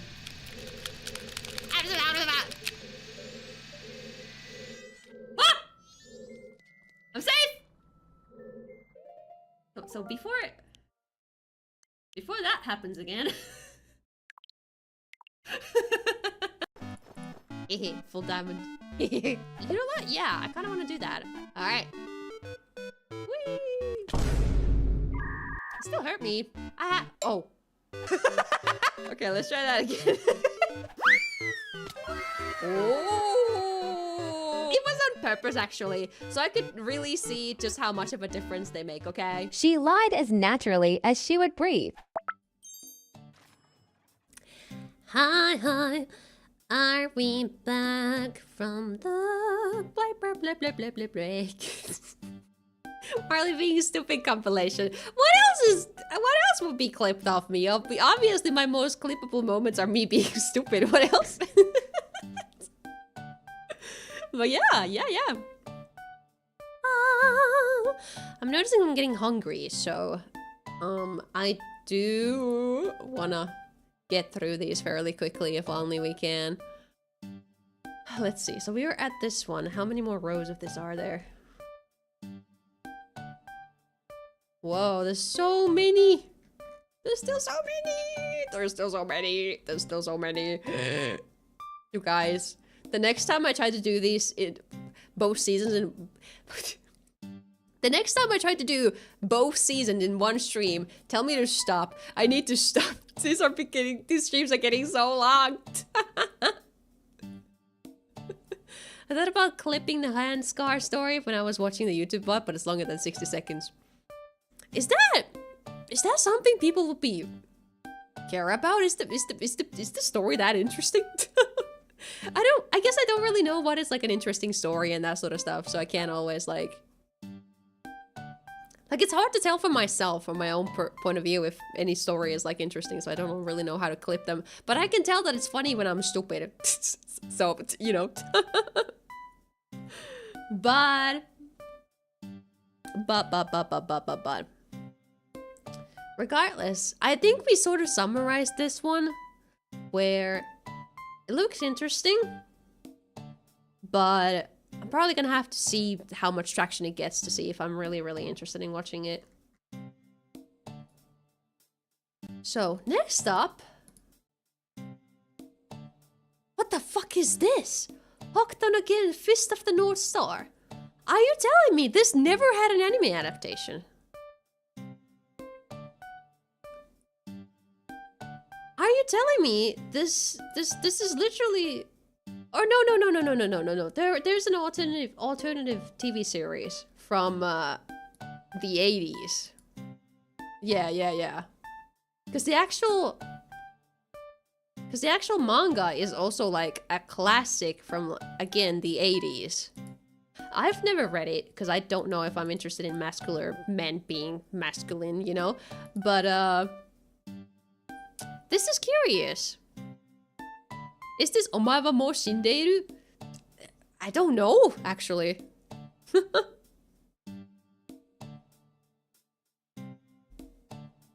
Yes? The answer is yes. Okay. You know what? I'm purely curious to see if they remake that scene. If they remake Omae wa mou shindeiru, nani? I want to see that, so somebody please link that to me. I don't think I'm gonna be watching this myself, because like... I don't care. Like, this is part of that. The art style is not for me, and I don't want to look at it because I don't want to look at men that are buff. I think buff men are ugly. You think it's bad CGI? Now I have to take a look.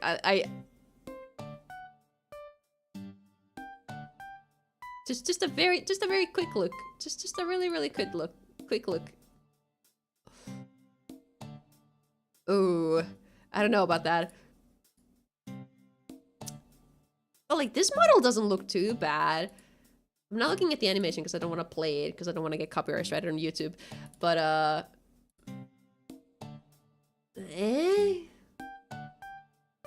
it could look worse, but I don't know if it's the animation itself that's horrible. Who knows?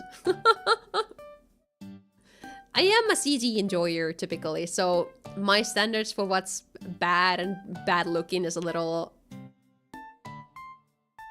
It's a little... Is it higher or lower? It's different from everyone else because I'm a bit more forgiving, I would say, with CGI. So, who knows? Regardless, to conserve time, let's just say I want to see the meme when they reanimate the meme. Aside from that, not interested.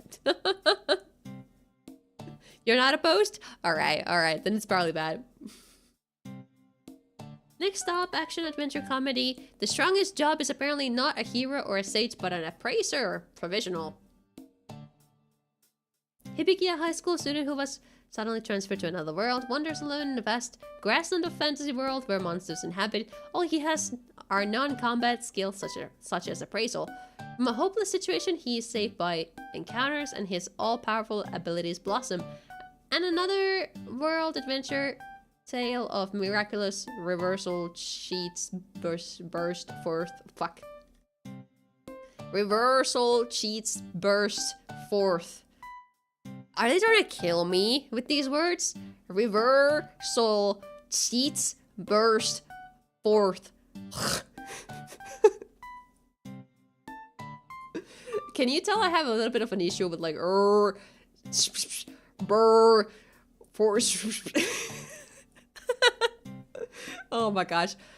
I like how I'm more focused on the wording here than the actual contents, because the contents are very much generic isekai. So yeah, I think we can leave it. Yeah, this is why I can't say crisp. Fuck. Like it sounds crisp. I feel more comfortable attempting to say it right now because like, I am not directly in a VC with Mia who would be able to just laugh at me in a moment. I can't hear the reaction when I'm just streaming. Nobody is, you know. Irish wrist watch. That's not too bad. It's because the sounds that I have an issue with. But yeah, I think we can just skip over that one. It's just another isekai thingy. Okay, this looks interesting based on the image. Petals of Reincarnation. Reincarnation Coven. There exists an object known as the branch of reincarnation that can grant people the talents of the past lives so long as they slit their own throat with it. Okay. Podja Sensei is a teenage boy struggling with low self-esteem, maybe a slop, after growing up in the shadow of his gifted older brother. It might be a slop. He comes to the decision that academic studies are his last resort in the search for talent, but fails to find satisfaction despite constantly placing in the top 100 for national mock exams. In a twist of fate, Toya encounters one of his classmates, Aitolua Buffet, what? A returner who has resurrected the talents of her past life using the branch of reincarnation as she fights against a serial killer. What? A serial killer? The fuck is this? This plot sounds like it's all over the place. It's also shonen. Manga is a 7.3 apparently. But this sounds like it's like weirdly edgy, doesn't really, like what the fuck is this? What is the plot of this? There's some thingy that you slit your throat with? And there's a loser who decides to do that? Then what? What's the goal of this? And she's like, look at the cast.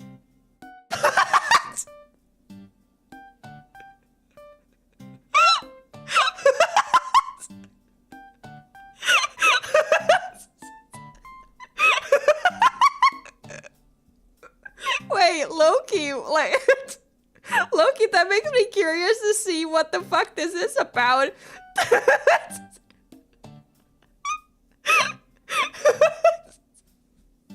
Wait. What do you mean they have a Hitler as a character? They have a Hitler as a character. An Einstein, a Newton. Vlad 3, I've heard of that one too. I don't remember. Yeah. Do you understand why I burst out laughing? I read Hitler.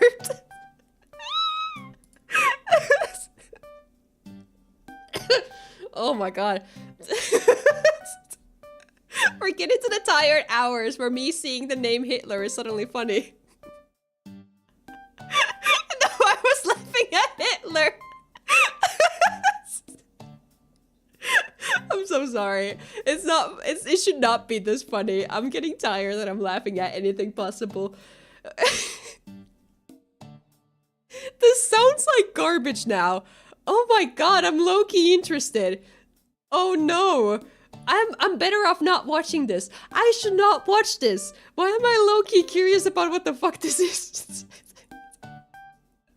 This is probably really, really bad. Oh no. Let's just move on before I say something weird. You're gonna watch it? Not without me! Please! If you're watching it, if you commit, then we're doing it together. I can't just have you watch it and not tell me what the fuck it is.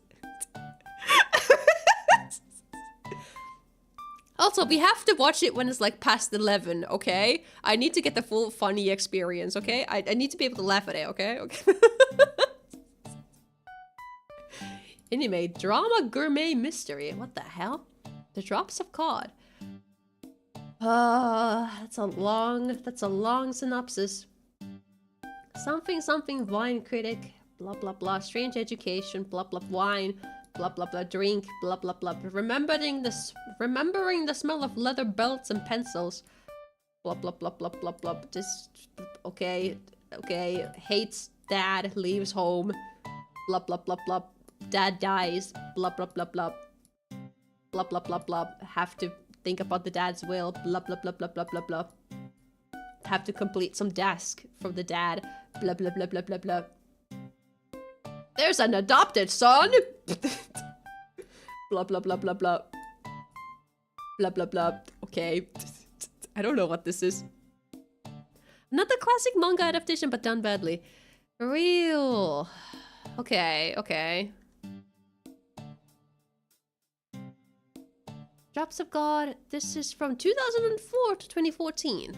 Okay. So it definitely ran for a while. It had 44 volumes. Okay, so like... that tells me there's something going on. It's by satellite! Oh no! Oh, satellite! Oh, satellite. Satellite.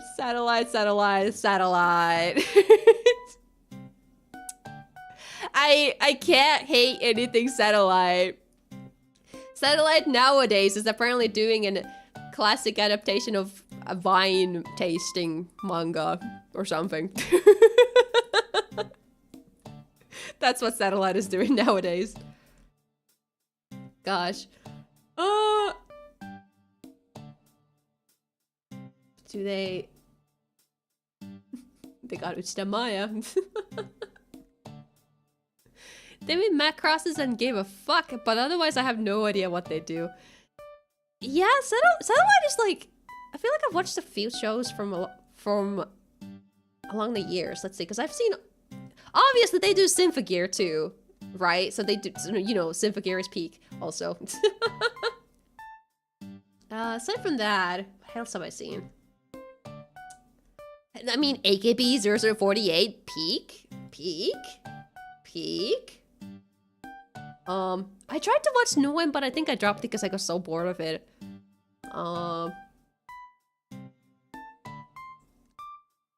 Oh my god, also they did Sugar Kara, you know? So I'm like a little biased towards Satellite or something.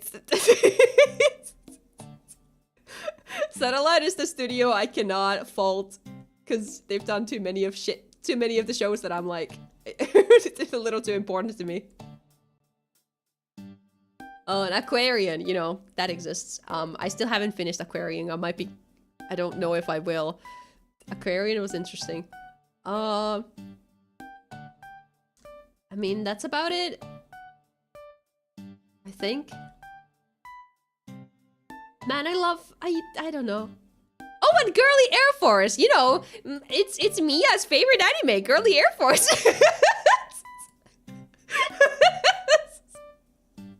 Like, that show is peak. Right? No, I'm joking. I'm obviously joking. It's just that I associate it with you because we watched it together and it was pure shit and it was so funny.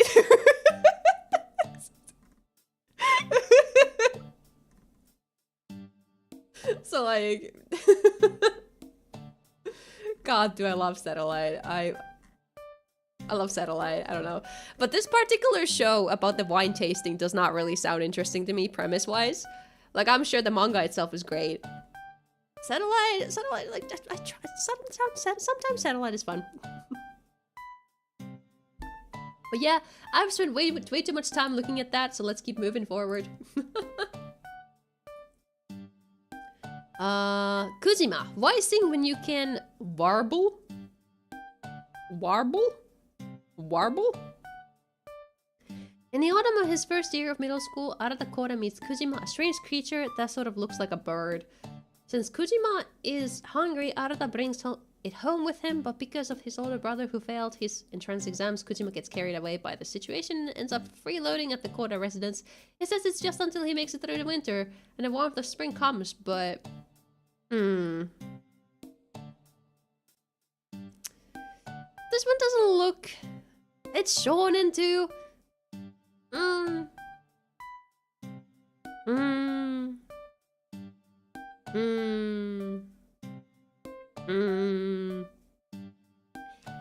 This one, I'm just gonna say, skip. I don't think I care about a humanoid bird thing freeloading with two men there. So moving on. Kiryu Fan Club. Comedy.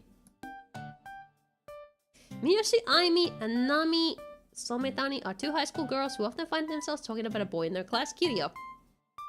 This lighthearted kind of romantic comedy follows the daily lives. Sorry, my voice is giving out. This lighthearted romantic comedy follows the daily lives of these two friends and maybe I should stop trying to read the synopsis clearly. I can't do it anymore. Journey that for now seems to be heading everywhere but love. Okay, so it's like a school comedy web manga by Satellite also. Satellite doing some things.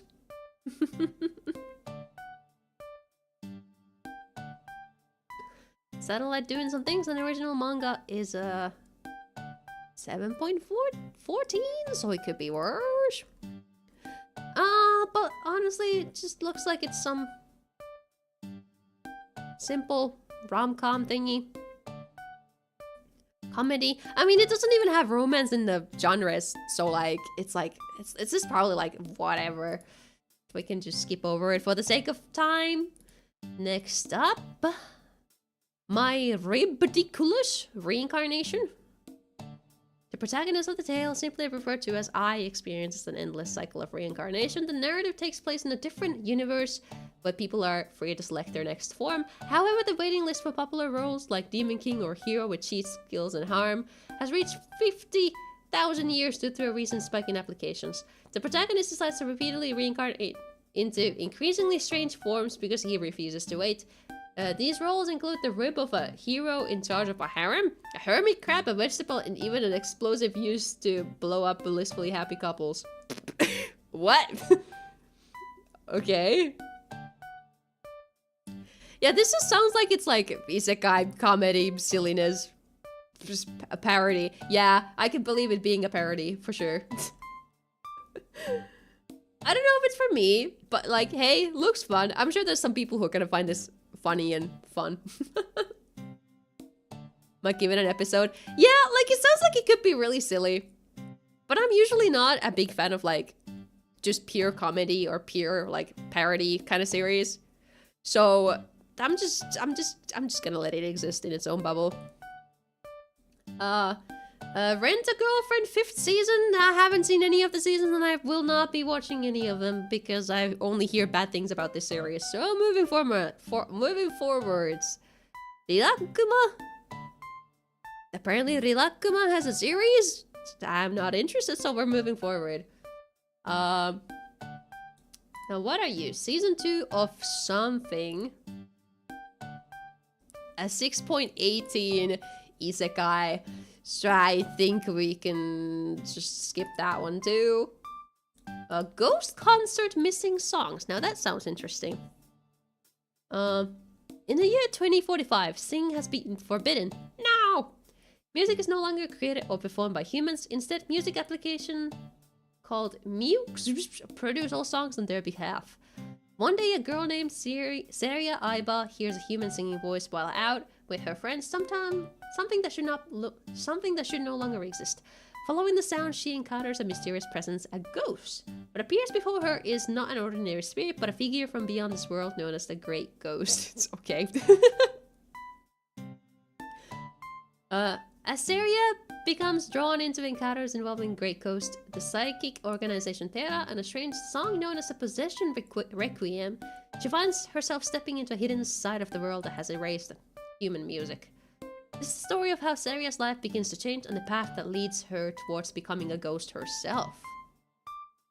Ooh. The premise of this sounds genuinely interesting. But I'm kind of afraid of it being rated below a 6.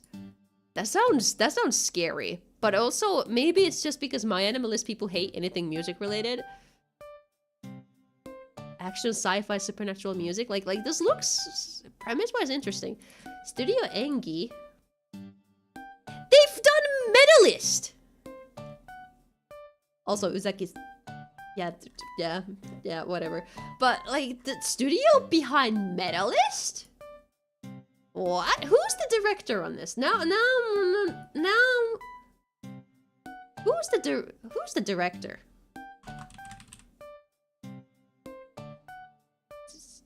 Jimbo Masato, what have you done?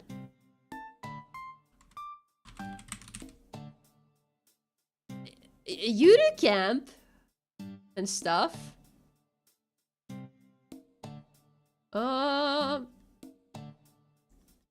Lots of episode directing. They directed a full thingy. A fake Kaleid, okay.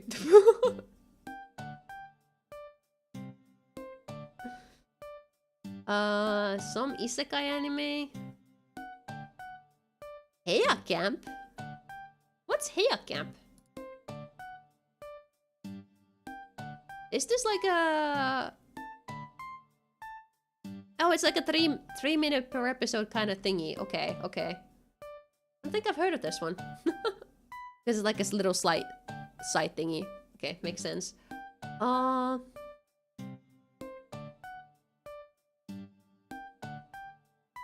Interesting. Looks like they've got a decent record of doing directing and stuff. At least for episodes. Maybe nothing like amazing going on, but...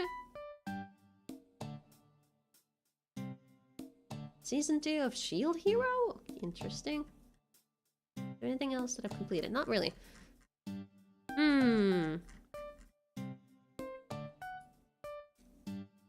So... I'm gonna be so real. This interests me. I might be a sucker for like a music premise that's not like a super generic. And also it has a ghost thing going on. Agematsu. Who is Agematsu?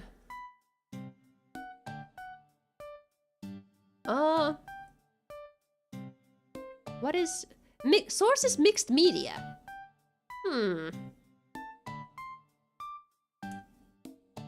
Why is it only a 5.96? Like, this sounds interesting. Like, I'm like, this is also 2D, so it's not like even like a 3D thingy.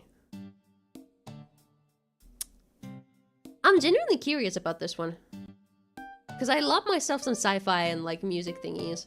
You know, as would have happened to any, you know, Macross fan. But, yeah, no, I'm very curious about this one. I might have to let it exist for a few episodes before I jump in on it.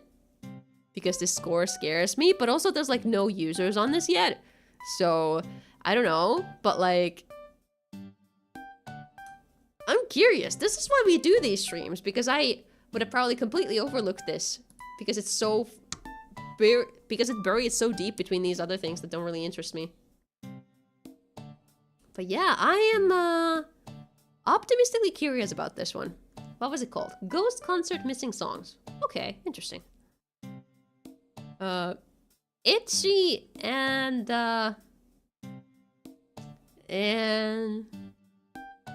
yeah, I think we can just skip over. Yeah, I don't know. It just doesn't look interesting. We can skip over that. Usually Itchy is a lot of trashy stuff, and I'm just not interested in that.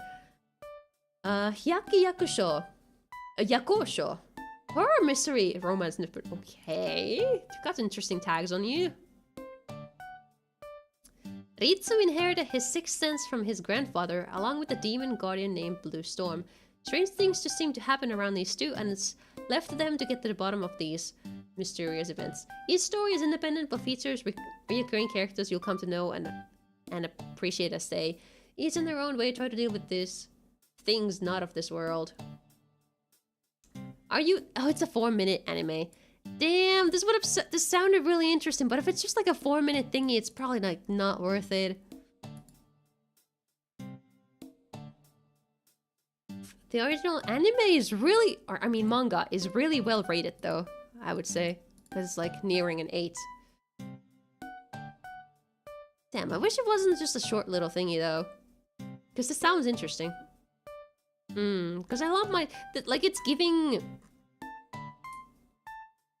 I don't know. I just, you know, I said it earlier, but I love my episodic... Or not episodic. I love my mythological sort of... I love my sort of slow-paced, sometimes episodic shows and like Japanese mythology and that sort of stuff. Like, this is giving that vibes. But it's just like a 4-minute series, so it's probably not worth the time. Oh yeah, these are all becoming to be like the 5 minutes, so we can probably just start skipping anything that's like on like 13 minutes and that sort of stuff. 0 minutes usually means it's gonna be a full anime though, so we're gonna check these out at least. I want to end this love game. In 6th grade, childhood friends, Yuki, Azaki, and Miku Sakura created a game with the objective to embarrass the other person by taking turns saying I love you. 4 years later, even as they are entering high school, the two are still trying to one-up the other and claim victory. However, as tender feelings begin to bloom in their hearts, the simple phrase has taken on new meaning beyond the rules of their game. With the passing of each day, the urge to become more than childhood friends grows, but both Yuki and Miku resist making the first move, hesitant about what is in store once the game finally ends. This sounds really cute. Genuinely, it sounds really, really cute. Hasn't aired yet. 14th, so it's coming next week. And they got Honeyworks here too. Oh my gosh. Honeyworks is like back this season. They got 2 anime openings. That's crazy. But yeah. Honestly, considering that it's just another high school romance thingy, I don't know if I'm gonna spend more time thinking about it. But it sounds like it has potential to be very cute. And like, has like a Kaguya-sama kind of vibe going on with it. So like, yeah. I'll keep an eye on this one, see if it turns out to be anything. This one looks like it's not a real anime, so we're just gonna skip over that. Ecchi 0 minutes, ichijou mankitsu gurashi. Eh? I mean, I'm seeing cute girls. Is there a man involved or not? Meiko, a country girl, enrolls in a prestigious all-girls school under the condition that she joins a volunteer program, but instead of a typical school service, she finds herself living and working at a manga cafe. Surprisingly, life in a cramped booth isn't so bad, and with a staff full of cute high school girls, it might even be fun. Come enjoy the charms of a manga cafe filled with high school girls. I mean, it sounds cute, and it also kind of sounds like it could be Yuri Bait, considering that it's, like, ecchi. I don't know if it's gonna be a full anime. Like, it also sounds like it should just be, like, another 10-minute anime or something like that. The manga is definitely something. I don't know. It could be cute, but also because it's ecchi, it might just be very trashy, and I don't know. We'll see. Yeah, cute girls. Next up, more cute girls. Where are you? Why do I have you open? Oh, here you are. Komekami girls. This is the story of 7 sister unique Komekami girls, children of the rice deity born from the tradition. In a single grain of rice, 7 gods reside. But their mother, the deity of rice, the rice god queen, was called back in haste to the celestial realm and no longer able to return to the earthly realm. They search for her traces using Usa City as their base and teleport to Hachiman shrines throughout Kyushu Island. As they solve local problems, they learn about food, take part in cooking battles, and grow.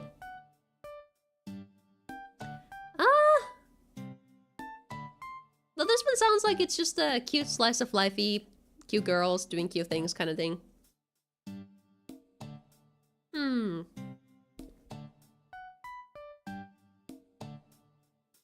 Komekami Garuzu. Like, they got Nitta Emi in there. Okay, that's cool. I think Nitta Emi, isn't she? Sure is. She is Honoka. Honoka from Love Live.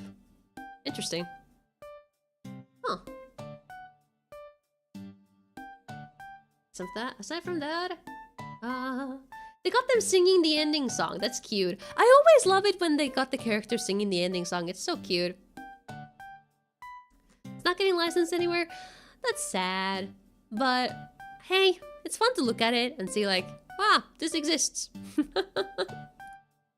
So, good to know. This one looks trashy as fuck. The classroom of a black cat and a witch. The Royal Diana Academy is a prestigious school that accepts individuals with adept magical abilities. Upon graduation, these students find themselves at the top of their field and employed by the royal family. Speak of Virgo. What kind of name is Speak of Virgo? Dreams of studying at the academy, aiming to be a top-rate sorcerer like her idol Claude Sirius. Claude is a world-renowned sorcerer who became the institution's youngest instructor, but mysteriously disappeared soon after. Lacking the experience and connections required for admission, Spica finds herself unable to make meaningful progress with her training. One day, however, she meets a talking black cat with magical abilities. Hoping to change the situation for the better, she begs the animal to take her as his apprentice and teach her the magic she needs to attend the academy. The cat accepts the deal on one condition. She must find a way to reverse his feline curse. Despite the arduous challenges ahead of her, Spica is determined to prove herself as a student worthy of the cat's mentorship. If they aren't a worker, I will riot. Right? That would be so funny if she's not. This sounds like pure trash. Like, I don't...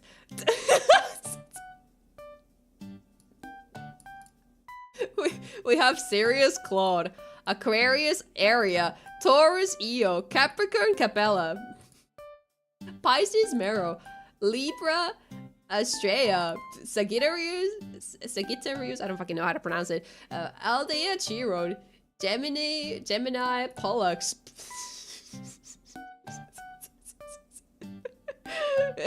These are definitely some names.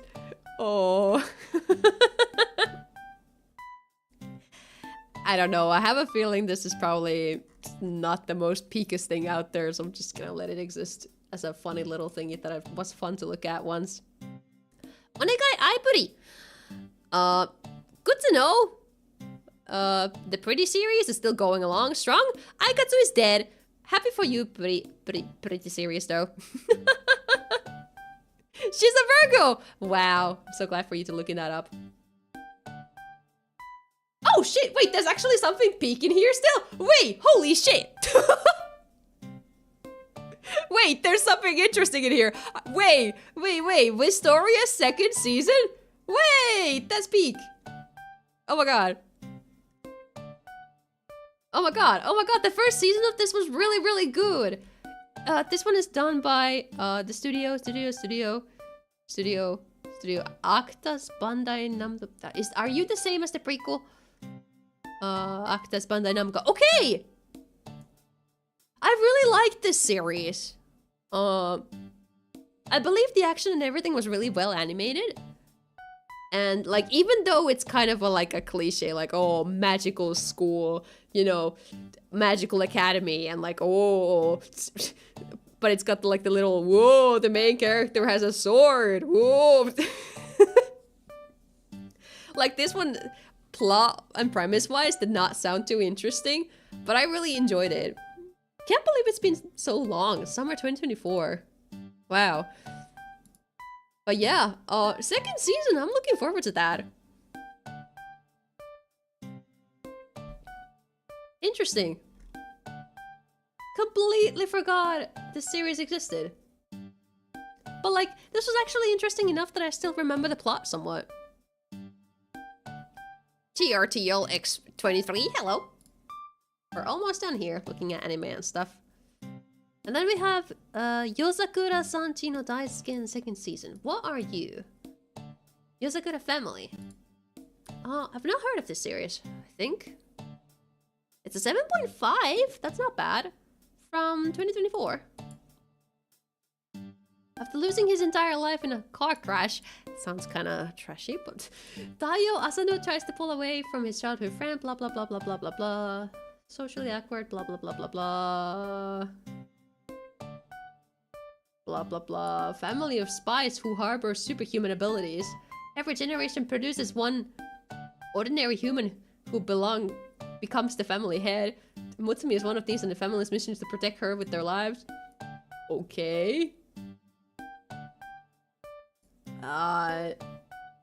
It sounds kind of crazy. I don't know if I don't know. What do you mean, Ganondorf? Surely there's no character here called Ganondorf. No.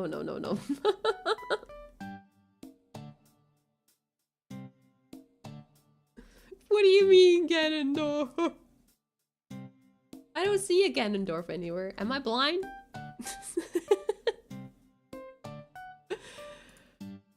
But yeah, I think that's enough of that. You know I gotcha in my sides, baby. Nobody gets that reference. But yeah, and then TV continuing. There's One Piece. One Piece is One Piece. We'll see how that goes. Nothing else that I'm watching is continuing, I believe. O&A wise, let's see if there's anything. Anything that catches my eye? Nope, doesn't look like there's anything. Apparently Love Live has a movie. Happy for that. This series is still ongoing. This thing is not dead. The Irregular at Magic High School is not a dead franchise. I heard this series is so bad, but I'm forever low-key interested in it because I think one of the first openings or something was done by Garnidelia, and they're like one of my favorite singer-songwriter combos. I don't really know what the future of Garnidelia right now is because I believe there was like a whole thingy with like, I don't know, there was something that happened and they're like broken up now. I don't really know. But yeah, hopefully something good happens with Garnadelia at some point. Who knows? Something Hibika Euphonium 2 episodes is apparently happening at some point. That looks curious.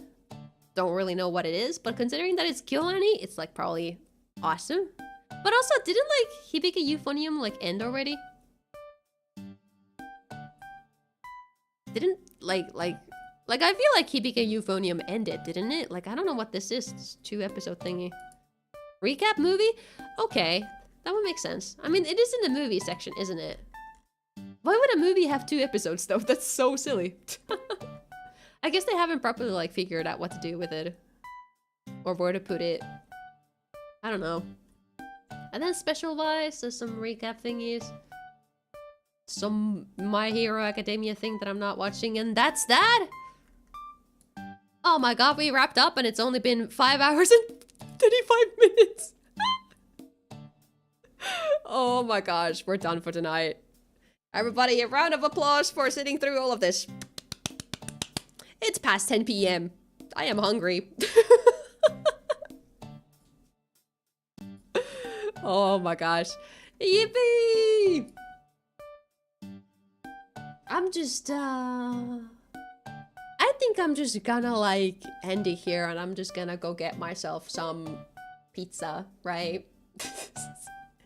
And we can look at anime again next time.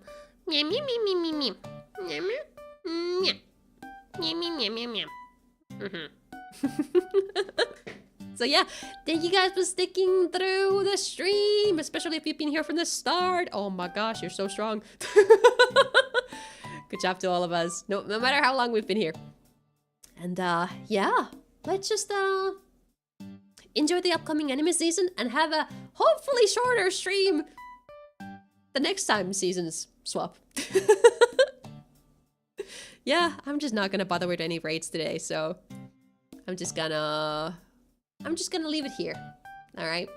Thank you guys for joining. I'm gonna go get some food now. And I'll see you maybe tomorrow with Splatoon if my voice does not feel tired. I spoke a lot today. I hope my voice is fine tomorrow. If my voice is fine, then I might stream some Splatoon. Alright? I'll see you later. Bye bye!